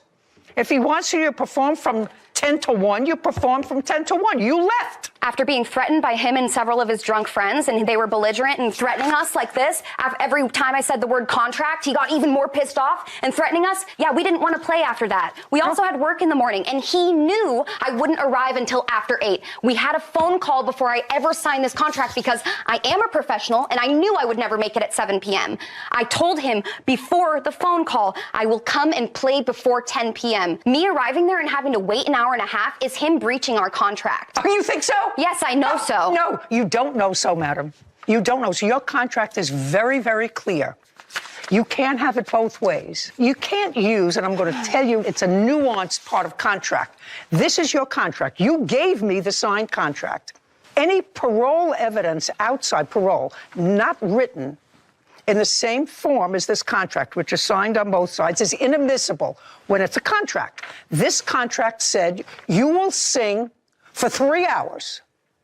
You didn't sing for 3 hours. I felt very threatened, so I left. Well, that's too bad. I'm sorry. That's why I'm talking about people raised in California. They feel threatened. This is my space. He was a this drunk. is your. No, he this was is a drunk. my space. He this was is a your drunk, and space. his friends Don't get were into drunks my as well. space. You're interfering with my personal space. You signed They were a drunk contract. and belligerent Listen, and hovering over us. Madam, you do not appear to be a shrinking violet to me. Most people are intimidated by me. You are not, which suggests to me that you weren't intimidated by somebody. Well, then maybe a little therapy will help. You signed the contract, 3 hours. You didn't perform. He gave you the opportunity to perform from 10 to 1. Your case is dismissed. Grow up. This court is adjourned. I feel that he breached the contract. I fully agree with the judge's decision. Because he hired another band 2 days before I got there. I knew right away that lady was out of her mind. The contract was that upon arriving, I was going to start performing, not wait an hour and a half after I drove 5 hours and came on this day when I told him I had another day free. She never performed once. We gave her every opportunity to perform. But I told him I was coming from basically across the state. And honestly, I really wanted my chance to even go further into depth into how crazy that lady really is. Him and 3 of his friends who approached me upon immediately being up there all drunk and big and huffing and puffing and cussing at me every time I said the word contract. No, I did not witness that. He was talking to her, and he was confused because she was so late. He was like, who are you? Where did you come from? He had thought at that point she wasn't even going to show up. It would be too soon if I ever had to see Ryan Birdwell again. So then when we realized who she was, he said, go ahead and play. Play when they're done. And then she didn't like that answer and stormed out of there after that. You know, I got a little shiver down my back when you talked about the parole evidence rule. I spent a lot of time on that in contracts. But it's for a reason. It's so that when you have 4 corners of a contract that's signed by both parties, that's either specific or non-specific to certain parameters, you can't just bring in extrinsic evidence to fill in what you want the contract to have said in the first place. So it's a good rule, one that I spent a lot of time learning and one that finally was useful today. Contract said simply 3 hours, $1,500. There's no question that the text messages revealed that she was supposed to be there at 7 o'clock. She may have been a little late because she's coming from another gig. But she expected, when she got to the gig, to go on right away. Well, another act had been filling in for them. That act was supposed to start at 10 o'clock, which means that if she went to work when she arrived, that means that he wouldn't have had music until the end of the party. Yeah. What you get for showing up late. You got a good end of the deal. You could have held up the contract and could have performed, and you chose not to. You don't get to sue them for that. Do you know what the cause is for that kind of thinking? It's the everybody gets a trophy mentality that somehow generationally has come about. When I was growing up, if you came in first, you got first prize. You got a trophy. Maybe even they had a second place. Then you have one for third place, one for most congenial, one for the best pair of socks, one for the most gracious outfit. So everybody gets a trophy. And the everybody gets a trophy mentality produces that kind of thinking. Her thinking. When I get there, I am the head soprano at the Met. You can't replace me. I'm the only singer in California, and I'm here. Get the other group off the stage. My group is here, and now that's my space. That's everybody gets a trophy. And if we continue to do everybody gets a trophy, the next generation is going to be worse. He gave you a dog. Correct. And then took the dog back. Stole the dog back, yes. I object. He was just watching the dog for me. He had the dog for 4 months, feeding it, taking it to the vet. Why would I give him a $10,000 dog? I don't give a rat's behind. Dog is good, it's my dog. I don't give a rat's behind. Do you understand? This is Judy Justice. Anthony Williams is suing his family friend, Michael Bowers, for stealing his French bulldog. Court come to order. All rise. Have a seat, please. Hello, Judge. Hello, Kevin. Case 3103, Williams versus Bowers. Thank you. You're welcome. Mr. Williams, your case is a relatively simple one. It is your claim that Mr. Bowers, who you knew, gave you a dog. Correct. And then took the dog back. Stole the dog back, yes. Took the dog back and refuses to return him. It's a male dog. Yes. The defendant says you were just supposed to watch this dog temporarily because he breeds dogs and he and his family were moving and they moved into a place where they couldn't keep dogs, but then he could keep dogs. And he says right now he doesn't even have the dog, whose name is Gizmo, because he breeds dogs with a partner. And the dog has been at this partner's house for breeding for how long? It's been a few months now, ever since I got the dog back from Anthony. You have to know something. I know something about dog breeding. And I know that a male dog doesn't have to stay there during the course of an entire breeding of the 63 days that it takes to gestate a puppy. Because I know that you modified your answer, and your modified answer to his complaint is, I don't even have the dog, and I can't interrupt the breeding of the dog, which takes months, and that's baloney. So I want you to know that I know that's baloney. Yes, Your Honor. We was breeding the dog with multiple dogs. So we have a boy dog, and we have 3 females. So we breeded with one, and it was like a process. We just kept them together. That's why they... Now you're going to get him back. Do you understand? Yes, Your Honor. Your friend's name? Logan Jean Pierre. Sarah's going to find him. Telephone number. I have it in my phone. Get it. Get ready, Miss Rose. Oh, it's going. All right. 678. Now put the phone down. Now tell me where he lives, because he's your partner, so you have to know where he lives. In Norcross, Georgia. Okay. Sarah Rose. Sure. Where'd you go give this fellow a call? Sure. And find out what the status of Gizmo is. Sure. Okay, now I'm coming to you, Mr. Williams. Yes. So while Sarah's getting that information, this is what your case is about. According to you, he contacted you. He said, can you take care of this dog? Do you want this dog? Yes. We're moving and we can't keep the dog. You said yes. When did that happen? He called me on April the 12th of 2023. And you knew the dog. What kind of dog is it? It's a French bulldog. How much does it weigh? I think when it's 28 pounds. So that's called a Frenchie. They're small Yes, a dogs. Frenchie. They're Frenchie. They're small dogs. Yes. Do you have a photograph? Yes. May I see it? And you knew Mr. Bowers how? He's a family friend. I'm calling in regards to Michael Bowers and a dog. How many dogs did you have on April 12th, 2023? I have 2 dogs that I own myself. Males or females? Both of them are males. And your partner, how many females does he have? I don't really know. The last time I saw was 2 there. When was the last time you went over there? I was over there a couple of weeks ago. Cute. How old is the dog? He's 2 years old. Okay. When for the first time did Mr. Bowers indicate to you that he wanted the dog back? He said he wanted the dog back for breeding. That would have been in July, but he was only supposed to have the dog for 2 days. Just a second. So for a full 4 months, you had the dog. Yes, ma'am. Now tell me what happened in July. Can I go back a little bit before that? The defendant, when he delivered the dog to me, the dog was in bad condition. I had to bathe the dog. I had to take him to get his nails cut. He had no shots. So I had to spend hundreds of dollars taking him to the vet to get his shots. And I have the paperwork from the vet. I have shots for the dog. The dog already had shots before he got there. Oh, I'd like to see that. Also, Your Honor, I got extra shots for the dog because when I spoke to the vet for a French bulldog, since they have smashed in faces, Just 1 second. You asked Mr. Bowers to take Gizmo then because you had the other male. How many female dogs do you have? These are from 2021. The dog was just born in 2021. That's the last shots that we had. Those are puppy shots. My business partner does the shots himself. He does a lot of... You know, this is not going to fare well for you. I don't think. Not that I'm prejudging. Okay, so tell me what happened. So now you took care of the dog, cleaned the dog up, brought the shots up to date, and... And also, he was a 2-year-old dog. When I got the dog, he was not housebroken at all to be a 2-year-old dog. Okay, so it's clear if the dog wasn't housebroken, the dog was kept crated most of the time. Is that right? Yes, ma'am. Okay. And the person with whom Sarah is now commiserating on the phone, he also keeps the dog crated because the dog wasn't housebroken. Yes, ma'am. That's a yes. The dog is for business purposes.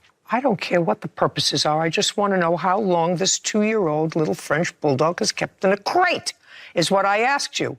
By the way, I have to get some stuff in here so that you understand how business this is. You come from Georgia, correct? Yes. And we flew you here. Yes. And I assume you want us to fly you back. Yes. And when you're here, you're going to get an appearance fee. Yes. And you want that, right? Yes. Good. And so we're going to listen to whatever I tell you, correct? Yes. Perfect. Because otherwise, you may have to learn to love sunny California so you can earn a bus ticket to go home. Nah. Got it? Yes, yes, Your Honor. And you know, I don't say anything that I don't mean. Yes, Your Honor. So you had the dog for 4 months, and then you called him. And what I gather is you wanted the paperwork for the dog. What? Just that's what you said. You wanted the paperwork for the dog because you wanted to breed the dog. Yes. And after that call, he said to you, I want to come over and pick up the dog because I want to breed the dog once more. Correct. And you let him come and take the dog. Correct. He was supposed to have him for 2 days. After the 2 days, did you have any communication with him? Yes. Actually, the defendant sent me a text message on July the 21st that he wanted to come pick the dog up. Okay. He was supposed to have him for 2 days. May I see the messages, So in 2 please? days, I sent him a text message saying, okay, are you bringing Gizmo back today? Oh, he had a lot to say. Okay, sit down for 1 second, Sarah. Anthony Williams claims his family friend, Michael Bowers, refuses to return his French bulldog, Gizmo. Michael says Anthony watched the dog, but never owned him. Before I read this, which clearly says, Morning, Mike, that's you. Yes, Your Honor. You still bringing Gizmo today. That's July 23rd.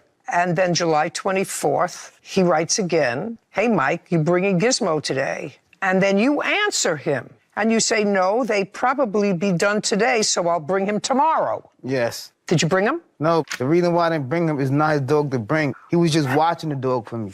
Okay. Okay. Now let's hear about... Yeah, so Logan had a lot to say. He is actually the papered owner of Stitch/Gizmo. Yes. And they purchased the dog in March of 21. They went 50-50 on the price, which was $5,000.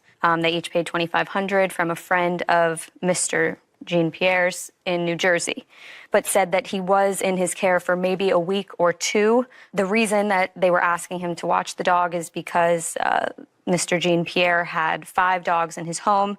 3 females and already had 1 male in the home with 3 females. And so to have 2 males in the house would have been a little rowdy. So they had the plaintiff take Gizmo for that period. Is that what they told you? I've never spoken to this other gentleman that she's spoken about, but when I spoke to the defendant, go ahead. He said that he felt comfortable with the plaintiff taking the dog when the defendant presented it to him. Seemed like a good enough guy, like he would take care of him, had a nice house. And he is the registered owner. Yes, he said he's the only one. He has his last name. He's the only one with the AKC papers. He believed he forwarded a picture of it to the defendant prior to coming here today. Fine. So from what I gather, he has a $2,500 investment in this dog, plus whatever shots it was, and they've used the dog for breeding. Oh, twice. I asked how many times Twice. they've bred him. He said twice. Twice. So now I want you to do the following, Sarah. I'd like you to call him back. Oh, great. This is a unique situation because I can't resolve this with a third party. Would you ask him if he is made financially whole? Will he agree to allow Mr. Williams to take the dog, which will be used strictly as a pet? You prepared to do that? Otherwise, I may not be able to resolve this, sir. Do you understand? That's why I'm suing. I do want the dog back. Just the a only second. thing is Do you understand? Which means that you're going to have the dog neutered and he will be a pet. Yes, that's totally fine. Okay. Find out. And by financially whole, you're referring to the $2,500 that he said he invested. I don't care about him. Okay. May I say something, Your Honor? Yes. If you give me an order and we go back to Atlanta and I have to pick the dog up, I don't trust that the defendant will hand over the dog. You're going to get the dog from his partner. Well, Your Honor, I have other text messages of the defendant promising to bring this dog back to me because, at this I'd point... like to see them. Yes, at this point, I'm a dog person and I love the dog. No, I don't believe you, sir. Why would I give him a $10,000 dog that could just give back to my car? Just a second. That don't make Oh, no I common believe him, sense. sir. You don't He give. said each You of give a them- dog to somebody. You say, "Could you watch my dog for a week?" And you have a partner. So if you have a partner, and the living situation prevents you from keeping the dog, it's going to be for a longer period of time. Excuse me, I have a lease that prevents me from having dogs. I don't That's why care couldn't if you keep- have a lease or something from the Pope. It makes no difference. I believe you that you said you couldn't keep the dog for a while. So that means I just give up ownership of the dog because You I never had ownership of the dog, sir. The dog belongs to somebody else. Yes, I do. Me and him co-owns the dog. He says that he owns the dog. We co-own the dog. We got a Oh, business good. together. That makes it even easier for me. May I have that, please? That's the business license that we have together. Yeah. You answered his question. Mike, you're going to bring Gizmo over. You're going to bring him back. Let me know, please. You're coming back tomorrow. And you finally answer him. He is, but he is still with my friend right now. He's going to bring him back soon. The dog's just mated. And then Friday, August 18th, he says to you, "What's up with Gizmo?" Every day he's writing to you, "What's up with Gizmo? When are you coming back with him?" And you say to him, Friday, August 18th, "Yeah, I'm bringing him back before the weekend is over. Good, I miss him."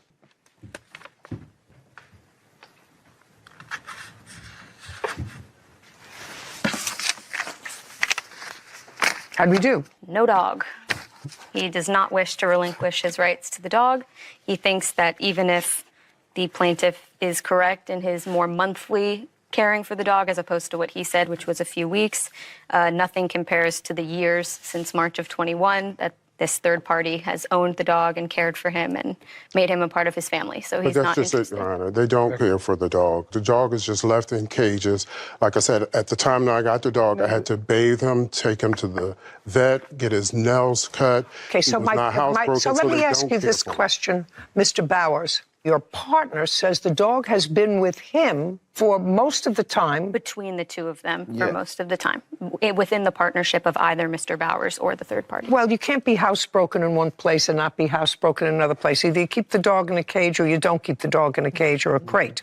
Me personally, when he's with me, I don't have him in a cage. I don't believe in cages. That's not true, Your Honor. You just told me you That's did. not true. Whitney, can you go back? I thought he said, when I asked him about crate, do you keep the dog in a crate? He might sleep in a crate, but he's not there all day long. The dog wasn't housebroken, sir. The dog was housebroken. You just taking his word for it. The dog was housebroken. It was at my house all the time. Your Honor, may I say something? Just a minute. So at the beginning, the word was crate, not cage, crate. He did seem to care for the dog, and even when I mentioned the $2,500 and making him whole financially, he did not seem to waver in the slightest. The plaintiff said he is not housebroken at all to be a 2-year-old dog. You said, so it's clear that the dog wasn't housebroken. The dog was kept crated most of the time. The defendant said, yes, ma'am. Okay, perfect. Anthony Williams is accusing his family friend, Michael Bowers, of stealing his French bulldog, Gizmo. Michael claims he only asked Anthony to temporarily watch Gizmo. Mr. Williams, Yes. this is my conundrum. I'm prepared to rule today, and I'm taking at face value the fact that he and his partner co-own the dog. Do you understand? I cannot order the partner to relinquish the dog to you. I have no control. If I had the partner under my jurisdiction, if you had in fact sued the partner, I may be able to, but I can only rule on his ownership of the dog, which I am prepared to do today. This is the first that I'm hearing about the co-owner. partner. I thought that, right. I assume that this is the first you're hearing about Right, it. and for me, I feel like for me to be made whole, of course I would want the dog back. Like I said, I don't trust him in giving it back, but I feel like the only way that I can be made whole is for him to pay to get me another dog if I do not get Gizmo back. No, you're going to be made whole by paying all of your bills for the time that you had the dog, because you did that with the understanding from him that the dog was going to be yours. So economically, you'll be made whole. Now, emotionally, if you can't be made whole because you're not going to get the dog back, I can't order the dog back from the legal owner, but he has to hurt some. He don't have any proof that I said he had the dog. Mr. Bowers, I think you better quit while you're ahead, sir. You acknowledge the fact you did that he had the dog for 4 months. Do you want me to read that back to you? Because my lease agreement does not allow me to have dogs. I don't give a rat's behind about your my lease stepdad's agreement or house. any of your personal problems. Do you understand? If there was, in fact, a misunderstanding between the two of you, he suffered by treating the dog as his own, feeding it, taking it to the vet, having it groomed, and because of your misrepresentation, he's going to be made whole. Now, you can make your case to a judge locally, where you come from in Georgia, why you should have this dog, but I can't make a decision without having somebody here who is the titled owner of a property. Now, I want you to tell me, sir, what your vet bills were. I think you Yeah. Maybe I know. have that paper. Your Honor, is there anything because this case was like very emotional. I had to take off work from this, and I do have paperwork from my doctor. Because I was worried about the dog. The dog is good. It's my dog. But he wasn't good when you gave him to me. He was up to date with everything. He was up to date on the shots, but I'm looking for something here in your paperwork. I have 368, 257. Your Honor, and I also have paperwork of everything. I bought the dog off of Amazon, his monthly flea and tick, everything I have on there. Must be at least $1,000 there. If not Correct. more that I've spent. Okay. Well, I'm adding up the vet bills now. The vet bills now also total very close to $1,000. Can I say one other thing, Your Honor? Sure. Before you proceed? Even if I was not to get Gizmo back, I still would want animal control to go over to this address because the defendant That's very, very easy, sir. The defendant showed me videos of the conditions that the dog are staying in. And when I seen the videos, there were cages in someone's garage of dogs stacked on each other. So they're not taking care. Why wouldn't you do that before? I didn't know the address. So do that. Okay. Once you get animal control, Sarah will be more than happy to get on and indicate to animal control that in addition to you, I would like to see a report. Okay. If animal control takes any of these dogs, what I am going to indicate is that the American Kennel Club should add your name as co-owner of the dog. Okay. That will prevent his partner, hopefully, that I've made this adjudication, your name is to be added as co-owner, which means he can't sell these puppies without your permission. Do you understand? Yes. Tell that to your partner. Do you understand? Yes, Your Honor. Perfect. In any event, we're going to issue that order to the American Kennel Club if that's where they're registered.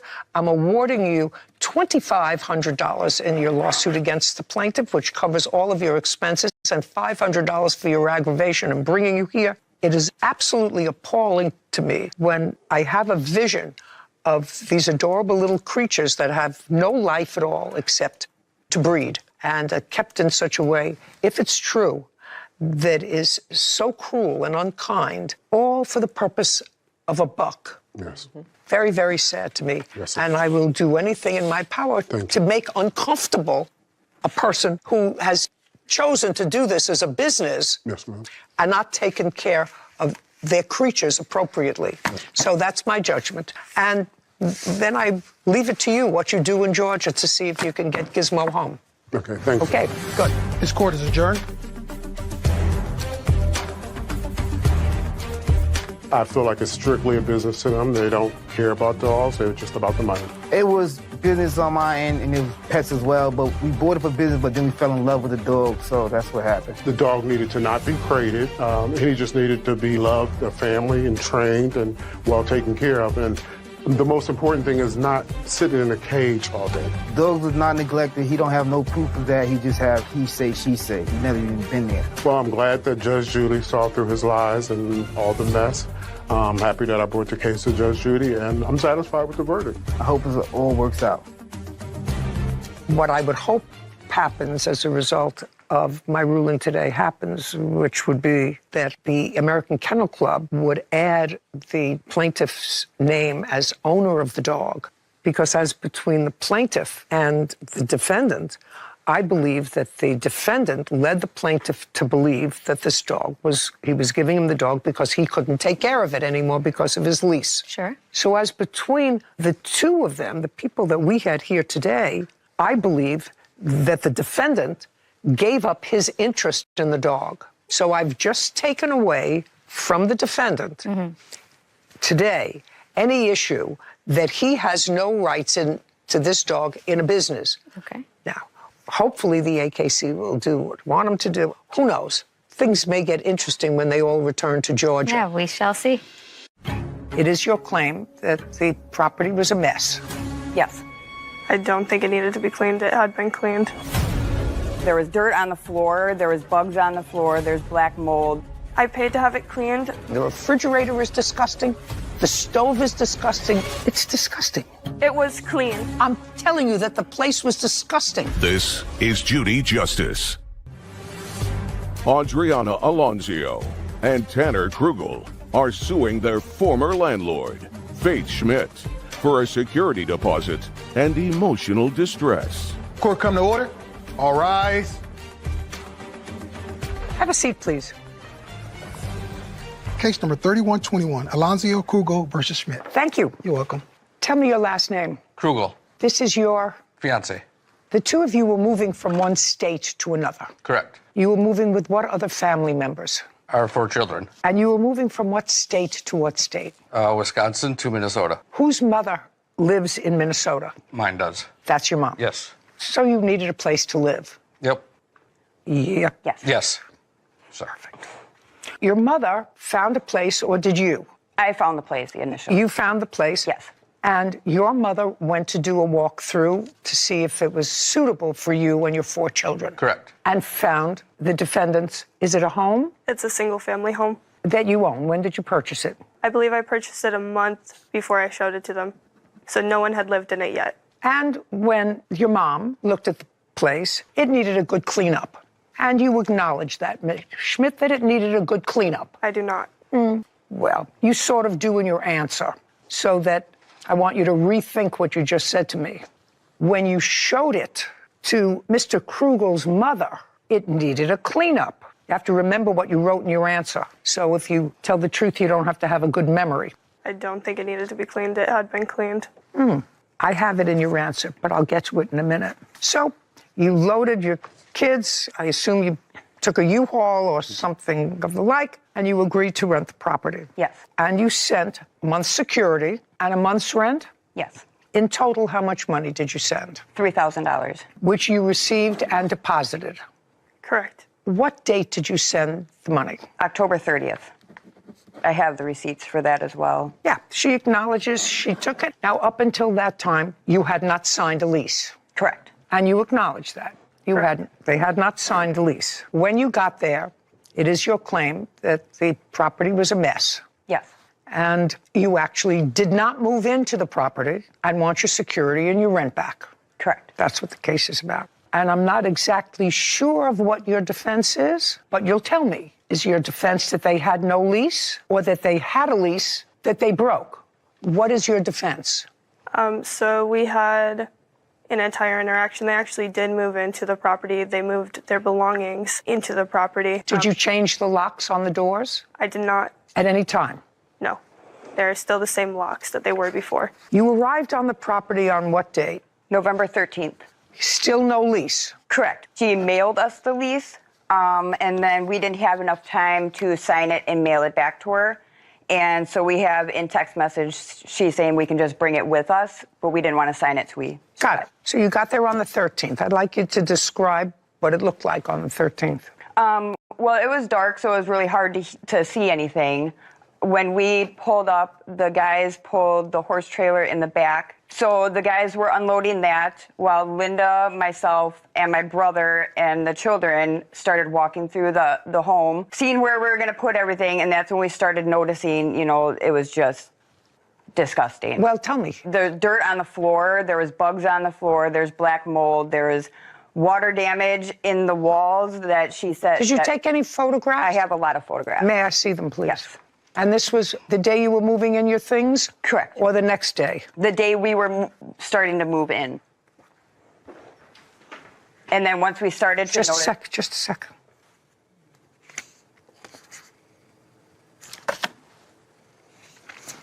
Some of these I'll ask you to address, some I won't. There's a lot of water damage. Kevin, would you show these photographs to Ms. Schmidt, please?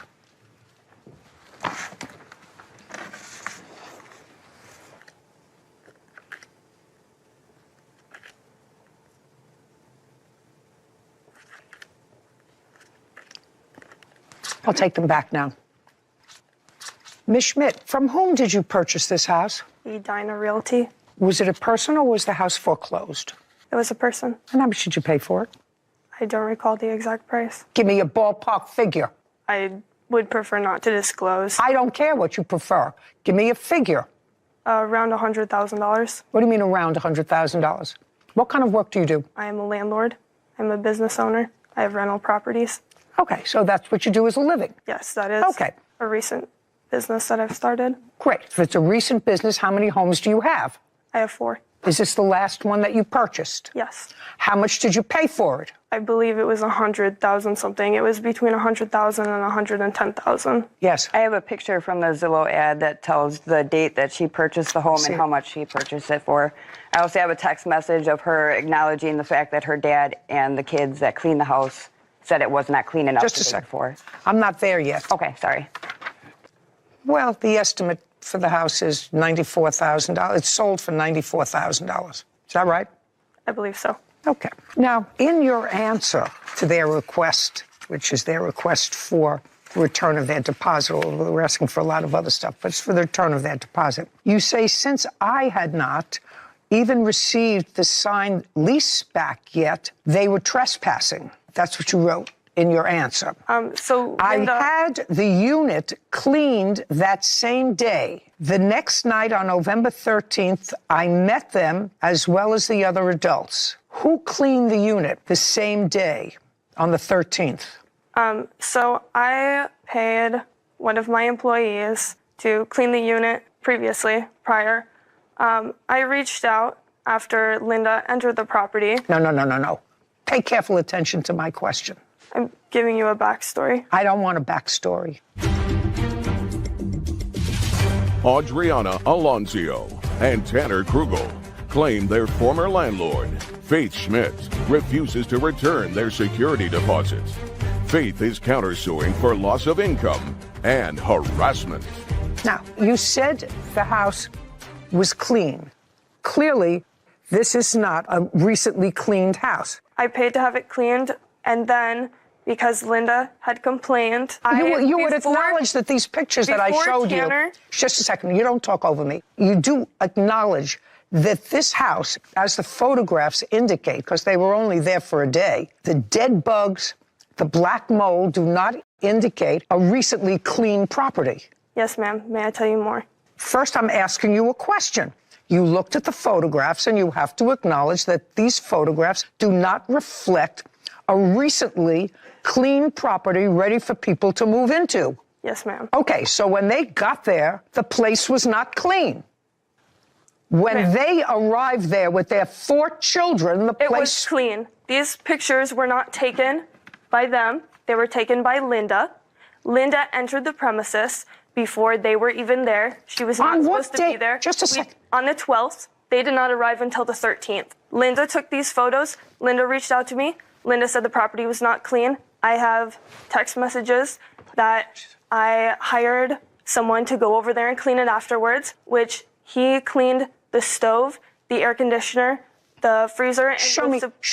Okay, so now what you're saying is that the mother took these photographs. Correct. And after she called you and said that the place is not clean. While I was working, I was doing something else. I immediately sent someone over there before I had any communication with Tanner or Adriana. Just a second. Fine. I want you to understand this.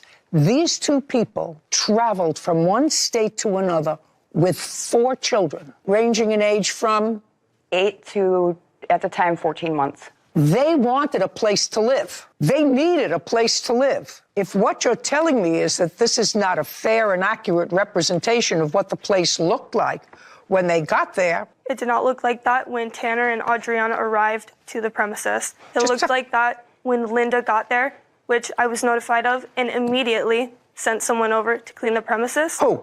I sent a hired kid. His name was Alex. Is that you? No. Just a second. You just raised your hand.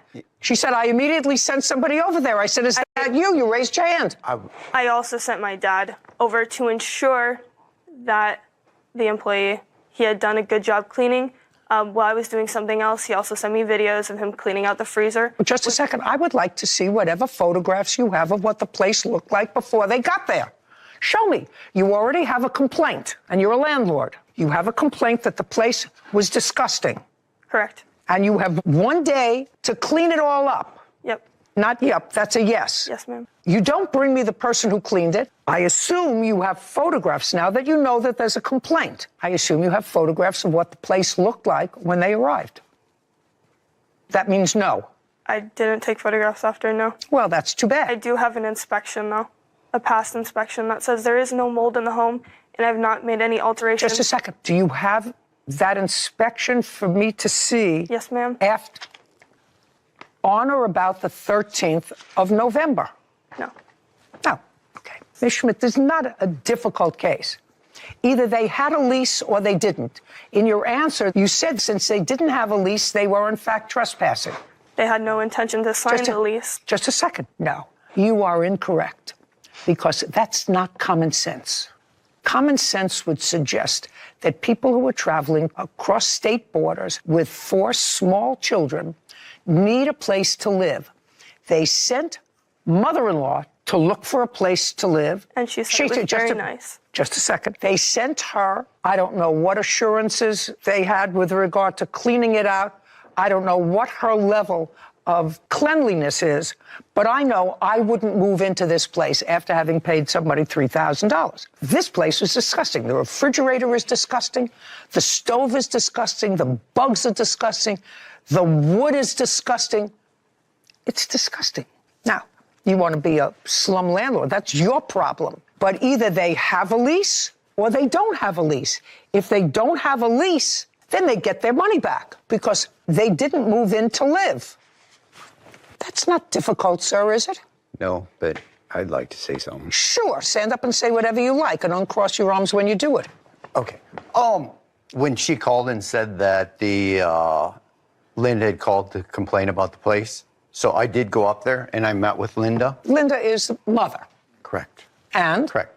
And we talked and we went over what the problems were. And so, as to my knowledge, we agreed on the fix, and I seen to it that we had a couple people come over and clean.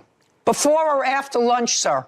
Did you have it cleaned with a couple of people before or after you and a couple of people had lunch? I don't know what lunch has to do with it. I don't know nothing about I know what lunch has to do with it. So you knew there was a problem and you went to the house on the 12th, according to you. They were due there on the 13th and the place was disgusting. You would agree with that? Yeah, I don't agree with the mold because the city of Spring Valley has inspectors that come around and inspect for mold. I'm telling you that the place was disgusting. It was not a place where I moved into dozens of properties in my life, both inexpensive and expensive. The inexpensive ones, when I moved in, were clean. Sure. That's the way when I moved out of a property, I left it. If your daughter wants to be in business for herself, then she's got to learn how to be in business a good way. Sure. Okay? You have to acknowledge she knew that these people were coming across state lines. They were coming across with little children because Linda let you know that. I don't know anything about that. You don't know who was moving in? No, it's not. Did you know who was moving in, Ms. Schmidt? I didn't meet them personally. I met with Linda. That's not what I asked you. Did Linda tell you that her son, her son's partner, and 4 children were moving into the house? Yes. Of course. This is not the way you expect a house to be. Common sense would indicate that you would then, after your father and his crew cleaned it, you would take photographs to show that it was not in this condition anymore. Adriana Alonzio and Tanner Krugel are accusing their former landlord, Faith Schmidt, of renting them an uninhabitable property. Faith is countersuing, claiming the couple owes her for loss of income. Now, I'm coming back to you. Either they have a lease or they don't have a lease. We had a verbal agreement. No, you have to have a lease in order to keep their security deposit. Did you have a lease? You said they had no lease. They were trespassing because you told them to get out. So then they were trespassing. Yes, they were on my property without my permission. Then they get their money back. What is so hard about that? Either they have a lease or they don't have a lease. You can't say they're trespassing on your property because at one point, part of the thing that they're suing about is because you went into the house and you came out with a handgun. Is that right? Correct. Correct. And because you felt as if you needed a handgun to defuse the situation that was developing on the 13th. Whatever it was, they left. They get their security deposit back and their month's rent.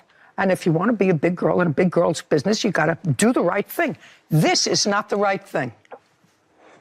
Okay. You want to tell me, Ms. Schmidt, why you felt it necessary? Because I'm going to get rid of that part of your claim very quickly. Why you felt it necessary to come out with a gun on the 13th? So when I went in there in an attempt to resolve the issues that they were complaining about the night of the 13th, I brought the walkthrough paperwork and we were going to fill out a walkthrough with everything that needed to be addressed. Instead of accomplishing that, we were in... Okay, so what room did you go into first? I walked through the back door off the porch into the kitchen. What did they complain about in the kitchen? They complained about the cleaning. What specifically about the cleaning? They complained about the dirt behind the fridge. They complained about the state of the fridge. What was the state of the fridge? There were stains in the back of the fridge that were not coming off with any cleaning. What else? They complained about the stove. And what about the stove? The inside of the stove. That it was filthy? Correct. Okay. And did you see that the inside of the stove was filthy? Not on that day. No. You know, I don't believe... On the 13th, it was not filthy. It was cleaned by Alex. I had cleaned. Those were... the stove and the fridge was very important to me that he cleaned those. We also talked about getting them new appliances because they weren't satisfactory. I was going above and beyond to appease them, and I told them that I would look for new appliances, that I wouldn't be able to provide them overnight, but that I would be looking for them and provide them with new appliances. She has that in text. That she was going to provide new appliances? Yes. Correct. Because the ones that were existing were unsatisfactory. Yeah. They get their security deposit back, $3,000. Your counterclaim is ludicrous. Lost income, damages due to false claims, rent, utilities, and harassment. How did they harass you? She has reported my Facebook account, so I no longer can advertise. So I've had to do alternative routes of advertising. Before, it never cost me anything to advertise. Now I have to pay for advertising through the newspaper. I bought a rental sign. I've done things. What was the harassment? She complained about what happened to her family when they came to this property that they were renting. harassment wasn't the word that I would use. Well, what would you use? She's dragging my name through the mud. She's going to the local bars. I have heard from Just a second. You can't tell me rumors. If you have somebody who can testify that My she dad said can something testify. about what? My dad can testify because his employees are telling him. He that can't tell me what his listen to me. He can't tell me what his employees are telling him. He can tell me if they said something to him. So what? Did you finally find a place to live? No, we have not. Since November? Correct. Where are you staying? Right now, we're staying at my parents' house. We had to move back to Wisconsin, so we are on air mattresses in my parents' family room. Why were you moving? To be closer to his family. Anybody have a job? He had a job, a potential job lined up. In Minnesota? Correct, yes. What kind of work?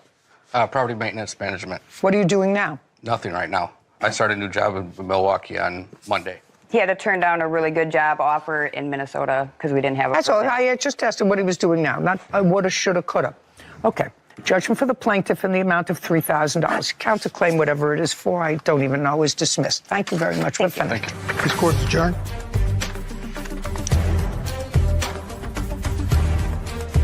I did offer them 3/4 of their deposit back. We wanted it all back. We didn't live there. I put forth my best effort to find them new appliances, to hire someone to do cleaning. I believe I went above and beyond. We had a verbal agreement that the house was going to be in livable condition, and as you can tell by the pictures, it was not livable. Differently in the future, I think instead of hiring someone to clean, I'm probably going to clean myself, and I'm going to take photo evidence and videos of everything. She knew a month ahead of time that we were coming, so it's not like it was sprung onto her the day before like she's trying to claim. I'm not going to go out of my way to give them access to the property before I'm there. I'm going to do the walkthrough and ensure the lease is signed before they have access to the property to avoid us. Being a landlord is not the job for her. You know, I remember moving in somewhere when I was a junior in college, and, you know, they always take advantage of us college students. We'll live anywhere, sleep anywhere, we don't really care. But it wasn't clean when my roommate and I moved in.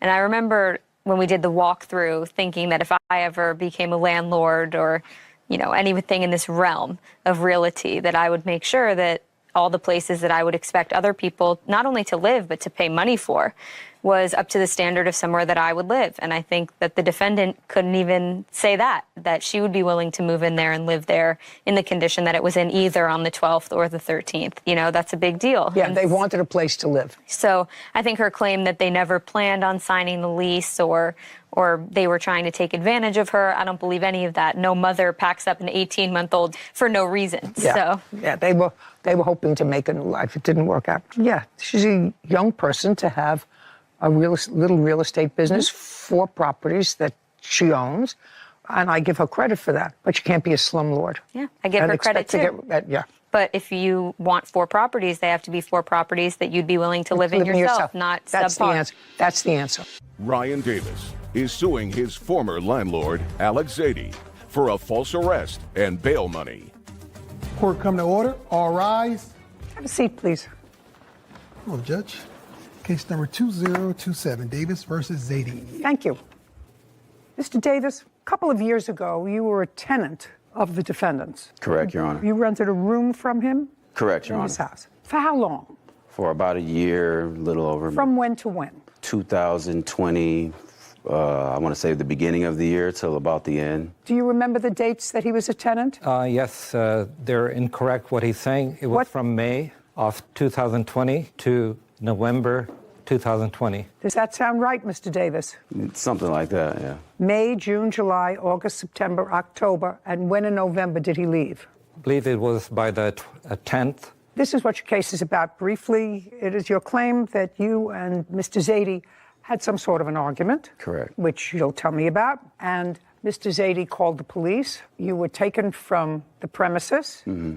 You were arrested, spent the night in jail, bailed yourself out. And this happened in 2020. Correct. In November of 2020. Your lawsuit is for false arrest and actual damages. You had to post bail and for filing a false police report. The reason that you have delayed for 2 years in bringing this case against him is because you say you had another action pending. Correct, Your Honor. What was the nature of the other action that you had pending? It was a speeding issue with the police. Well, it's not a speeding issue with the police. Were you stopped for speeding? Were you arrested for speeding? Yes, I was, Your Honor. You were arrested for speeding? Yeah, and they called it a 2800 VC, if my memory serves me correct. Well, I don't know what that is. It's, I guess, evading. Look into it. In what city and state do you live? Irvine, California. Let me understand this. Very few people are arrested for speeding. You remember what you were arrested for, sir? You weren't arrested for speeding. They called it evading an officer because I didn't pull over right away. So you were evading an officer. Let's try that, Sarah. Evading a police officer in a vehicle. It's vehicle code 2800-1. Yeah, there it is. Okay, what does it say? Prohibits evading an officer in a vehicle, which means willfully fleeing from a police officer when the officer is pursuing the person in a car or on a bike. The offense is a misdemeanor punishable by up to 1 year in jail. Okay, so you had a misdemeanor pending, right? Anything else? No, that was it. Anything else historically? Yes, I did have historical priors and cases and stuff from my past. Yes, I did. Recent past or distant past? Distant past. How distant? Years. I want to say 2004. Okay. Yeah. Don't have to go into 2004. So you had this case pending and you felt that it was inappropriate to bring a civil case against him. Yeah, because I didn't want the cases to intertwine, Your Honor. They weren't going to intertwine. The case that he brought against you was eventually dismissed. Correct. In what month and year was it dismissed? It was dismissed the same month, about 2 weeks after that. Is that right? I believe so. Okay. So let me understand this. He alleged that you assaulted him or threatened him. You were taken into custody. The DA examined the case and decided not to prosecute it. Correct. And that was 2 years ago. Correct. Well, I don't know who gave you advice, sir, or whether you did this on your own, but bringing a civil case against someone for something has no impact whatsoever on a pending criminal case, be it a felony or a misdemeanor. You know, if you were driving in a car and someone hit you in the rear in November of 2020, and you waited 2 years to bring that because you had this evading a police officer action and you thought that that was a valid reason, your case would be dismissed for the hit in the rear and whatever injuries you had, because you're supposed to bring these things in a timely fashion. I understand. 2 years is not a timely fashion. Now that I've suggested that to you, I would like to hear what you say transpired in November 2020, to the best of your recollection. On November the 9th, 2020, me and my former landlord, Alex Adidi over here, we had an argument about a guest that I had over. Okay. You had an argument over the phone or in person? Over the phone. Tell me how that phone call was initiated. He texted me some things and I called him because I wanted to. Okay. He texted you. Do you have a copy of that text? No, I don't have the text. Do you recall what that text said? Yes, I do. Tell me what it said. I told him that he has to get his girlfriend out of the house because she's been coming in every day and night, staying there. Okay. So you said, in effect, I rented you this room, not your girlfriend. Correct. You got to get her out of the house. Yes. Okay. I had you remember her already name? addressed to him just prior. Just a second. You remember her name? Not. What was her name? Twana. Now, when you rented the room in May, just a second. When you rented the room in May and you moved in, did Tawana move in with you? She did not move in with me. So when you rented the room for yourself in May, you rented the room as a single person. Correct, Your Honor. Okay. And when did you bring Tawana into the room? It would be once in a while. No. What month, sir? I don't recall the exact month. What month, sir? It started happening like back in August, every day. It started one day, then every other day, and then it became constant day and night. For how long? For a long, long time, till towards the November when it just went out of proportion. The argument was about having his girlfriend, according to you, practically living there. Right. And you didn't want her there? No. Okay, because you rented a room to a single man who, until the girlfriend started to come in, I assume you didn't have trouble with. Right. So that's what your text message said to him in November. And as a result of that text message, you called him on the phone. I'm just trying to lay out the story. Okay. So you called him on the phone and you said what to him and he said what to you? I don't recall exactly what I said to him, but I remember he told me to tell her, get the out, get out my house, get the out right now. Your girlfriend is a He was saying a bunch of derogatory things over the phone to me and then hung up in my face. I'm working at the time. So when I came back... Did you call your girlfriend? No, I didn't call her. Did you text her? We speak regularly. We're talking all No, the time. then. Yeah, she knew about it. She did. Don't tell me what she knew. I just asked you if you texted her or called her. Yeah, I did. You did. And when you texted or called her, was she in the house? Was she in your room? No, she was gone already at this time. When we were arguing, Just she was... a second. Is that because he told her to leave? No, she was leaving already. She had work to go to. She wasn't living there. She had her own place and job in Lakewood, California.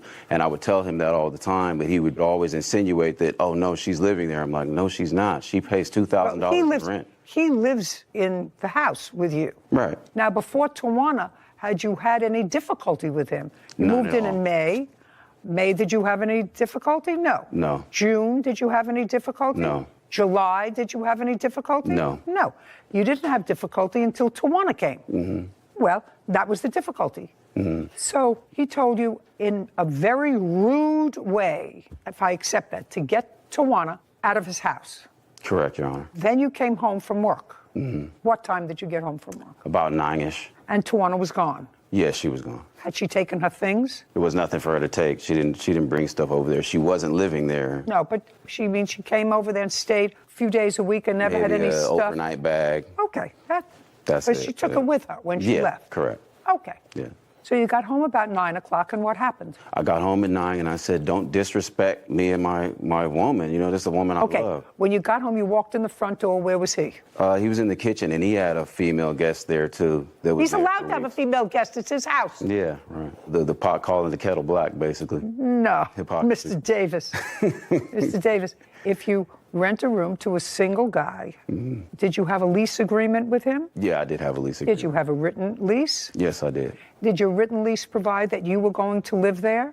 Yes, it did. Just you? Yes. Well, you bring in another person, that's in violation of the lease. That's not in violation of the lease because there was nothing in the lease that said I couldn't have guests. He actually said I could have guests. Guest is one thing. A guest is somebody that doesn't come with an overnight bag regularly. No, he said One I day, could have an overnight 2 days, 3 days, 4 days. That's more than an occasional guest. That's somebody that comes and goes even when you're not there. Because according to you, you contacted Tawana while you were at work and she was at the house. That's false. Well, I thought you contacted her and then you said she left. She took a few things with her, probably just an overnight bag. No, she was not going there when I wasn't there. That's false. Are you saying that she was not in your room when you were not home? When I was not there, no, Yeah. she would not be there. That true? No, he had made a key to her. She would come as she pleased. Did you make her a That's key? false. That's absolutely false. Did you make her a key? No, that's is my absolutely question. false. No, I Do didn't you make her still a key. speak to Tawana? No, I don't. We kind of fell out of touch. If I were to call Tawana and ask her whether or not you made a key, would she tell me she did or she didn't? She would say that I didn't. Didn't. Yeah. Phone number. I have it in my sleep. I don't have her number saved here. I'm not exactly buying the fact that Tawana did not have access to the home even when you weren't there, even if it was just a half hour before you came home from work, sir. You work until 9 o'clock every night? Your Honor, I had this to say about the whole key situation. I gave her my key when I was locked up in jail from his false police report. I gave her my property, and she had my key then to help me get the stuff out of his home. But I never went and made her a copy of a key Did anywhere. she ever use your key other than when you were incarcerated? No. He says she did. Ryan Davis claims his former landlord, Alex Zadie, owes for bail money after Alex had him falsely arrested. Okay, so now you're having this discussion. He's in the kitchen. You come home from work at 9 o'clock, and you went into the kitchen to look for him. Correct. And when you found him, tell me what happened. We had just a brief, maybe 2-minute conversation or argument, discourse about what the things that he said. And I said, you know, don't be disrespectful to my woman and me. And I said, you know, you're a bitch. I called him a bitch. I did. But I never threatened him. No, you harassed said him. you're what? That's it. What does that mean? That's a half a sentence. Well, He was calling him a bitch. You are a bitch. Oh, you were calling him? yes, because he says a these guy. things over the phone. He's a guy. Why did you call him because he says all these things over the phone and he gets real loud and he's a completely different person when he's on the phone than when I'm in his... You think that's gender neutral? Yeah, at this point. Well, there you go. That's why I have you here. Okie dokie. So, okay, so you were going, don't call me that. You called him a name, and then things got heated, and then what happened? No, things didn't get heated. After that, he said, oh, that's how you want to do it? And then I said, if you want to get me evicted, you have to go through it the right way and do it legally and give me a 30-day eviction. No, he must have said to you, I want you out of here because you called me a name. If you said, if you want me evicted, then he had to have said something about getting you out. He didn't really see, I don't remember him mentioning anything about me getting out. I just remember the fact that he called the police to get me out. No, before he called the police. You were still in the kitchen. Do you ever leave the kitchen? Yes, I did. Where did you go? I went to my room. Okay. Before you went to your room, did you hear him on the phone with the police? I did. Before you went to your room? Yes. Okay. And I didn't sit there and listen to his phone call. I took a video and I started recording because I didn't want to be made out to look like the guilty party. And I had it pretty much live streaming the whole time, which was an Instagram video. Can I see it? No, I don't have the video. The police then it deleted doesn't exist. If you don't have it, it doesn't exist for my purpose. Understood. But you had it then? Yeah, I did have it then. You did. And the police came? Yes. And I assume if the police came, you showed them the video. Yeah, I was showing it to them. And despite showing them the video, they took you into custody. Despite showing them the video, they took me into custody. Despite looking at the video, yes, which I haven't seen. They didn't look at the video. They refused to look at it. Well, let's go one step further. You see, Mr. Davis, this is why you bring actions right away, so that not only everybody's memory is fresh, but if I wanted to call a police officer who responded or whatever, that's why you bring an action right away. Yeah, I get what you're saying. So now you're taken into custody and you have a video that is totally, according to you, exculpatory. I don't know the definition. Exculpatory means it says that you were not guilty of anything. Okay. And you appear in court? No, I didn't appear in court. Never? No, never. Well, what happened to the case? The case was thrown out. It was a DA reject because there was insufficient evidence that I did anything to him. And you never showed the district attorney your video? I didn't get a chance to because the video was deleted by the police. The police department deleted your video? Yeah, they did. You are a terrible victim of circumstance, Mr. Davis. Did you ever make a complaint that the police department deleted your video that would be exculpatory? No. Why not? I would if I had. Maybe ignorance of the law, I guess. What? I said maybe ignorance of the law, I guess. Not knowing. When you know better, you do better. No, Mr. Davis. Actually, I mean, sometimes you really don't know what the law is, but you were smart enough, you said, to tell me, because you knew I would say, why wait 2 years, that you didn't want this action to conflict with another action. Well, that's a two-process thinker. I've had something like that happen to me before where I had a criminal case and a civil case pending, and the dates were kind of intertwining and messing, and then about to get in the way of my civil case. So I didn't want to make that same mistake with this case, Your Honor. Okay, so you want to tell me what your version of the events were of November 9th of 2020? Yes, Your Honor. I had gone to Mexico for a business trip meeting, and I had my friend who was visiting from Mexico staying at my place, and at that same time, I had another roommate who was renting the room next to Ryan Davis's room. His name was Dave. I received a call from Dave on November 9 that it's constant sex going on. Okay, so you received a call from the other person living in your house who you were renting a room to. Right. Okay, and then, don't tell me what he said. Can't tell me, that's all hearsay. Well, I've heard prior to all the sexual acts taking place. Listen to me. You personally? Yes. When you were home? Yes. Okay, so you heard what was going on behind his closed doors? Right, day and night. Okay. Like there's no tomorrow. Okay, well, maybe, maybe jealous. Okay. Disrespectful. Shh. Okay, so he was becoming an annoying tenant. Yes. For whatever reason. Yes. Keep going. You sent him a text. He called you. You had heated words. He comes home from work. You're in the kitchen. Yes. He comes into the kitchen and I told him, Ryan, we've gone through this many times before. I've addressed this to you about your girlfriend coming here all the time, day and night, and now she's here every day. What he was doing was sneaking her in late at night, and that's how I will know that she snuck back in. There were times I came home from work, and she was already there when Ryan wasn't even there, so she had the key, obviously. Okay, now let's go to November 9th. November 9th, I confronted him. I said that this is just way too much. My other roommate wants to leave. He cannot take it anymore. And then he said, well, she isn't here. And my... Okay, he said she wasn't here. Keep going. Then he cussed at my friend who was visiting from Mexico. He said, get this bitch out of here. That's not true. Don't interrupt. And, okay. I said, you can talk to her. Okay, let's go. Right. Then he went into his room. He came back. He brought a samurai sword with him. And he flashed at me. I'm going to slice you in half like a butter.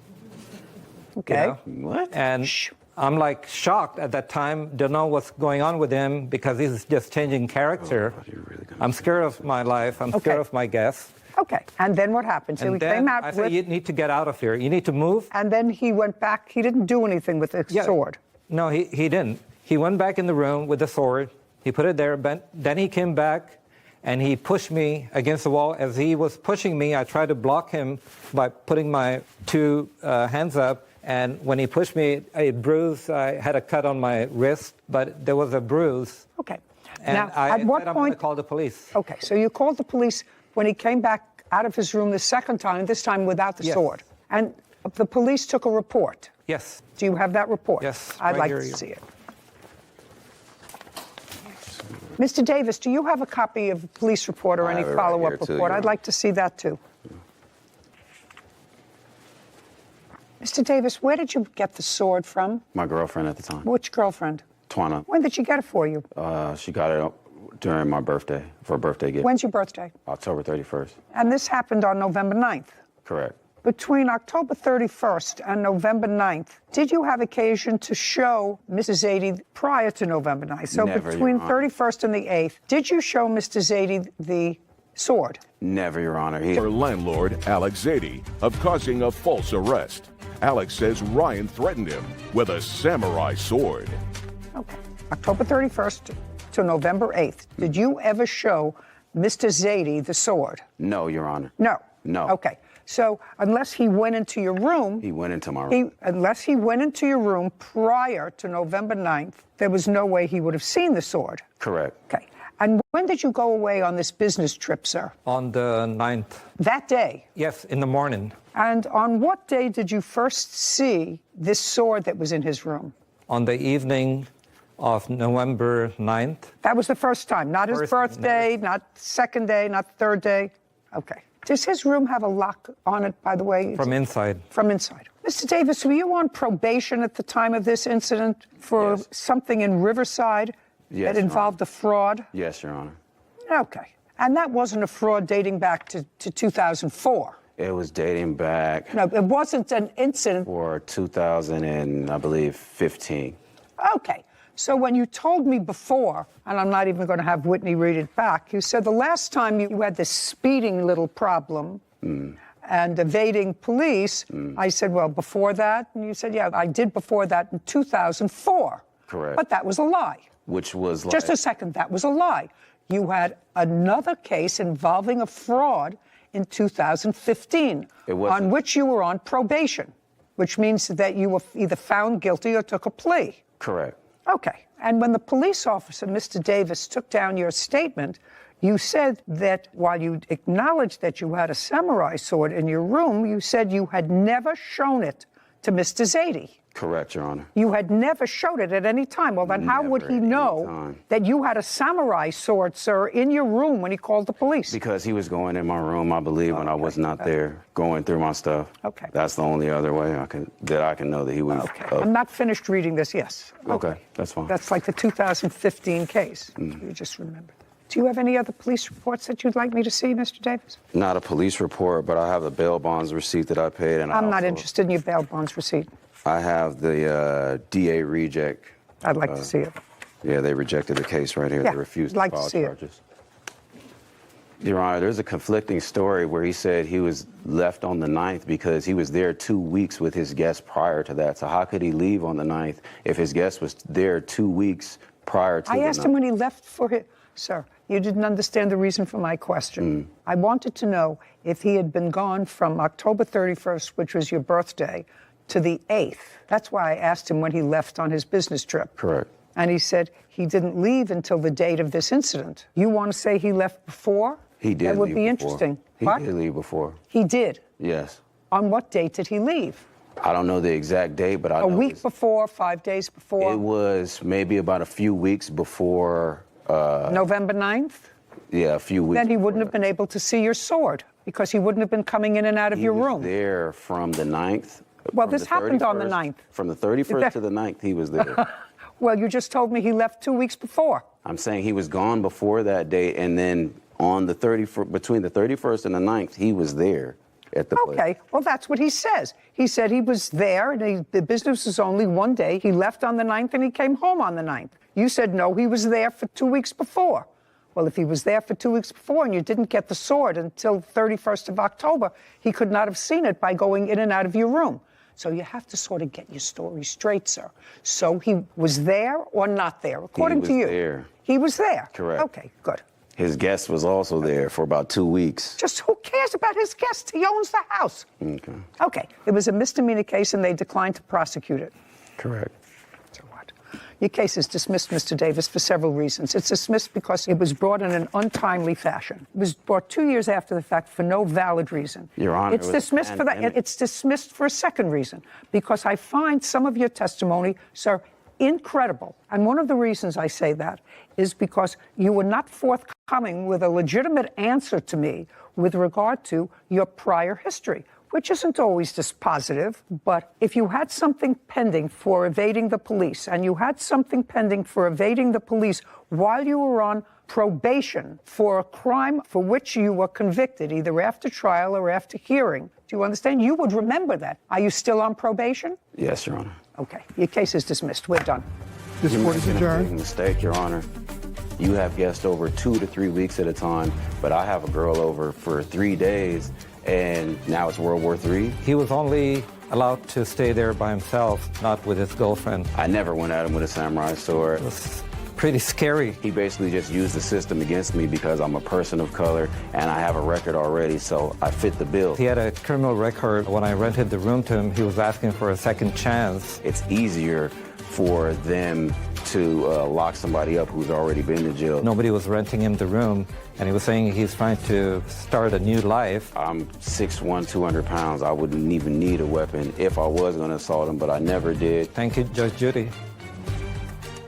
You know, there are so many lessons from this case, I think, Sarah. One of them is there's a reason that the law tells you to bring an action in a timely fashion, right? Many reasons. Many reasons. One is because it's not like an afterthought, you know, and there are reasons for delays. You were in a hospital, you go into the armed forces, but here there was no really legitimate reason for him not bringing this kind of case in a timely fashion. And the other one that's always a good thing to me, what did you think about his credibility?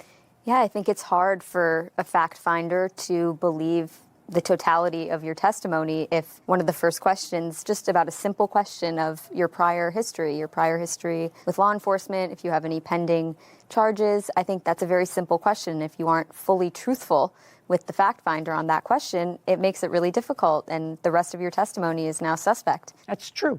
And it's a good lesson, because sometimes you think, well, it's sort of an innocuous question. I don't have to get. But if I, sitting as a juror in a case, see that somebody is fabricating a fact, and they want you to believe them, you know, they're saying it is that I want you to believe my last law enforcement issue was in 2004. Oh, yeah. A long time ago, no run-ins. Right, nothing else, and a speeding. Yeah. Ticket. And it sets the tone in a negative way, and it makes it difficult for the fact finder to find in your favor. I'm glad. So you agreed with that. Suing motorist Rachel Velasquez for property damage.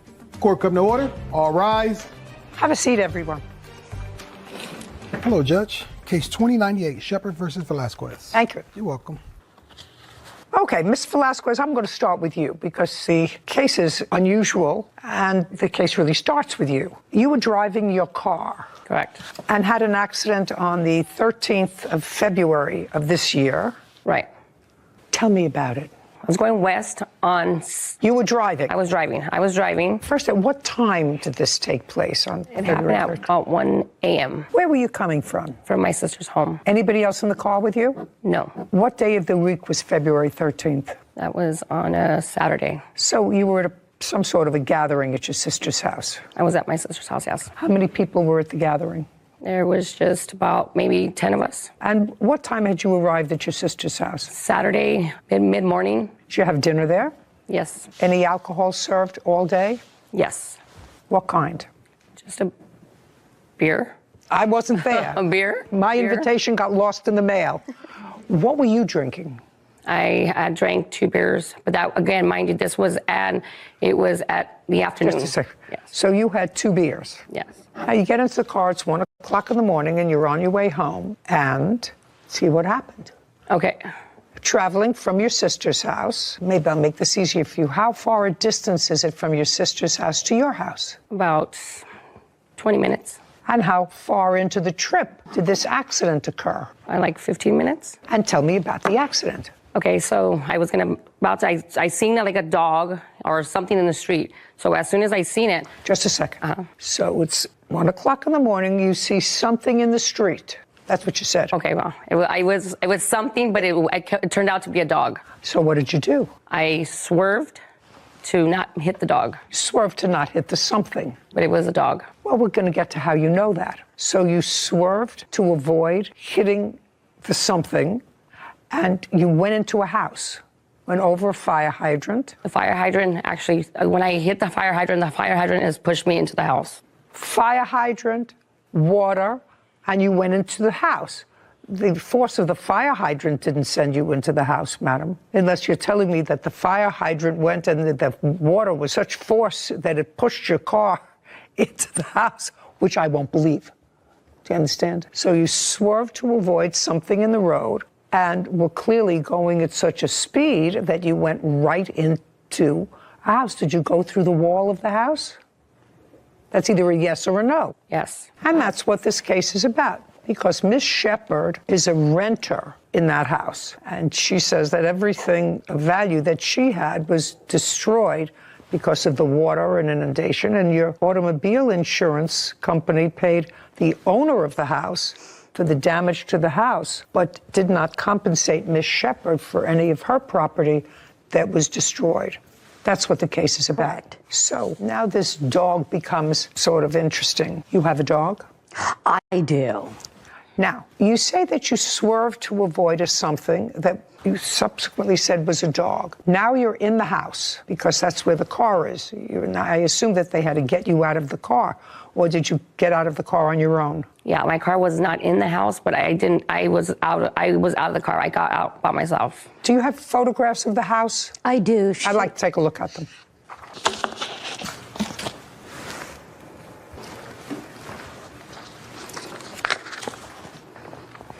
Oh, that's pretty much in the house. Yeah, she went through 2 walls. Yeah. Do you know how much money your insurance company paid out to the homeowner? $5,000. $5,000. Is this your car?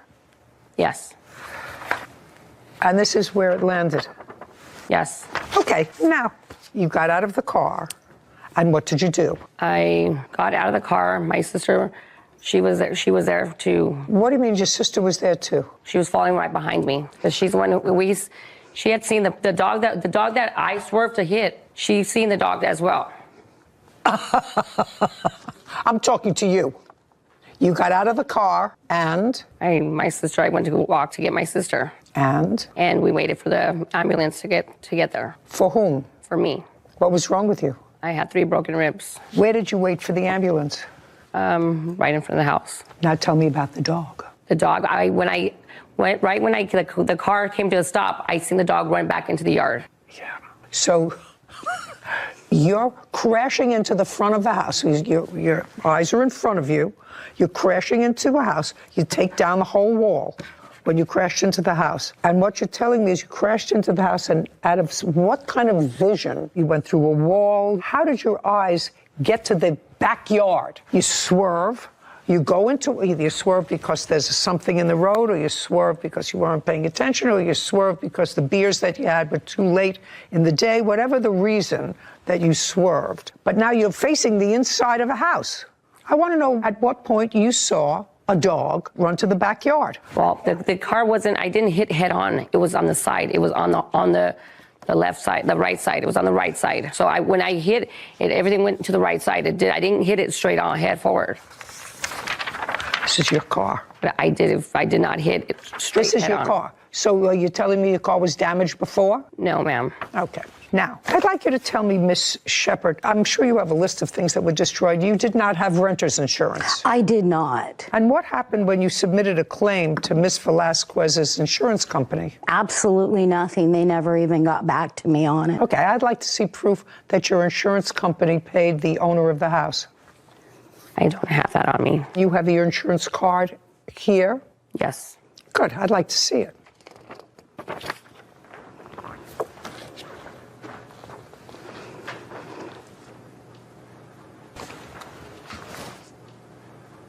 Did you make a claim? I did. I did the day on February 14th. Who owns this car?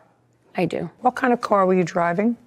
It's a 2017 Honda Accord. Did they pay to have your car fixed? No. Did they cover it at all? You had a $500 deductible for collision. Did they pay for your car? No. You have medical records? No, I didn't bring them. Did the police respond to the location? Yes. Were you given a blood alcohol test or a breathalyzer test at the scene? No. Do you have a police report? I do. I'd like to take a look at it.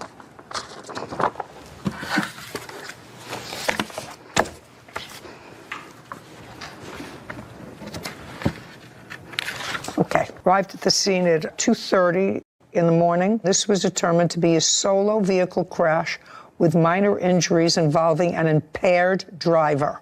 That impaired driver would be you, because she wasn't driving her house. Now, Ms. Velasquez, not good form when the police reports. Do you see the police report? Have you seen the police report? Yes. Okay, so you know the police report found that you were impaired at the time of the accident. It also indicates that the police officer immediately after the accident questioned you on a gurney in the hospital. And that was immediately after this happened. I'm going to read what it says. Party 1, Velasquez, was riding her Honda at 55 miles per hour while under the influence. It says at the time of your statement, Party 1, that's you, states she attempted to turn left because she was heading to her mother's house, but did not recall how she crashed. Certainly don't see anything about a dog here, only an impaired driver. Okay, and then later you told this police officer that you admitted drinking 3 beers early at her home. Police officer said he asked you whether you felt the effects of alcohol drinks, to which you replied yes. The officer conducted a limited number of field sobriety tests at the hospital, which Party 1 failed to perform. Party 1's objective signs and symptoms of intoxication, and you were placed under arrest. No, ma'am. Yeah, I placed Party 1, that's you, under arrest for DUI. Owes for property and water damage after Rachel's car ran over a fire hydrant and crashed into Whitney's home. Something just came through my house. My house exploded. I'm stuck in here. I don't know what's going on. There is a car in my house. Oh my God. They hit the fire hydrant. They went through my house. I no longer have a house. Okay. Did you receive a citation? No, I did not. You didn't? No, ma'am. Really? No. Well, then you want me to assume that when the police officer said that he placed you under arrest, and I can understand why they didn't remove you from the hospital, that you were subsequently given a citation, but you had to receive some sort of citation from the police, madam, unless you have medical records which indicate that the blood that they drew indicated that there was no alcohol in your system, because this police officer determined that you were drunk. And this police report has absolutely nothing about a dog causing the accident. It has you saying, I don't know what caused the accident. Yes. Okay. Ms. Shepard. Yes. The defendant is responsible for the damages done to your property. And so I've seen the extent of this damage done to the house. Were you able to stay in the house subsequent to this crash? No. Where did you go? I got relocated to Corona. I'm renting a room in Corona. And had you been renting the whole house? Yes. Yes. For how long? 10 years. And what was your rent on the house? $7.15 a month. And in the 10 years that you lived there, you accumulated all your stuff? Well, that and time before I lived there, but yes. But for 10 years? For 10 years. Were you yes. able to take any of your furniture? I got 3 pieces of furniture, which included my mattress. That was okay? It was okay. Okay. And I got an armoire that is ruined at the bottom from the water and a dresser that was ruined from the water. The rest of the furniture in the house, did it belong to you? It did. Okay. So you had a table, chairs, eating? Table and chairs, no couch. It was a small house, 457 square feet. What about your clothes? I have not seen my clothes since the day the accident happened. Did the water infiltrate the house as a result of the fire hydrant? Yes. I was trapped in that house for 4.5 hours. Me and my dog were trapped in the house for 4.5 hours. My dog was in bed with me, sleeping. When you left to rent this room, did you take anything with you? Well, the night the accident happened, when I was trapped for 4.5 hours, I was hiding because the fire hydrant was throwing big rocks onto the roof, and I thought the whole house was coming down. But I kept coming out and filling a backpack with things my grandchildren had given me and pictures of my grandchildren. I didn't even think to take clothes or anything out. And you went right there to some place where you were relocated? Or did you Yeah, go to I was a relative's? relocated immediately. It was red tagged, and it took 68 days to get a yellow tag so I could hire a company. Do you know how much the landlord got for the damage on this house? She had insurance, and she's rebuilding right now. So she had her own insurance? She had her own insurance, yeah. Okay, Ms. Velasquez, there's no question in my mind that your mind is fresher at the time of the incident than it is months and months later, when you've had a chance to reflect on why an accident is not your fault. You were questioned by police officers immediately after the incident. You responded, actually, to the police officers and told them what happened and told them that you crashed and you didn't know why. The police officers observed your demeanor. They determined that you were operating a vehicle under the influence of alcohol. I don't know whether you have insurance or not. I don't know whether you had insurance on the date of the incident or not. But by your careless and reckless behavior, you've turned this lady's life upside down. She had a little life in a little house where she had all of her property, and you've turned her life totally upside down. She has nothing. And you're responsible for that. So if you had no insurance or if the insurance disclaimed, that would be your problem. Judgment for the plaintiff in the amount requested, $10,000. We're finished. Thank you. This court is adjourned. I think it was the correct decision, as it really could be the only decision. I remember seeing the dog run through, but yeah, it was an accident. I thought my house exploded, and I was in a house that was going to come down with my dog. Luckily, I didn't hurt anybody. I think anybody who would drink and drive isn't willing to take responsibility for their actions. You know, sometimes you're the windshield and sometimes you're a bug. Sometimes you're both. As in this case. That's really a trick. I have no idea what that insurance is. A lot of fine print, I'm feeling, was probably the issue. Yeah, but I cannot imagine if it was legitimate insurance, and she had legitimate insurance, except that she's got a $10,000 maximum on any sort of collision. So I don't know what it is. I actually feel sorry for that lady, don't you? Me too. Everything in 500 square feet in a home that she's built. But she's comfortable. She was comfortable in that. No, exactly. She has nothing. And I didn't see a whole bunch of remorse there. Nope, me neither. Case number 2033, Broussard Farrell versus Stigney. All parties, please step forward.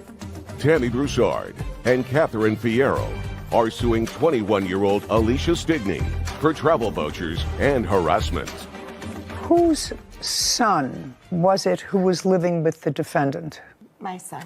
Broad strokes, what I get from this. Is that your son? Yes, ma'am. Your son became involved, according to you, with the defendant. She has one child with your son and one child with someone else. Yes, ma'am. What I gather, there was a time that everybody was happy living together, and I believe it was your brother who was getting married in Las Vegas. Yes, ma'am. And the defendant at that time was put in charge of ordering the plane tickets for everyone to go. But the defendant was told to use someone else's credit card. And who was that? That's Catherine Fierro's. That was Miss Fierro. Yes. Miss Fierro is whom? I am the fiance to her brother. In any event, the wedding did not come off as planned in Las Vegas. Parties did not use the flight tickets that you had booked with someone else's credit card. Correct. And you were given travel vouchers. And that's what they're suing for. They want their travel vouchers.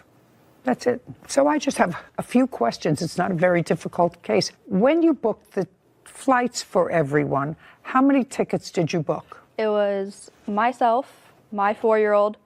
The infant was a lap, so she would not count. And your boyfriend? At the time, yes. Right? Yes. And then it was also Tammy Broussard, her daughter, and that was all. Whose credit card did you pay for those tickets with? It was Kat's. That's you? Yes. And did you pay for those tickets? They were put on my credit card. Yes, they were, Your Honor. Did you, in fact, pay for them, is my question. Yes. I'd like to see proof that you paid for their flights. And if you have the following month's bill as well, did you ever receive a credit for those flights? No, I did not. On I wasn't your aware credit- what happened until I asked the son, the flight, the airline, to send me this. I'd like to see it. There you go. Because it's still on your credit card. Yes. Okay, so you received vouchers, according to this, that totaled little over $1,000. Yes. What did you do with them? I did use them. Just a second. You didn't pay for the tickets. Correct. So my question is, why didn't you turn the vouchers over to the people who actually paid for the tickets? Fierro claimed 21-year-old Alicia Stigney owes for travel vouchers and harassment.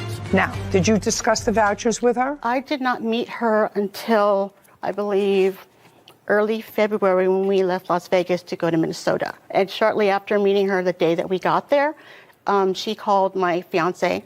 I asked if we could watch the baby. No. But we did have a discussion about it, a slight one. Only a discussion with you. I don't want to hear about any conversation. Well, I did bring it up. Well, I'd like you to tell me what the discussion was. When we came to watch her baby for the first time, she went to show me the baby's room where the diapers were, where the wipes are, and she was running around looking for wipes. And I said, I don't want to seem rude, but you do have the vouchers, correct, for the wedding. They were specifically meant for my wedding. And she said she didn't really have time to talk about it, that she was going out for the weekend to Rochester to go out and have fun with her. So she just left very quickly. Then we watched the baby a second time, and I decided to leave a little bit early to get to the house to watch the baby. And when we arrived, she was out the door. So she did not want to talk about it. That's sort of speculation. Yes. I don't understand what the issue is. She paid for the tickets. You did not, but you used the vouchers. I did. Well, then she's entitled to be compensated for what she paid. Your Honor, she also posted on Facebook trying to sell the tickets. Well, I mean, I don't know. This is not rocket science. Am I missing something here? You booked the tickets but didn't pay for them. Wedding got canceled because of COVID. You got vouchers for what she paid for and you used them without any agreement. What is the issue here? Am I missing something? I don't think so. Would you tell me? Yes. So back last year, I have the agreement. It was sometime, I think June or July. Tammy moved to Minnesota or to Austin. Don't go off on a tangent. Listen to me. Her apartment is in my name because she couldn't put it in her name. Okay. And? So they said, because later in February, Kat had now moved into Tammy's apartment with Tammy that is in my name. Okay. So they, as a thank you, they had said that they did not want the vouchers back, that I could use them. They also said that they were not able to use them before they expired in October of this year. That is not true, Your Honor. What do you mean they said? Those are two people. Yes, Tammy and Kat. I had ran into Kat at Walmart sometime late March, I think it was, after me and the Romaine had broke up. Whatever his name is, Romaine and I broke up. Yes. I'm still trying to figure out why you didn't give her the vouchers when you got them. We were still together, me and Romaine. We were planning on taking a trip this year. What difference does it make? Were you supposed to pay for the tickets to Vegas? No. Was that your agreement, that somebody else was going to pay for them? They agreed that they'd pay for them, yes. Is that right? To come to the wedding, not to go anywhere else, just to come to the wedding, but the wedding was canceled. Yes. Correct. And we did not speak at Walmart about anything about those. what I have here are two charges, one for 320 and one for 538. Is that what you spent on the tickets? Yes. And ma'am, I have something from June 18th on Facebook where she was trying to sell them on Facebook. And I had... I actually, Miss Brisson, don't understand why you're here. I'm here because there's also a harassment. We have a police report regarding that. Okay. As well. Okay, so with regard to your claim, she owes you $858 for the tickets. Yes. So that judgment is taken care of. You can have a seat. Thank you. The other part of the claim is for harassment. Do you want to tell me when this harassment started? I assume it was after your son and the defendant terminated their relationship. And if you indicated that you had a police report, I'd like to look at it. Yes, ma'am. Here is the police report. And actually, the harassment had started. Just one second. As far as this police report you gave me, the only thing that's complained about here, really from your end, initially, was the fact that your son's tax money was put in her bank account by mistake. It was something entirely different because he doesn't have the evidence that he needs with that. I don't care. I'm just telling you what the document is that you handed me as evidence of harassment. And the document that you handed me as evidence of harassment, the focal point of it is last week his tax return got deposited. Alicia withdrew all the money from the account, and this included $1,500 from the tax return and $1,000 that was in the account.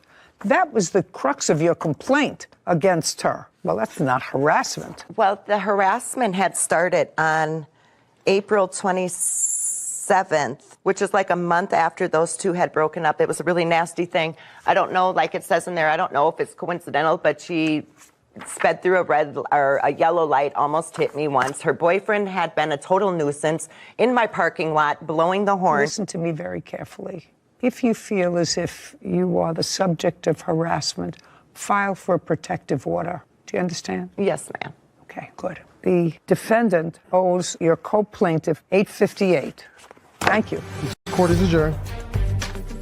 I was very nice to them, and they just disregarded all of that. She's very upset because my son no longer dates her. There was drugs involved where she couldn't get her apartment of her own. I pay my own rent, I pay my own bills. I just have bad credit, and it's not even a drug-related thing. I was nice and put their apartment in my name, and that didn't matter to them. She's a thief. I mean, those tickets were meant for my wedding, and she used them for something else. Doesn't matter if you're nice or not, you give it back. I wish they were all that simple. Yeah, I mean, from reading the papers, I could tell there was some more conflict than I think we got into. But none of that underlying conflict between any of the parties had anything to do with the facts of the case. That she used someone else's credit card, she received a benefit that she did not pay for, and they were entitled. Mary Favre and Jason Stockton are suing Mary's brother, Michael Manry, for medical bills and personal belongings. Court come to order. All rise. Have a seat, please. Hello, Judge. Case 2117, Farr Stockton versus Manry. Thank you, Kevin. Mr. Manry, this is your sister. Correct. And that is her Fiance. And you have a son who is 19. Yes, Your Honor. How many other children do you have? I have 3 altogether. How old? One is almost 30, the other one is 18, and then I got the 19-year-old, which one here. Okay. And your son, who is now 19, is the subject of this case. Who had custody of the children? I got custody of Dakota now. When did you get custody of the children? Only when he was 18 years old. Do you have those papers, sir? Yes, I do. May I see them, please?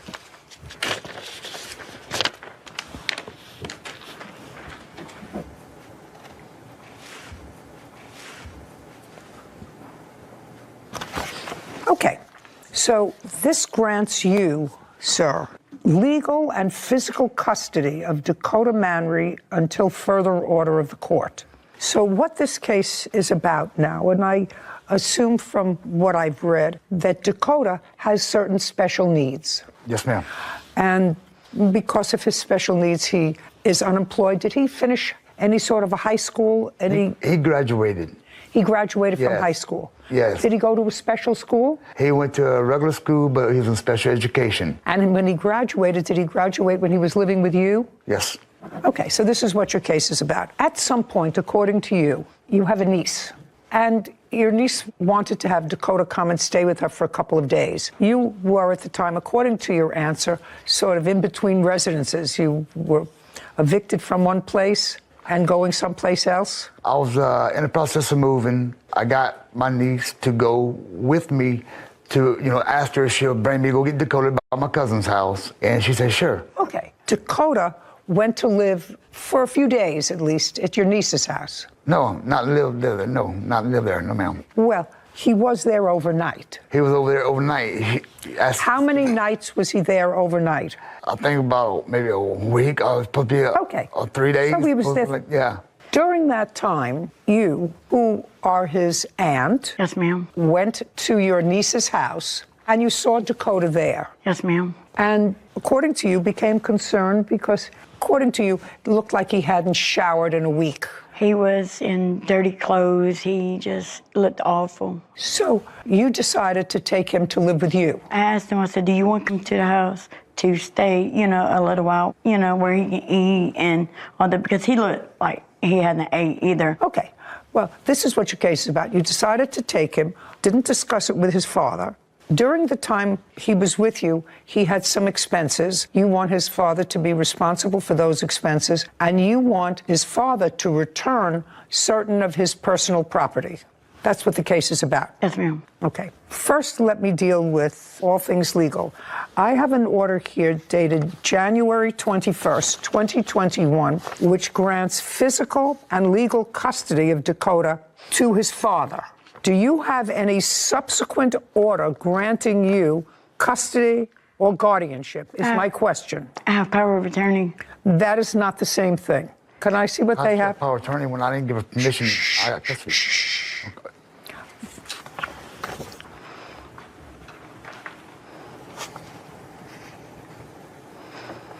Okay, this was signed by Dakota, so he's giving you legal power to act on his behalf. Yes, ma'am. Now, Dakota, by signing this power of attorney, he's saying that I am a whole person, and I give you the right to make medical decisions for me if he can't do them. It's a general power of attorney in case he becomes unable to make decisions on his own.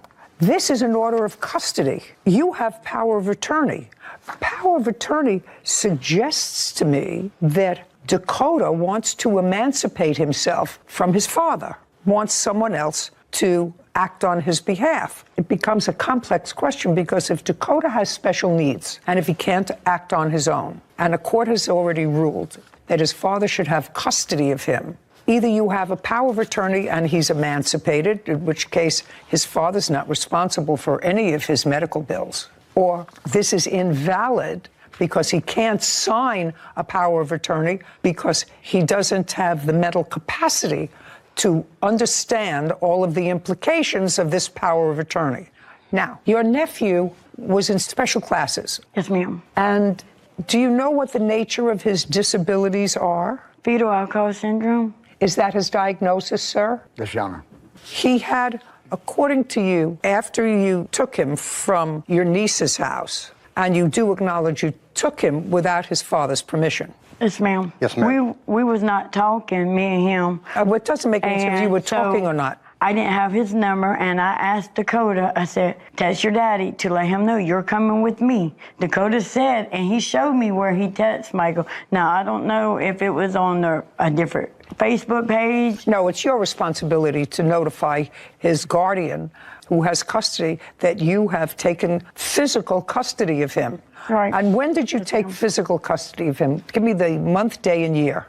May 20th of this year, 2022. Now, while you had physical custody of Dakota, you indicate that he had surgery. Yes, ma'am. And part of what you want Mr. Manry to pay for is the ambulance bill. What kind of surgery did he have?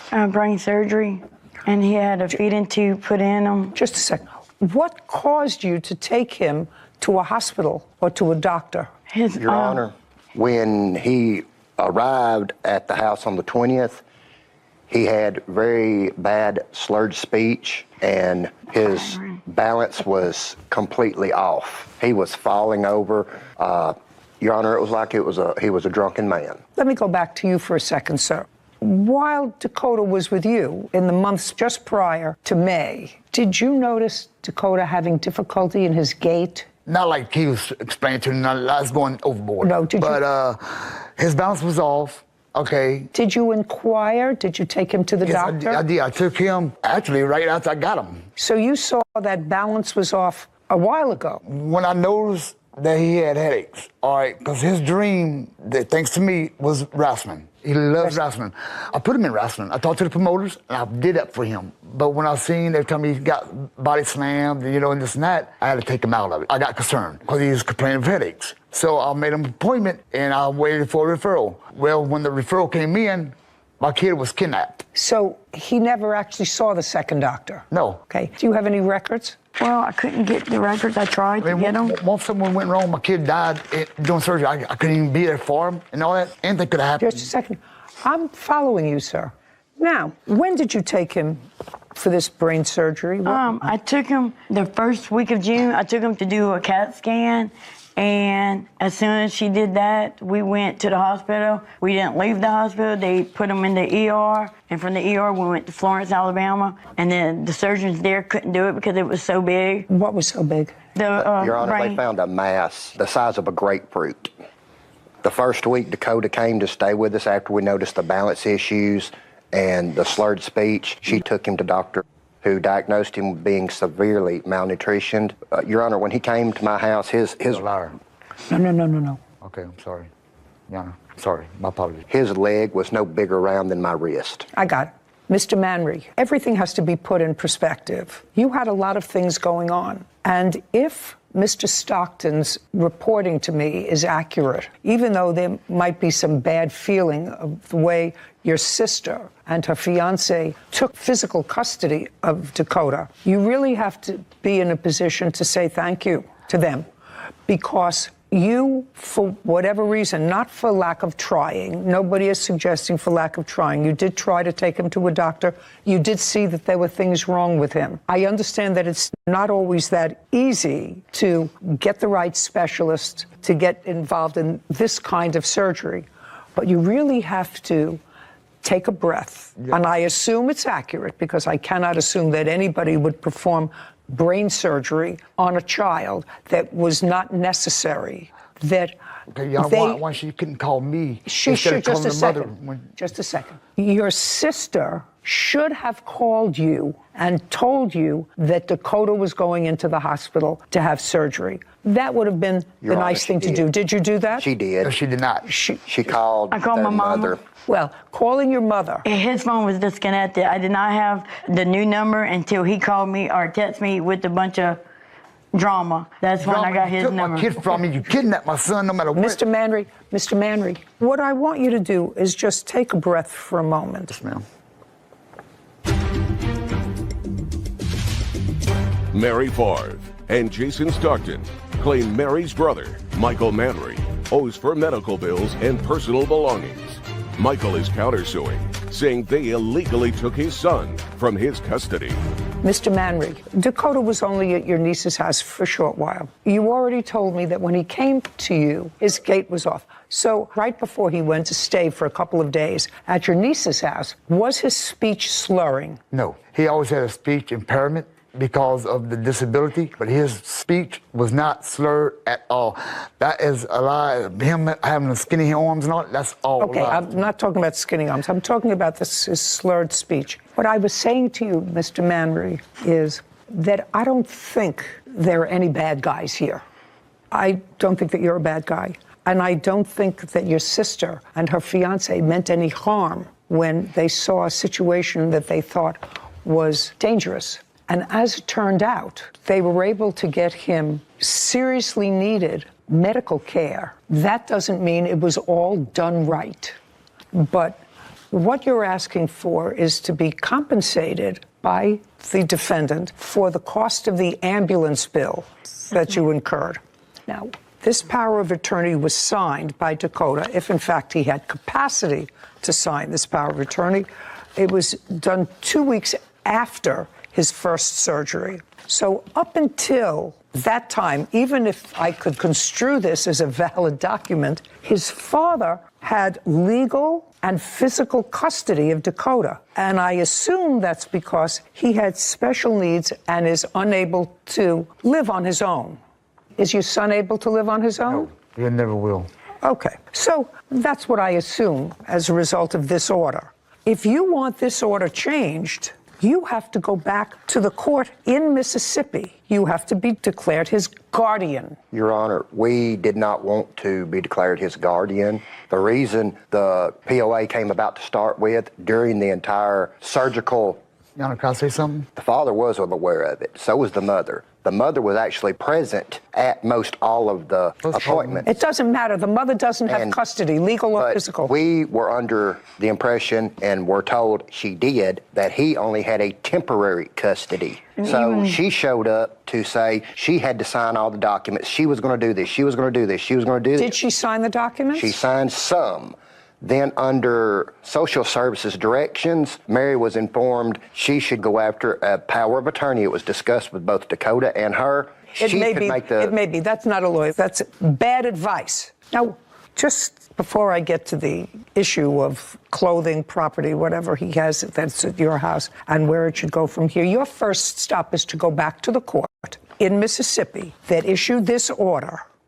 Yes, ma'am. And say to them, I need Dakota's law guardian. He'll be appointed a guardian for himself, independent of you, and they will interview him and they will do certain evaluations of him and determine where it is that he wants to live. But you have to do that in court. You can't do that ad hoc because you relied on his mother's statements that she had the authority to sign off on these things. She did not until this is changed. And if you want to change it, you are free to go in and try. And then Dakota will be interviewed and seen by a psychologist or a psychiatrist, and he'll have a medical evaluation and determine whether or not he is a person who actually requires guardianship. And if he requires guardianship, you can petition for that, and you'll have a trial. This is not that trial.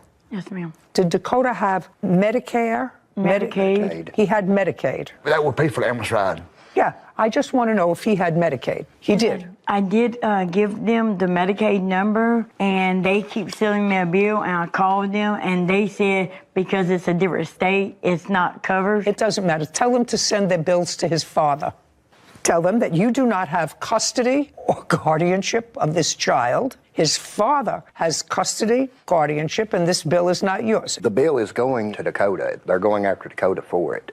His Medicaid didn't pay for it. They may be going after Dakota for it. They will be very smart seeking payment from people who can pay them, which is his parents. Right now, you're not legally responsible to pay for his ambulance bill. The only person who might be legally responsible for it is his father, and that will be up to the ambulance company to do. This is not your responsibility at all. So discount the ambulance bill. Next to Dakota's things, you want property that he has in his father's house. So let me go back to you with regard to my statement to you 4 minutes ago. You have to have this custody order modified. You have to go back to the same court that issued a legal and physical custody order of Dakota to his father and say, we would like guardianship of him. He wants to stay with us. He's 19 years old. He will be interviewed. He'll be analyzed. And if at the end of the day you get guardianship of Dakota, then his father may or may not turn over whatever property he has. Dakota's never worked. So whatever property he has was either purchased or given to him by either his mother or his father or other relatives. A lot of it was his mom that paid for the stuff. I don't know that. No, the bottom line is why all this boils down to, Your Honor. So far, Mr. Manry, you're not losing this case, so I don't know what you're agitated about. You're not losing. You're not losing. What I'm telling the plaintiffs is that if they think that they can provide a more pleasant, stable environment for Dakota, they have the right to petition for guardianship of him. Now, it would be in Dakota's best interest long-term if he were to have contact with both his mother and his father. Contact. I'm not saying live with. Mother, father, and his aunt, and his soon-to-be uncle, as soon as you make up your mind and give her a ring. It's in his best interest. He needs the largest community that he can. I agree. Okay, we're going to stop throwing barbs because that only serves to inflame already raw emotions. Mary Favre and Jason Stockton have accused Mary's brother, Michael Manry, of owing for an ambulance bill. Michael claims Mary and Jason took his son without his permission. What I'm telling you is a very simple procedural thing where you have to go. You can't sue him for the return of Dakota's things unless you have guardianship of Dakota. Understood. Because he already is the subject of a recent order of custody from a court. That's what you have to have. You can take that bill from the ambulance service, put it in an envelope, we'll get you the address, and that's where that goes. That's his father, who is his legal parent under this order. So send that bill to them so you don't have to worry about that bill. As far as his property is concerned, that has to go along with an order of custody or guardianship. And that's something that you should do. But, Mr. Manry, I am not making a decision with regard to his custody or not. What I'm asking you is, until a court reviews whatever orders they're going to make with regard to custody and guardianship, first, I know you may be angry, but they probably saved his life by getting him to the doctor that they did. And if they removed a massive tumor from his brain, you should say, thank you for doing that, because it was a month after he was living with you. Someone else took your son and saved his life. And for that, at least, you have to be grateful. You can be angry. You can be angry that you didn't get it done before. You can be angry that somebody else did it without consulting you. You can be angry at all of those things. But at the same time, you have to feel grateful that it was done. There wasn't no reason they kidnapped my son. Okay. Mr. Manry, you keep going back to the same song. I was worried about You keep going back to the same song. And what I'm saying to you is, their next stop, if Dakota wants to live with them, and he's right now over 19 years old, is to the court who issued the order to modify that order. All I'm saying to you is, I want you to say, I am angry that I wasn't consulted or didn't participate in this massive surgery that your son had. But I'm grateful that it was done, because if it wasn't done, in all probability, he wouldn't be here. You just have to think about that. What I'm telling you is, you have to love your child more than you, at this moment, dislike your sister and her fiance, because they were able to take control of a situation and get your child fixed. So is Dakota, just for my own, is Dakota angry with his father? He's angry that his father won't return any of his wrestling. He is correct. He is a huge wrestling fanatic. Okay. What particularly does he want? He wants his wrestling? He wants his wrestling belts. They have replica belts that were made. He wanted his PlayStation 4 and the wrestling game. PlayStation 4, I'm not interested in that. He wants his wrestling belts. Yes, ma'am. Yana, can I show you something right quick on my phone?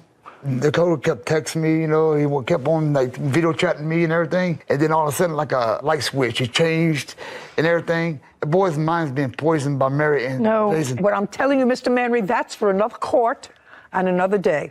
When Dakota has a lawyer, you may have a lawyer to modify this custody order. Right now, he would like his wrestling belts. Oh, I want my son to come home.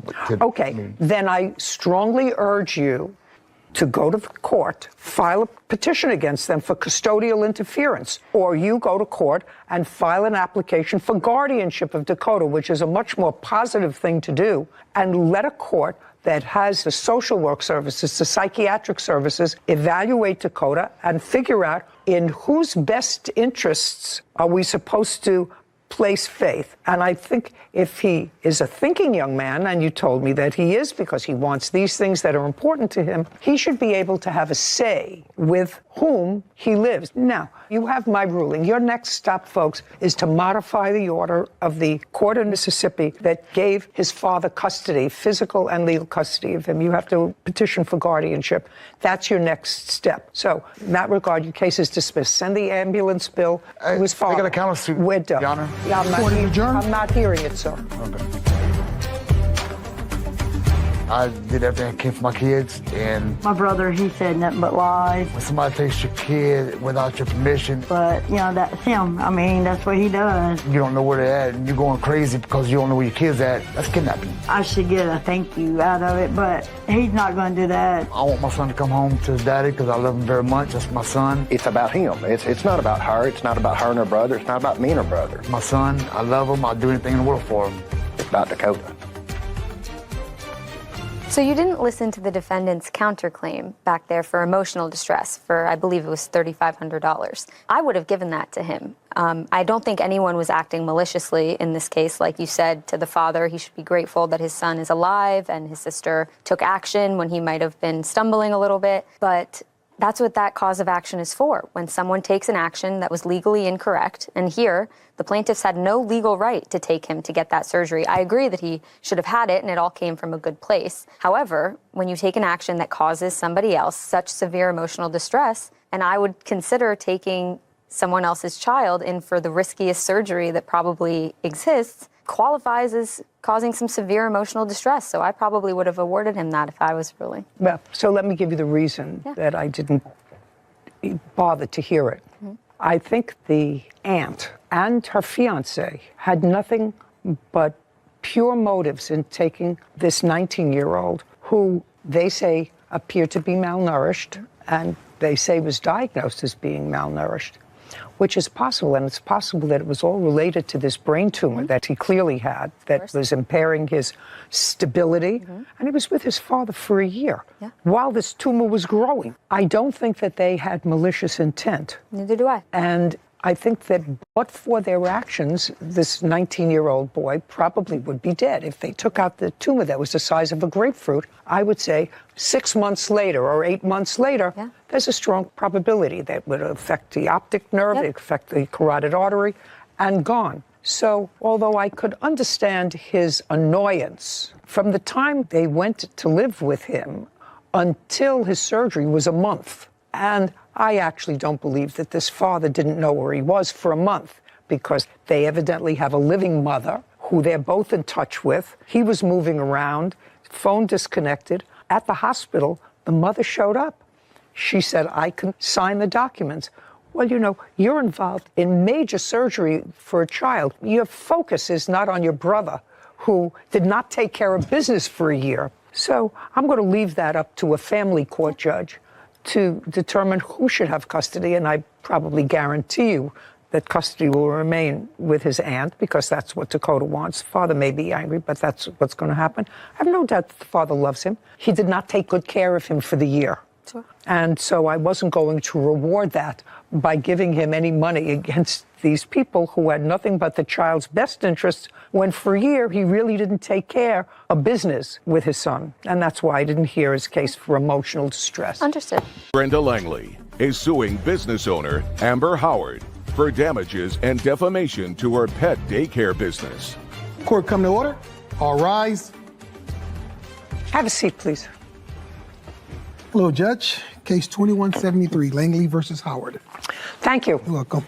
Ms. Langley, your complaint states that you live in a rural area, 13 acres.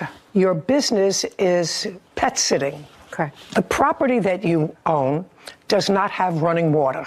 Correct. So all the water for your property has to be trucked in. Yes. The defendant is the owner of? Do you The owner's manage? wife. The same thing. They own a water business where they deliver by truck massive amounts of water, and you had used them for a period of time. Prior to Labor Day of 2021, when this incident occurred, how long have you been using the defendants? Probably about a year. And how often do they deliver water to your property? 4 times a week. Usually 3 times for the pool and once for the house. Okay. And each time they came, was that on a set time during the week? We tried to get a set time, but it varied quite often. Okay. Would they call before they came? No. For the year that you had them, when they came, did you pay them at the time that they came? Yes, I did. Oftentimes we paid in advance. So we paid for the you entire either paid week. in advance or you paid at the time of the delivery? Yes. Did you give them a check or cash? Check. Now let's get to Labor Day 2021.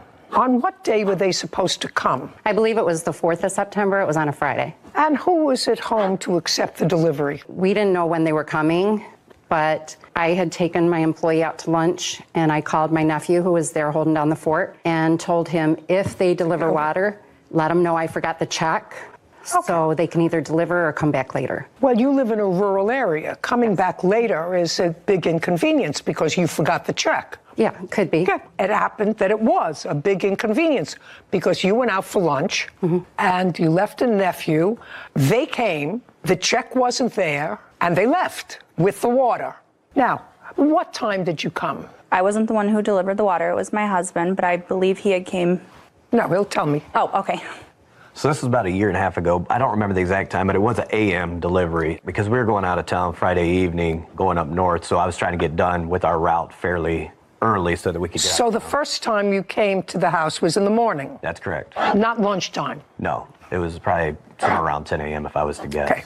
And when you got there that one time, the nephew was there? That's correct. And tell me what happened. Well, the nephew, for starters, is about 12 years old. And the reason why we don't necessarily have a time frame for businesses is because if it's between business hours, when we show up and if they need water, usually that shouldn't be an issue for the business. Don't give me a whole story, sir. The nephew was 12 years old, okay, and he was left in charge of the pets. That's correct. Okay, so the nephew was left in charge of these animals, and when you came, there was no check. What happened? It wasn't even about the money, the reason why I left. The reason why I showed up there is he was talking on the phone, and he said, we are not ready for water right now. He was on his phone? Yes. Where did this conversation take place? Near the pool, the dog pool. And we were actually taking 4,000 gallons. So I brought my big truck. I'd bring 2,000 for the doggy pool and then 2,000 for the house because it was a holiday weekend, so I had to make sure that we got him enough water to last through the holiday weekend. Okay, and I assume that the plaintiff was satisfied with your service because she had continued with your service for over a year. Yes, that's correct. That's according to you. That's according to you. You had been satisfied with their service because if you weren't, you would have found somebody else. But you had been satisfied with their service. According to you, you paid them in advance or on the date of the delivery. On Labor Day, September 4th, you left your 12-year-old nephew there. 12, but... Well, how old is he, 13? He's 15. So what? What's the difference? Okay, well, maybe he's 15 now. Maybe he wasn't in 2021. So the nephew said to you, we're not ready for water delivery now. That's Is correct. that what you're saying? Now, your business have a phone? Correct. Did the plaintiff ever call you and say, I'm home now, I'm sorry, there was a mix-up? No, so what happened, I showed up there, he wasn't ready for water. I told him, I go, that is... What do you have to do to get ready for water? For their purposes, I believe it was to try to use up as much as they can. No, don't tell me what you believe. I want to know what you have to do to get ready for a water delivery. Do you have to open up a spigot? What do you have to do? Okay, so basically they're holding tanks that are in basements or in the ground. So normally nobody even has to be there, 90% of our customers. This particular case, one of their tanks is in a basement, which doesn't have an alarm. So in order to fill their tank up, somebody has to be down there with a radio to radio up to us to know when to shut the water off. Okay, so that would have had to have been the nephew who was between the ages of 12 and 15, would have had to have been in the basement. That's correct. Okay. And when you came onto the property, he said, we're not ready for a water delivery. That's correct. And he would have had to have been in the basement. That's correct. So you left. Yes, correct. What happened next? Your Honor, I told him that it's not that big of a deal. I got a few more stops. I'm going to go do those stops and then I'll come back. And then hopefully you'll be ready and your aunt would be ready for water at that time. So I went and did my 2 stops. So I used up another 4,000 gallons. I filled back up. Went back to their house. At this time, it was probably somewhere around 12. And again, he said, we're still not ready for water. So you went back again at noon? Between 12 and 1, I would say. And the plaintiff wasn't home? That's correct. Again.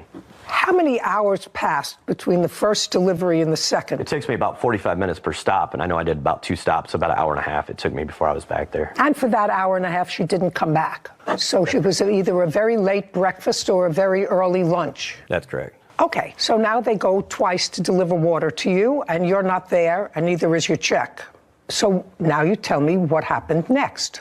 Kyle called me. First, he doesn't have a phone, but we do have a business line. So he called me on the business line and told me that the driver just left. He goes, I don't know where he went. He said, I think Who told? Kyle. Who was that? I'm sorry, he's my nephew. Your nephew called you. What time? Well, our lunch is... You went before lunch because he was there earlier in the morning. We did not go before lunch. We went 12:30 to 2. The dogs always nap 12:30 to 2. Okay. We separated the dogs. How many times did they? And we were how many 5 minutes? How many times did they come to your house to deliver water? According to what I was told, I wasn't there. 2. Well, that's what he says. He came said 3. twice. We haven't gotten to the third yet, but he came twice to your house and you weren't there. Correct. You're supposed to wait for a service. You're supposed to be there ready for the service. That would be on you. That's not on them. That's on you. They came when they were supposed to deliver water, and you weren't there, and you left somebody who was not equipped to deal with the situation in charge. And what happened was you didn't have water potentially over the holiday weekend because they were going away, so you had to scurry to find other water. Correct. That's what this case is about. Business owner Amber Howard defamed her pet daycare business. Amber is countersuing for negative reviews Brenda made toward her business. Okay, so according to you, a year later, you heard something about their business, so you wrote a negative something about their business on the internet. You'll tell me what that is in a moment. And in retaliation for that, they posted a negative comment about your business, alleging something that had to do with the animals. So that's what this case is about. Your use of the internet to make trouble. You, a year later, according to you, only posted one negative review. Is that right? Correct. And that was a year later. Yes. Do you want me to tell you why? Because they take the reviews down. You can't leave it. All I tried right all away. I'm asking you is, I don't want to hear shoulda, woulda, coulda. A year later, you posted a negative review about them. So I'd like to see the review and why you waited a year. You had had a full year of positive service from these people, and the day that you had a problem with them was your fault. I just determined that. It was your fault. Okay. So I want to see what you said about them.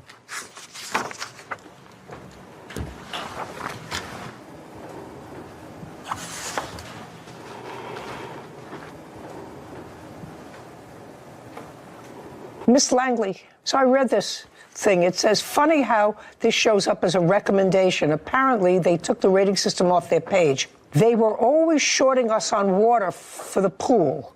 Well, you used them satisfactorily for a year. So I think that that's baloney. We had a couple run-ins over it. Once when I complained, the driver said my nephew told him to stop. What is that about? Once when you complained about what?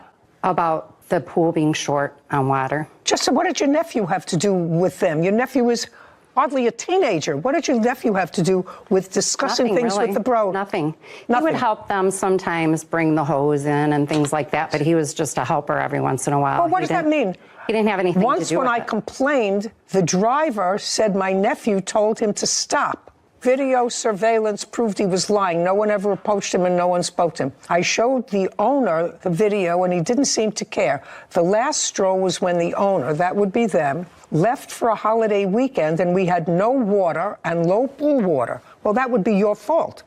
You don't say that here. It just makes it appear as if they left and left you high and dry, but they came at least twice. He's going to tell me a third time, probably, to deliver water, and you weren't there. When my nephew asked if we could pay next week, he got in his truck and left. That's also your fault. If you would have communicated, I could have brought the money. We were 5 minutes away. Just a second. That puts the onus on them. Why weren't you there? This is all on you. This isn't on them. No conversation, no phone call, not even a curse word. I called his wife to find out what happened, and she said they were going out of town for the weekend. And you put in parentheses, too bad. Well, you're allowed to go out. You're allowed to go out for lunch when their delivery is coming without a check, but they're not allowed to go out for Labor Day for the weekend. I immediately called a competitor to bail us out. Thank God he took mercy on us and came out right away. We have had excellent service with the competitor ever since. It could have been catastrophic to try not just to live but run a business with no water over the holiday weekend. You should have been home to get your delivery. And so, can I say something? Sure. I always paid. They knew I was good for the money, and nobody has to be there when they deliver water. We don't watch them deliver water, except for maybe in the house, and Kyle was there to receive it. Just a second. He just told me that one of the water tanks is in the basement. Somebody has to be there in the basement in your house. If your preteen or post-teen nephew was on the telephone, didn't want to be bothered at that moment, that ain't his fault. That's your fault that you left somebody incompetent when you were supposed to get a water delivery. All I'm saying to you is, this is nasty a year later. Nasty. And for no reason. I don't hear a reason why this a year later. You want to tell me? I had heard about some bad business practices, so it got me upset again. So I decided to look and find a way to put a review on. They had taken their reviews off the page. So immediately I wanted to put a review on there, but they have it down as a recommendation. Who cares? So that's when I left. I just still don't understand why a year later you stir this up. So for a year, you were getting water from a competitor. You cut off their system. They seem to be still surviving. You're still in business? Yes. Yeah. They're in business without you. You're in business without them. Right. Okay. So this is nasty. Okay. Now, as a result of being nasty, they wrote a review about you, which is why you're here. Yes. About your business. Yes. May I see that review? About her statement saying that she only gave us one bad review. We have proof that we have multiple bad reviews, not just the one, over that course of a year and a half. May I see, and I'd like to see them. Did you write more than one negative review? Okay, I'm going to take a look at them. That's what I posted. Oh, I'm sorry, this is what I posted right here. I gave you the wrong copy. Oh, well, this is a different one where you say last water hauler suggested we had to kiss whatever, or they would not show. They rarely answered a call or a text in a timely manner. I was even late to a party posted at my home. I had zero water and couldn't shower, couldn't get in touch with anybody. The last straw was Friday. They dropped us on a holiday weekend and said that they would see us on Tuesday. I don't think that was a review, Your Honor. Was this not a review? I don't believe so. No, it wasn't a review. It was a comment. Yep. It was a comment. Mm-hmm. It was still out there, alive, out there. Linda Langley has accused business owner Amber Howard of defaming her pet daycare business. Amber claims Brenda created negative reviews a year after their dispute ended. I'm looking to see what you posted about her. He's got it. You go, Judge.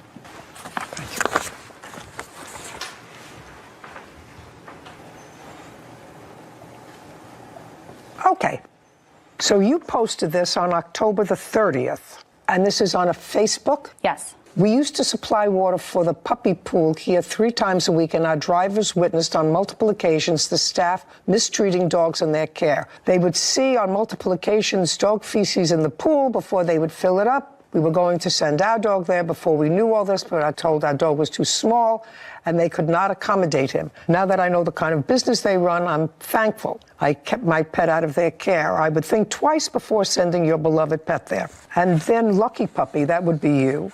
Funny, I just gave you a poor review on your page. The difference is our review was true. Your review is defamation of character. You can remove your untrue statements or you can be sued. Your choice. So now I'm going to ask you sort of the same question. The incident happened on Labor Day of 2021. October 30th, and that would be of 2022? Correct. So between the time that they ceased to be customers of yours and a year later, what happened that caused you to write this negative review? So as you can see in the evidence I gave you, she all the time was just saying negative things about our business. We never had said anything about so it her was, business. just a second. So the answer was, it was tit for tat. Correct. It was tit for tat. She was writing negative reviews about your business. Mm-hmm. So you wrote, which I just determined were untrue. So you wrote a negative review about her business. Correct. A year later. I mean, if you were really concerned about the pets, you would have written it immediately. So it was really a tit for tat. You Correct. got tired? She wrote that review on my page, so I decided to write a true review about her page. Perfect. So did I get that all right? Good. A pox on both your houses. May I say something, please? Sure. So what she accused us of is illegal. Just a second. We have to keep sanitary conditions, and we have Just a second. How do I know that one of their drivers didn't report seeing feces in the pool? How do I know that? I've been there before and asked them why they didn't need water that currently week, that they're going to need it, the 2,000 gallons on Wednesday like they normally do. And he said, we just had to get the dogs out just because we realized there was feces in there. They said it happens a few times a year. So it was not a statement. Whatever. It's their business, madam. Just like this is your business. If you run a dirty place, I don't know. That's the whole thing. Just a second. My statements were true. Theirs were untrue. Well, they don't run an irresponsible business. In your reviews, you're suggesting that they are irresponsible and also thieves, because in one of your reviews, you say they were shorting us on water. Yes, they were. That's what you say. And you said it not only a year later, you said it during the course of the year. And it was their business. Their business is as important to them as yours is to you. So if you're going to weaponize these reviews, then you both deserve what you got. You're not supposed to do that. If you were legitimately concerned about the dogs, you would have reported it right away. What this was tit for tat, so you deserve each other. Claim and counterclaim are dismissed. Goodbye. This court is adjourned. My thing was that they accused us of breaking the law, and it was totally untrue. My statements were true. Whether they were in the wrong or not, they were true statements, and hers were complete fabrication. I mean, we had been dealing with it for about a year and a half, so I was just really shocked when I received the paperwork in the mail, since I did delete the review, since she did threaten to sue me, so I did delete it. Look at reviews, and if you can't find them, go somewhere else. I wanted both of us to be successful businesses, because we live in a small community, and our businesses do not, we're not in direct competition with each other, so I wish her well, and I would hope she would wish our business well. People like me just learn to look at a restaurant and see what the reviews are. And you sort of assume that people of goodwill, if they're going to post something that's negative, it's because they had a negative experience. And I think it's such a shame that it's become a way to weaponize legitimate reviews where the plaintiff in this case, had absolutely no clue that the problem on Labor Day was her fault. Yeah.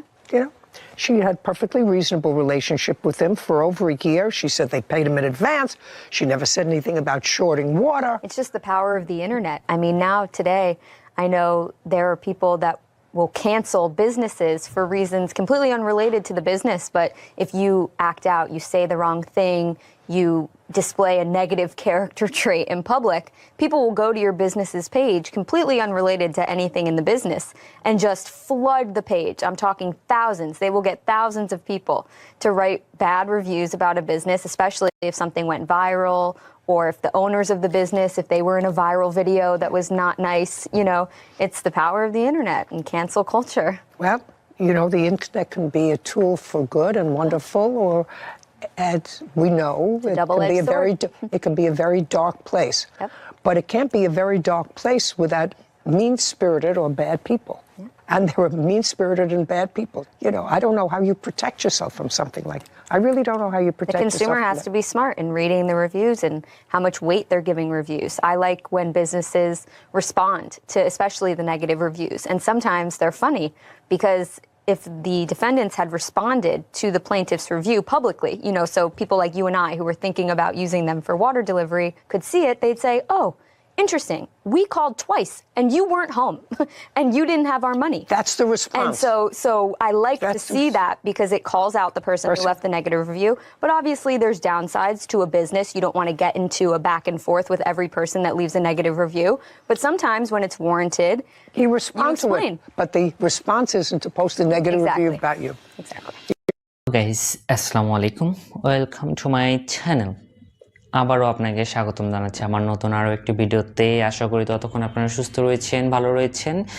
আর আপনার সঙ্গে কথা বলতে না পারলেই যেমন দিনটা অচেতন হয়ে যায়, অবহেলিত হয়ে যায়, কেমন জানি লেগে যায়।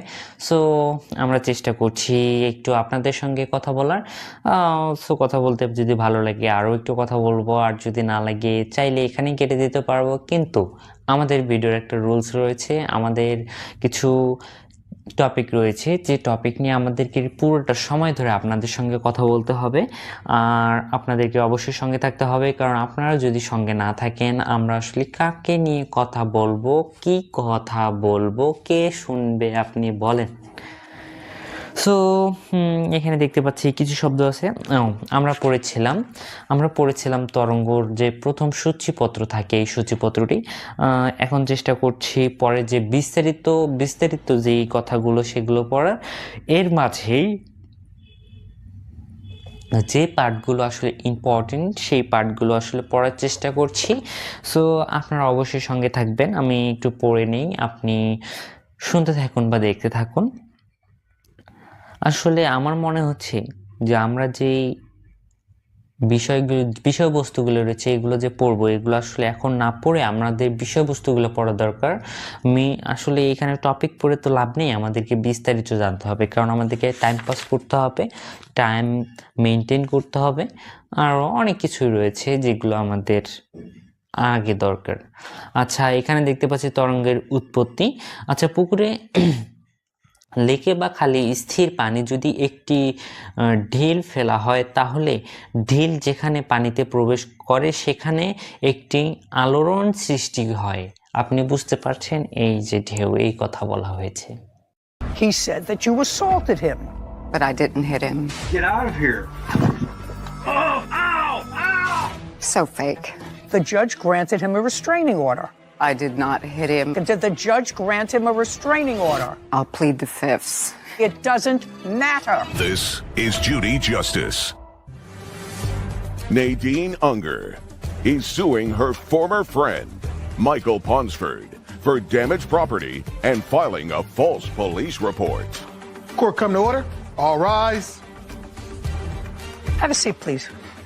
Judge, case 3166, Unger versus Ponsford. Thank you. You're welcome. Ms. Unger, your cause of action against the defendant has a couple of parts.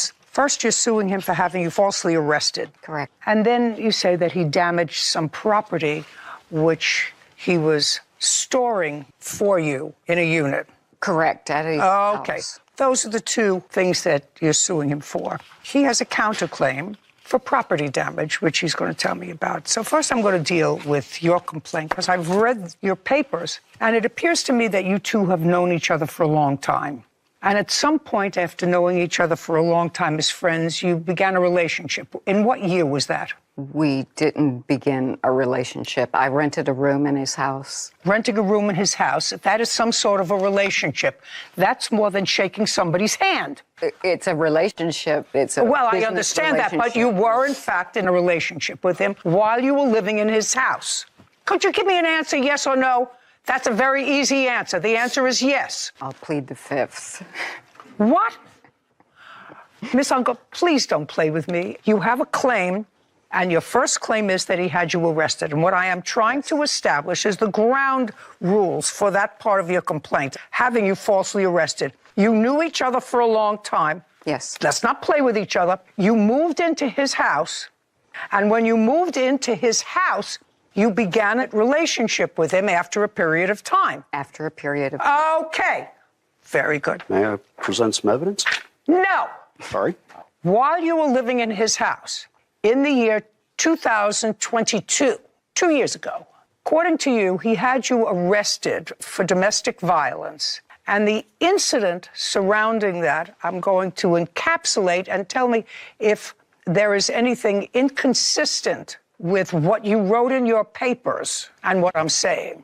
Okay. On this date in 2022, you took his phone. You took his phone to make a call, and you went into another room in the house. No. He gave me his phone. I asked if I could use it. He gave me the phone, and I went into his shop. That's exactly what I said. In the shop. It's not in the house. And I locked the door of his office so I could Madam, use the phone. it's all pretty irrelevant to me, because what I read, what he says happened, what you say happened, two different things, but putting it all together, you took his phone, you went into a room, you locked the door, and according to him, he tried to get into the door, and he wanted his phone because you were looking through his phone, and when he finally got into the door with a key, Is that right, sir? Because it was his house. He said that you assaulted him. You left the house subsequent to that. According to you, on that day, you went out to a movie and you went for something to eat and then you went home. That's what it says here. And you went home, and when you got home, the police were there and they arrested you for assault. I was arrested for assault. I did not hit him. Just a second. You were arrested for assault. Yes. That's what we're talking about. And you were taken to jail. And you were in jail for how many days? 7 days. But I didn't hit him. Just a second. We're getting to why it doesn't matter, Miss Unger. We're getting to why it doesn't matter. If I hit him or not? Yes, we're getting matter? to why it doesn't matter. So you went to jail for 7 days. And when you got out of jail, you contacted the defendant and went back. No, I couldn't. And you went. There was a restraining order. Back to the house. No. Are you telling me that after this alleged assault, you and the defendant, I've read your papers, you and the defendant did not go back to having a relationship for a period of time? No, never. After she was released from jail, we made arrangements for Nadine to get her belongings. Is that what happened? Correct. Shortly after that, she came to me and apologized and wanted to rekindle things. No. She told me how overwhelmed she was, and her outburst was a one-time thing. She never officially moved back in, but she stayed at my house most nights. Are you telling me that that is not true? That is not true. Did you ever stay at his house after you got... Careful what you tell me. Did you ever stay at his house after you were released from jail? No. Have any proof that you did? That would be anything after September 18th, 2022. I have the... No, just a second. Don't speak. Just look. Well, these... Don't speak. I'm resting. Just fine.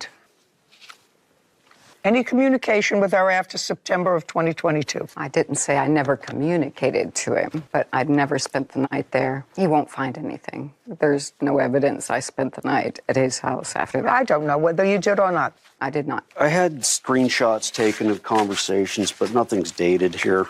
Okay. There's no proof because it never happened. I'm not so sure, Miss Unger, because I don't think that you were actually totally honest with me. In any event, he filed a restraining order against you, a temporary restraining order, according to what you said, and the restraining order was granted. Yes. Was it granted after a trial? A hearing.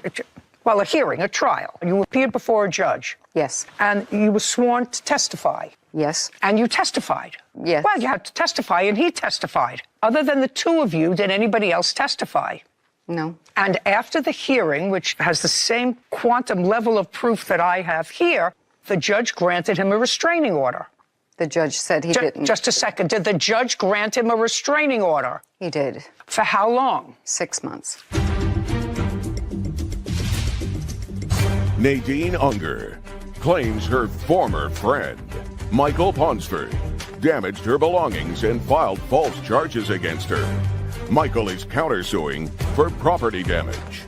Okay, I can't here, nor will I, overrule that judge's opinion about whether or not he was entitled to a restraining order. And his restraining order was based upon the events that took place in 2022, correct? Yes. Just that event. That was the only kerfuffle that the two of you had, I assume. No. It's the only time you were arrested. Correct. Okay. Well, the judge has already ruled on that, so I'm not considering that. It's not part of your case anymore. It's already been adjudicated. I have the arrest report. Have what? The arrest report where she was arrested. Does it take her statement as to what happened? No. It states that... Shh, don't tell me what it states, then I can read it. Your Honor, I counted 32 lies in that statement to police, the arrest report. Mm-hmm. Police report indicates that you had a relationship with him for 2 years. No. Not true.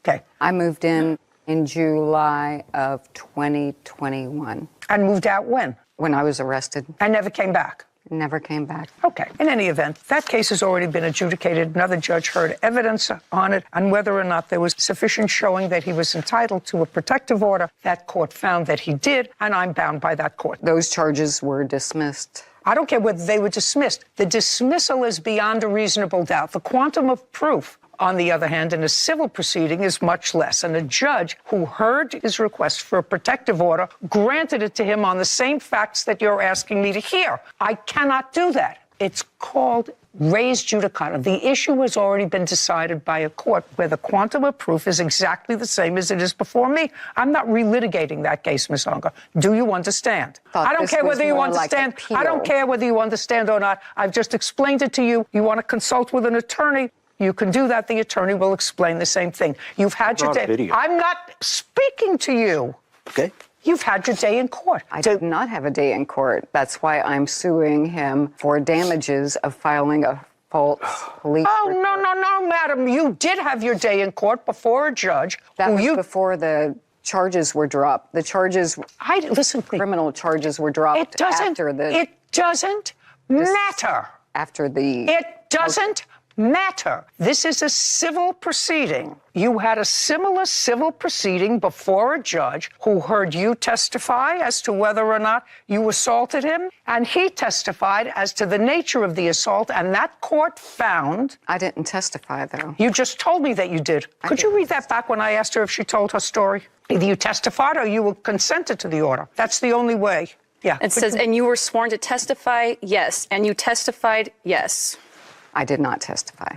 So when you told me you testified, you were lying to me. It was a long time ago. I did not. It was a long time ago. Too long ago for me, too. There was a final order of protection granted for 6 months. That case is finished. Now let's talk about your property. I brought a video of the assault when she hit me in the office. I'd like to see that, by the way, just for giggles.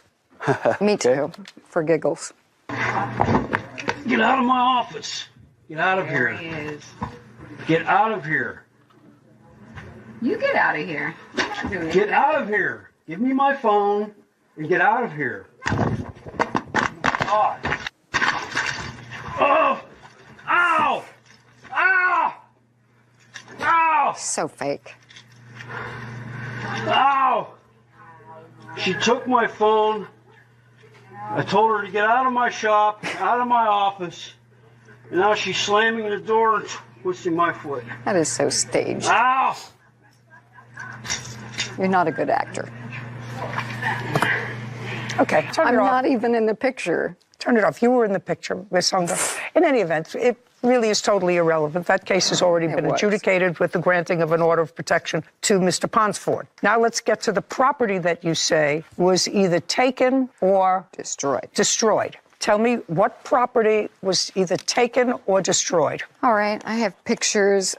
There were 6 vending massage chairs. Just 6 vending? Commercial massage chairs. And where were they? They were in my storage unit that we brought to his house on August 29th. Of what year? 2022. We're now in 2024. Yes, I had no resources. I had no money when I got out of jail. I had no money, I had no car, and what? And you have no case. We're finished. Your property's abandoned. If you left property, it's abandoned. It's done. I couldn't go back. This is 2024. You couldn't go back. You had an order of protection that was for how long? 6 months. 6 months. We're 2 years later. And I'm telling you, you have no case. He says you're a goodbye. So you're a goodbye. I have a counterclaim. I want to know if it's as ridiculous as her claim. Your counterclaim is from what year? 2022, Your Honor. 2022. Pay careful attention to me. Have you been incarcerated since 2022? No, ma'am. Have you been hospitalized for more than a week since 2022? No, Your Honor. Where have you been since 2022? Living and working at my home. Very good. Then you should have brought your counterclaim, which you could have acted as a claim, in 2022, correct? Just answer my question. That's why courts say you have to act within a period of time that's reasonable. 2 years is not reasonable. I say that to her with regard to the property she's fetching about, and I say the same to you. You have a problem with her damaging your property. You should have brought an action 2 years ago. I dwelled on it for a while. Well, dwell on my dismissal for a while. This case is over. This court is adjourned. Well, I planned on having a case for 2 years, putting it together, and, didn't get a chance. This case was a great display of timeliness and why it matters, especially in courts. I think 2 years is a long time to wake up every single day and you still have the property damage every single day. And then you don't decide until one morning, maybe I should sue for that. and it takes up court's time. And not to say it's not important, but if it was that important to you, you would have sued in a timely, as you said, to the reasonable person, which in this case is you. Well, it's unreasonable. You're putting the defendant in a position of having to respond to a cause of action without any specificity. And that's unreasonable. Yeah. Okay, good. Case 3156, David versus McClain. All parties, please come forward. Verona Davis is suing her son's friend, Leonard McClain, for a refund of catering services for her birthday party. All right, Ms. Davis, you were planning a birthday party. Yes. You were planning, and it was a big birthday party, and you hired the defendant to prepare the food for the party. Correct. And it is your claim in this lawsuit that he served bad food. Correct. Verona Davis claims her son's friend, Leonard McClain, owes for a refund of catering services after he served cold food during her 70th birthday party. Okay, so the birthday party was when? December the 16th, 2023. How many people were there? Approximately 60, 70 people. Well, I need to know how many. 70 people. So 70 people were being fed? Yes. And he charged you $1,800? That's correct. Or $25 a person? Correct. Correct? No. How much did you charge her? $1,900. Did she pay you the $1,900? No, she paid $1,800. So stay with it. $25 a person. Okay. And how many courses was he supposed to serve? It was courses of fried chicken, baked chicken, codfish, roast beef, meatballs, tossed salad, potato salad, string beans. Okay, that's a lot of food for $25 a person. Okay, and you had your birthday party, and you claimed that the food was bad. The fried chicken was not well cooked. Is that correct? That's correct, Your Honor. The baked chicken? The baked chicken was not well cooked either. What about the roast beef? The roast beef was raw. Do you have any photographs for me? Yes, I do, ma'am. I'd like to see the photographs of the food that you're talking about.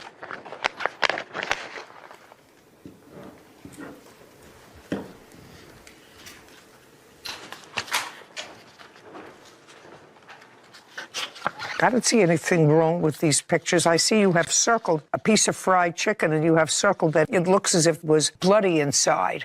Correct, Your Honor. But there's nothing wrong with the other pictures you showed me. This doesn't do it for me. Your Honor, if you see, it's pink in the middle. I saw that. He acknowledges that. He said he took it off. When you showed it to him, you acknowledged that you saw that the fried chicken had red inside, and you took it off. That's either a yes or a no. That's what you say in your answer. Yes. Getting hungry and testy. I'm sorry. So just answer my question. Don't think about what I would like to hear or what's good for you. You say in your answer you took the fried chicken off because it wasn't prepared right. Yes. Okay. Did she complain about any other of the food to you? No. Okay. You didn't complain about any of the other food in your complaint either. I complained after the party, Your Honor. We had a meeting. We had 3 meetings. I explained to him the chicken was half cooked. I have complaints from my guests. Just a second. Can't tell me about complaints. The fried chicken, he acknowledges, was not cooked enough. Next. I looked at the other pictures. There's nothing wrong with the other pictures of the other food. Nothing. What do you want me to see in the other pictures? Look perfectly fine. You were feeding 70 people for $1,800. You never said anything was wrong with the baked chicken. You said there was something wrong with the fried chicken. So what did you have meetings about? Your Honor, I complained about the baked chicken and the fried chicken after the party when I called Lenny up and showed him the chicken because he gave me a thumbs up. I said, come here. I need to show you something. When I showed it to him, he acknowledged that the chicken was half cooked. Also, the chicken was cold. Everything was cold. So when I told him that, he explained to me that his worker cooked the food, right? So I explained to him later on, the next day, because he sent me a text saying that he apologized for the food was bad and he apologized. Oh, I'd like to see, just a second. If you have a text that he apologized to you because the food was bad, other than the fried chicken, which he acknowledges, I'd like to see it. Just a second. Yes. Just a second. Very nice. He says he apologizes for the fried chicken. That's it. He said, I need to truly apologize for the mishap with the fried chicken. He took responsibility for it, for the fried chicken. So people didn't eat the fried chicken. Nobody ate the fried chicken. Good. Nobody ate the fried chicken. Everybody ate. There were a lot of other things for them to eat. By the way, did you have a contract for $1,900? Because she's a family friend, I didn't do a contract. What kind of accommodation, because she wants the full amount she paid for you, that is never going to happen. You served one dish that was not cooked. Correct. What kind of accommodation were you prepared to make? I was willing to reimburse her for the price of the fried chicken. And how much was that? For 2 pans, it was $250. For both? Yes, $125 each. Did he offer that to you? Yes, ma'am. You should have taken it. You had a party. People ate. If you don't like him as a caterer, don't use him again. He acknowledged he made a mistake. His chef undercooked, or whoever it was, undercooked the chicken. He was prepared to give you a substantial, based upon the whole number that you paid, accommodation of $250. I'm telling you, you should have taken it and run. Ma'am, may I say something? Say whatever you want. Okay, Your In Honor. 30 seconds. Okay, real quick. $250 he offered me plus an $800 food credit. So I explained to him, if you offer me an $800 food credit, why should I use your $800 food credit when you ruined my party? It was my 70th birthday party, and he humiliated me in front of all my friends and my family. Let me explain something to you. I had several weddings, 2 or 3 of my own, a lot of weddings for my children, even a couple for my grandchildren. And every once in a while, there was a bad dish. But everybody ate and everybody celebrated because they were celebrating your birthday or a wedding. So don't give me tears because the fried chicken was bad. You should have taken the $250. Are you still prepared to offer her the $250? Yes, minus the $100 that she still owed me. Well, all I want to see is that she owed you the $100. She said $1,800. Show me the conversation where she was supposed to pay you $1,900, and I will certainly do that, unless Ms. Davis acknowledges that the bill was supposed to be $1,900. You want to acknowledge that? Just don't ask her. I'm sorry. I asked her. She understood me. I'm sorry, Your Honor. Do you acknowledge you were supposed to pay him $1,900? I acknowledge I was going to pay $1,900. And that you gave him $1,800? I gave him $1,800. Okay, so that I will give you the credit for the $100 she didn't pay you. So judgment for the plaintiff in the amount of $150. We're finished here. Thank you very much. All right, thank you. This court is adjourned. I'm happy with the decision. Nobody didn't eat any food at that event. I tried to offer her the money. We didn't have to go through this. It was very disappointing. It was humiliating, and it was horrible. These are things when people try to be greedy. This is what happens. My 70th birthday party, and it was ruined. You know, I really thought that defendant did everything he could to make it right. Sometimes things get undercooked and served. He was notified about it by her at the party. He pulled it away as soon as he heard, took accountability, said, I'm so sorry for this one dish out of many that didn't turn out how it should have, and I'm willing to give you this discount. Obviously, you don't have to pay for it. And I thought that was a pretty stand-up response. So I thought he did everything right, and I think the right thing happened in the end. Me too. All parties in the matter of Johnson versus White. Step forward, please. 23-year-old accounting clerk Canberra Johnson is suing her ex-boyfriend, truck driver DeBario White, for unpaid loans and for the cost of a tuxedo rental. Ms. Johnson, you and the defendant were dating for a while. According to your complaint, you say he owes you for 3 things. First, he owes you for a $100 loan that you made so that he could turn on his cell phone. Then you claimed that you invited him to be your escort to a wedding, and he owes you for the tux. And the final thing, I believe, was a visa bill for a restaurant. Is that right? Yes, ma'am. And also, there were some shoes that were purchased as well. I have receipts for those. Shoes for the tuxedo? No, shoes for his children. Okay. Mr. White says that he owes you for absolutely nothing. You paid for these things for a variety of reasons. Is that right? Everything was gifts, correct. So let's start with the first loan that you claim you made to Mr. White. When was that? Last year, around middle summer, end of summer, 2000. Middle summer, end of summer. I need a date. August. No, don't guess and tell me. Think. It was in August. I don't remember which exact day. And how long had you been dating him when you made this loan? I had just met him, maybe 2 months I've been dating, if that. And why did he need money? Well, he said that he needed the money to turn on his cell phone so I can get in touch with him. He had no other form of contact for me to call him. He lived with his parents at first, then his brother, which he claimed that I was not allowed to call there, living with family. They didn't want, there were other children, his brother's children. So, no other form of contact. Can you help me? Fine. If I'm supposed to be in a relationship with you and I care about you, that's something I'm going to do to help you. So what did he say? You gave me a whole story. What did he say? I don't have a cell phone? Well, my cell phone My was cell turned phone off? got turned off. I later found out it was in his sister's name. He said my cell phone got turned off and? I need money to pay to turn it back on. And you said okay? Yes, ma'am. So you gave him the money? Yes, I gave him money. Good. That was in August. Yes. Is that right? No, that's not, Your Honor. Well, so tell me your version of the events. I met You this couldn't be much worse than hers. Yeah. I don't hear anything about a loan. I met this woman at work. We worked together for quite some time at NIH. And she had a crush on me, okay? Listen. So. Mr. White, I want you to listen to me very carefully. Okay. Cell phone. Right. Let's get to the cell phone. Mm-hmm. My cell phone did get cut off, and she was complaining that she wasn't able to talk to me. You know, I was like, well, I got a lot of bills right now. You know, I don't have time to turn my cell phone on. She said, I'll give you the money. Don't worry about it. I'll take care of it. You know, later on, you know. So she gave you the $100? She gave me the $100, correct. And you turned on your cell phone? I turned the cell phone on. That sounds right. Right? No, ma'am. He did not turn the cell phone on. He did. It was more money that was owed on the cell phone. So he didn't turn the cell phone on? No, he did not. Well, in that case, she must have knew my bill then, right? I mean, she gave me the money. She just gave me $100. How'd she know it was more money owed on the bill? Did you turn your cell phone on? Yes, I did. I mean, around the time that she gave you the money? Yes, I did. And were you able to contact him? No, ma'am, not by that cell phone, by other phone numbers, family's phone numbers, Well, et this cetera. was in August that you gave him the $100. You didn't do what he was supposed to do with the $100. Is that right? Yes, ma'am. Real cases, real people. Judge Judy. Canberra Johnson claims ex-boyfriend DeBario White owes for unpaid loans and for a tuxedo rental. Now, when did you invite him to participate with you in this wedding? October. So 20th. after he misled you in August and September, then you said to him, would you go to a wedding with me? Yes. Smart. I was still dating him at the time, so it's... Listen, that's your choice.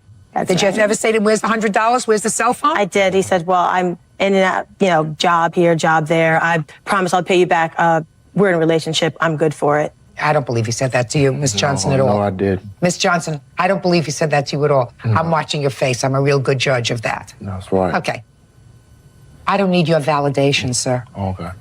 Now let's get to tuxedo. You were invited to a wedding in October. You asked him to be your escort. He needed a tuxedo. Tell me about it.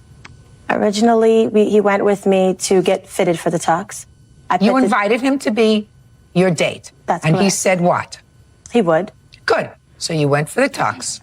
I put the down payment for the tux, which was $30 to be fitted. Right. Later on, I had spoke with him here and there. We didn't get to the rehearsal. He didn't know what was going on. The day of the wedding, I called him. He called me, said that he needed to get a hair shape up and that he would be able to meet me.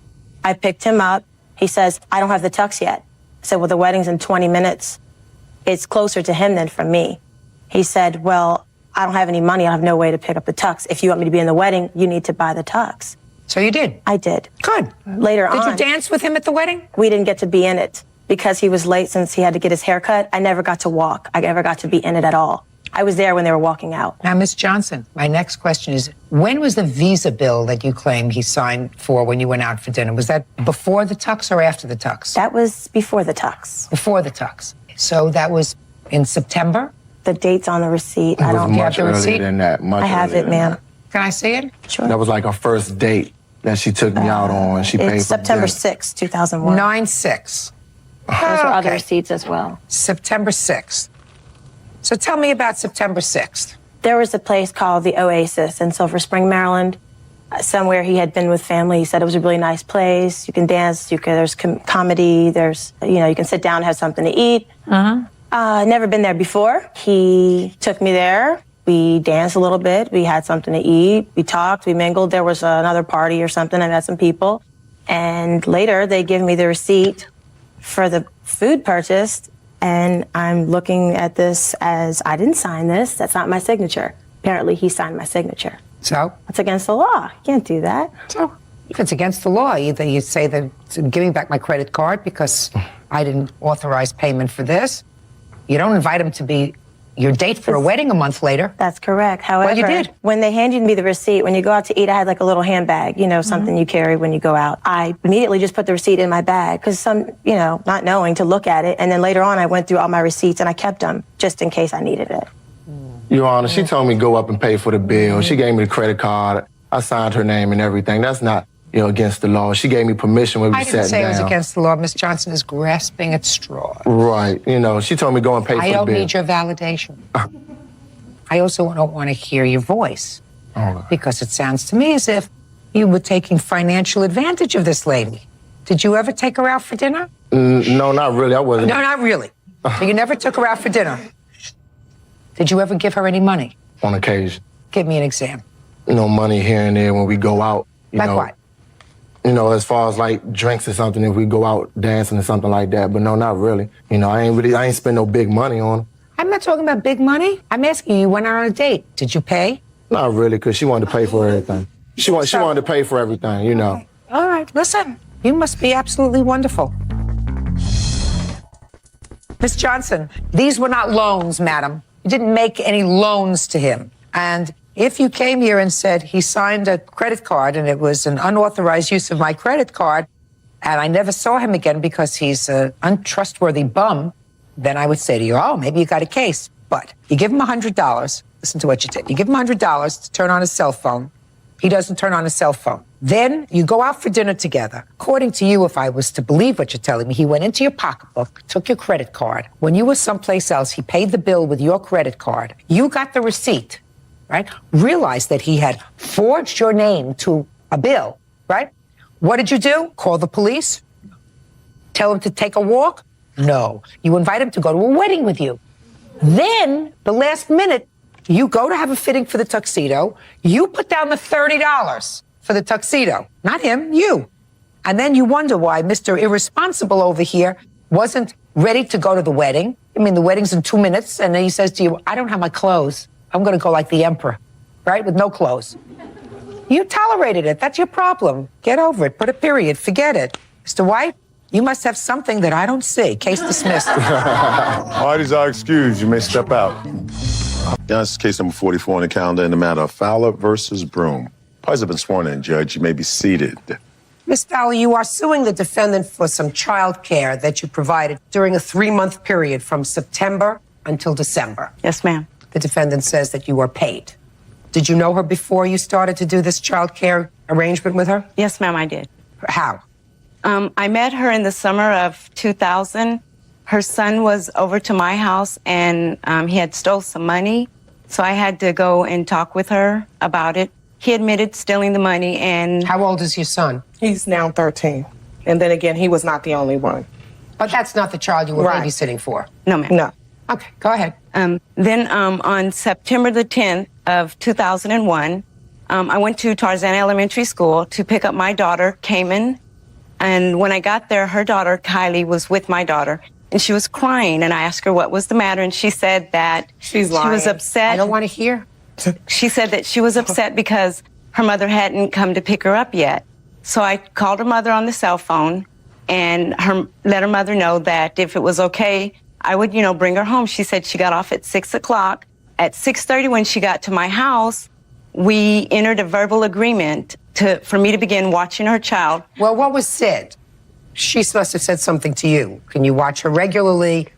Yes, she let me know that her daughter was on the waiting list for Latchkey, which is an after-school program. Until then, she didn't really have anyone to pick her up from school. I told her I could pick her up, each day with my daughter. And she said she would pay me $6 an hour. I was picking her up at 2:30 each day. And I began on September 11th actually providing childcare for her. Then on September the 14th, Ms. Broom approached me with paperwork from a company called CC&RC and asked me if I would enter a contract with them. They are a company that provides assistance with child care payments for single parents. I filled out the application and everything and then began to wait. One of the things that I mentioned to her, in order for me to be able to watch her child, I would have to enter her child into programs that my child was entered into, tap and ballet classes. Here are the receipts for the ballet and tap classes that I entered her daughter. I paid for them, and Mrs. Broom reimbursed me. Good. Okay. Did you get paid at all from Mrs. Broom? Not for childcare, no, ma'am. Nothing? No, ma'am.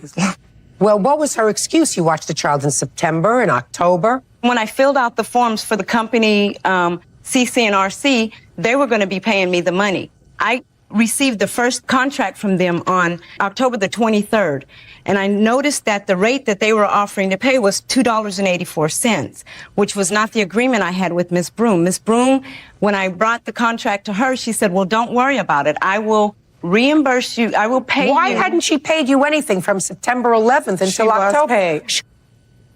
I want to get to you. Okay.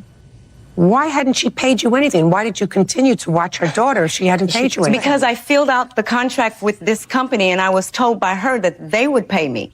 They told me it would take a couple of weeks for the paperwork to go through. Okay, so now you've got middle of October, and they tell you they're going to pay you $2.84 an hour.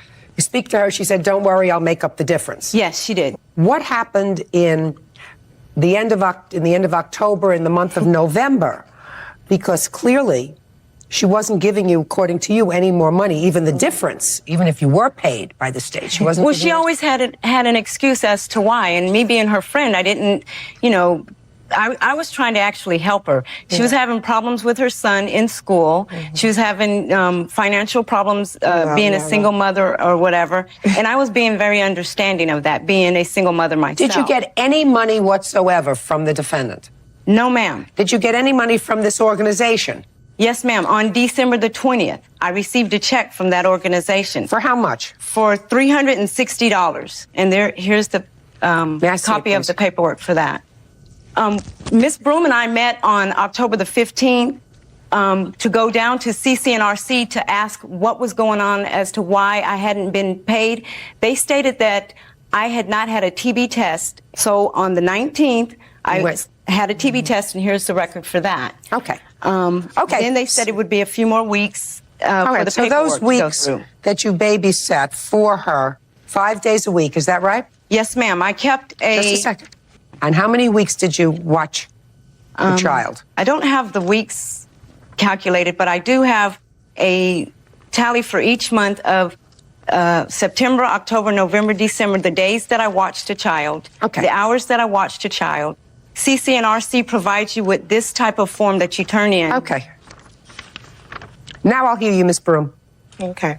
First of all, I would like to iterate that my daughter did stay on the grounds. I took my lunch at 2:30 between 3 and picked her up. My children, both of them, were able to come to my job and sit in the conference room. Listen, I'm not interested. All right. Well, other than Not that, interested. my daughter would not be standing there crying. She called me on my cell phone. She says, I'll take Kylie home with me. And then she says, I can watch her if you want. She offered. I never asked her. That's not true. Which is fine. I never asked her to do anything. I told her that I had Kylie on the waiting list with CCRC. And if she, if we discuss it, if she didn't mind, she can watch her and she can sign a contract with them and they'll reimburse her. I pay CCRC a portion of whatever the child care is. How much do you pay CCRC? It all depends on what the provider is being charged. Here's a log of what I pay CCRC. She was paid. That's the bottom line. I don't owe her any money. There were things that were going on in her home. She was rather upset because I removed my child from her home. That's not true. There were things. She has an autistic daughter. She stayed with, listen to me carefully, Ms. Broom. Your daughter stayed with her part of September, October, November, part of December. And what you're telling me, your defense to this case is that your arrangement with her was that she was going to be paid by this organization. Until she was paid, I paid her cash. Okay. And in the same instance, just like I paid her for ballet and tap, she was reimbursed for child care. Yeah, okay. She was reimbursed for child care. Really? Not only did she, and she said, she's making a statement that she watched my daughter. We did things for each other. We were supposed to be friends. Quote unquote, I thought that's what we are. In the same instance, she made matters even worse. I didn't even want to deal with it, remove my child from her home. The things that went on in her home, I couldn't relate to it. Forget. Okay. I'm not interested. You left your child there. That's the bottom line. Judge Judy continues in a moment. She's lying. No, I don't believe she's lying. Well, I believe she's lying. Well, I don't care what you believe. The most important thing is that I don't believe she's lying. I don't believe that for 1 second. And later today, You were on City Time romancing his girlfriend in his house. You didn't tell me it wasn't true, Mr. Flores. It's not true. Because I have a feeling you two guys are playing with each other a little bit. Real cases, real people. Judge Judy. Rebecca Fowler says former friend Delva Broom owes for babysitting fees. Delva says Rebecca was paid by the county. How much do you earn annually? Probably about $33,000, $34,000 a year. Okay. That's the issue. She thought that I don't know what I'm a single mother. I'm not on welfare. I work hard. That's fine. If I was not qualified for this, she knew that she signed a contract with CCRC. Until CCRC picked up her contract, I then paid her. Again, she's lying. No, I don't believe she's lying. Well, I believe she's lying. Well, I don't care what you believe. The most important thing is that I don't believe she's lying. Well. I believe because a babysitter, not somebody who's 12 years old, but somebody who is an adult, a very minimal, reasonable payment for an adult is $6 an hour. Right. And she just a second. I don't believe that for 1 second that you paid her. Not for a moment. I believe that she was strung along. No. And she finally got a payment of $360, which is here in the paperwork. Put your hand down. Does it look like you're losing? No, ma'am.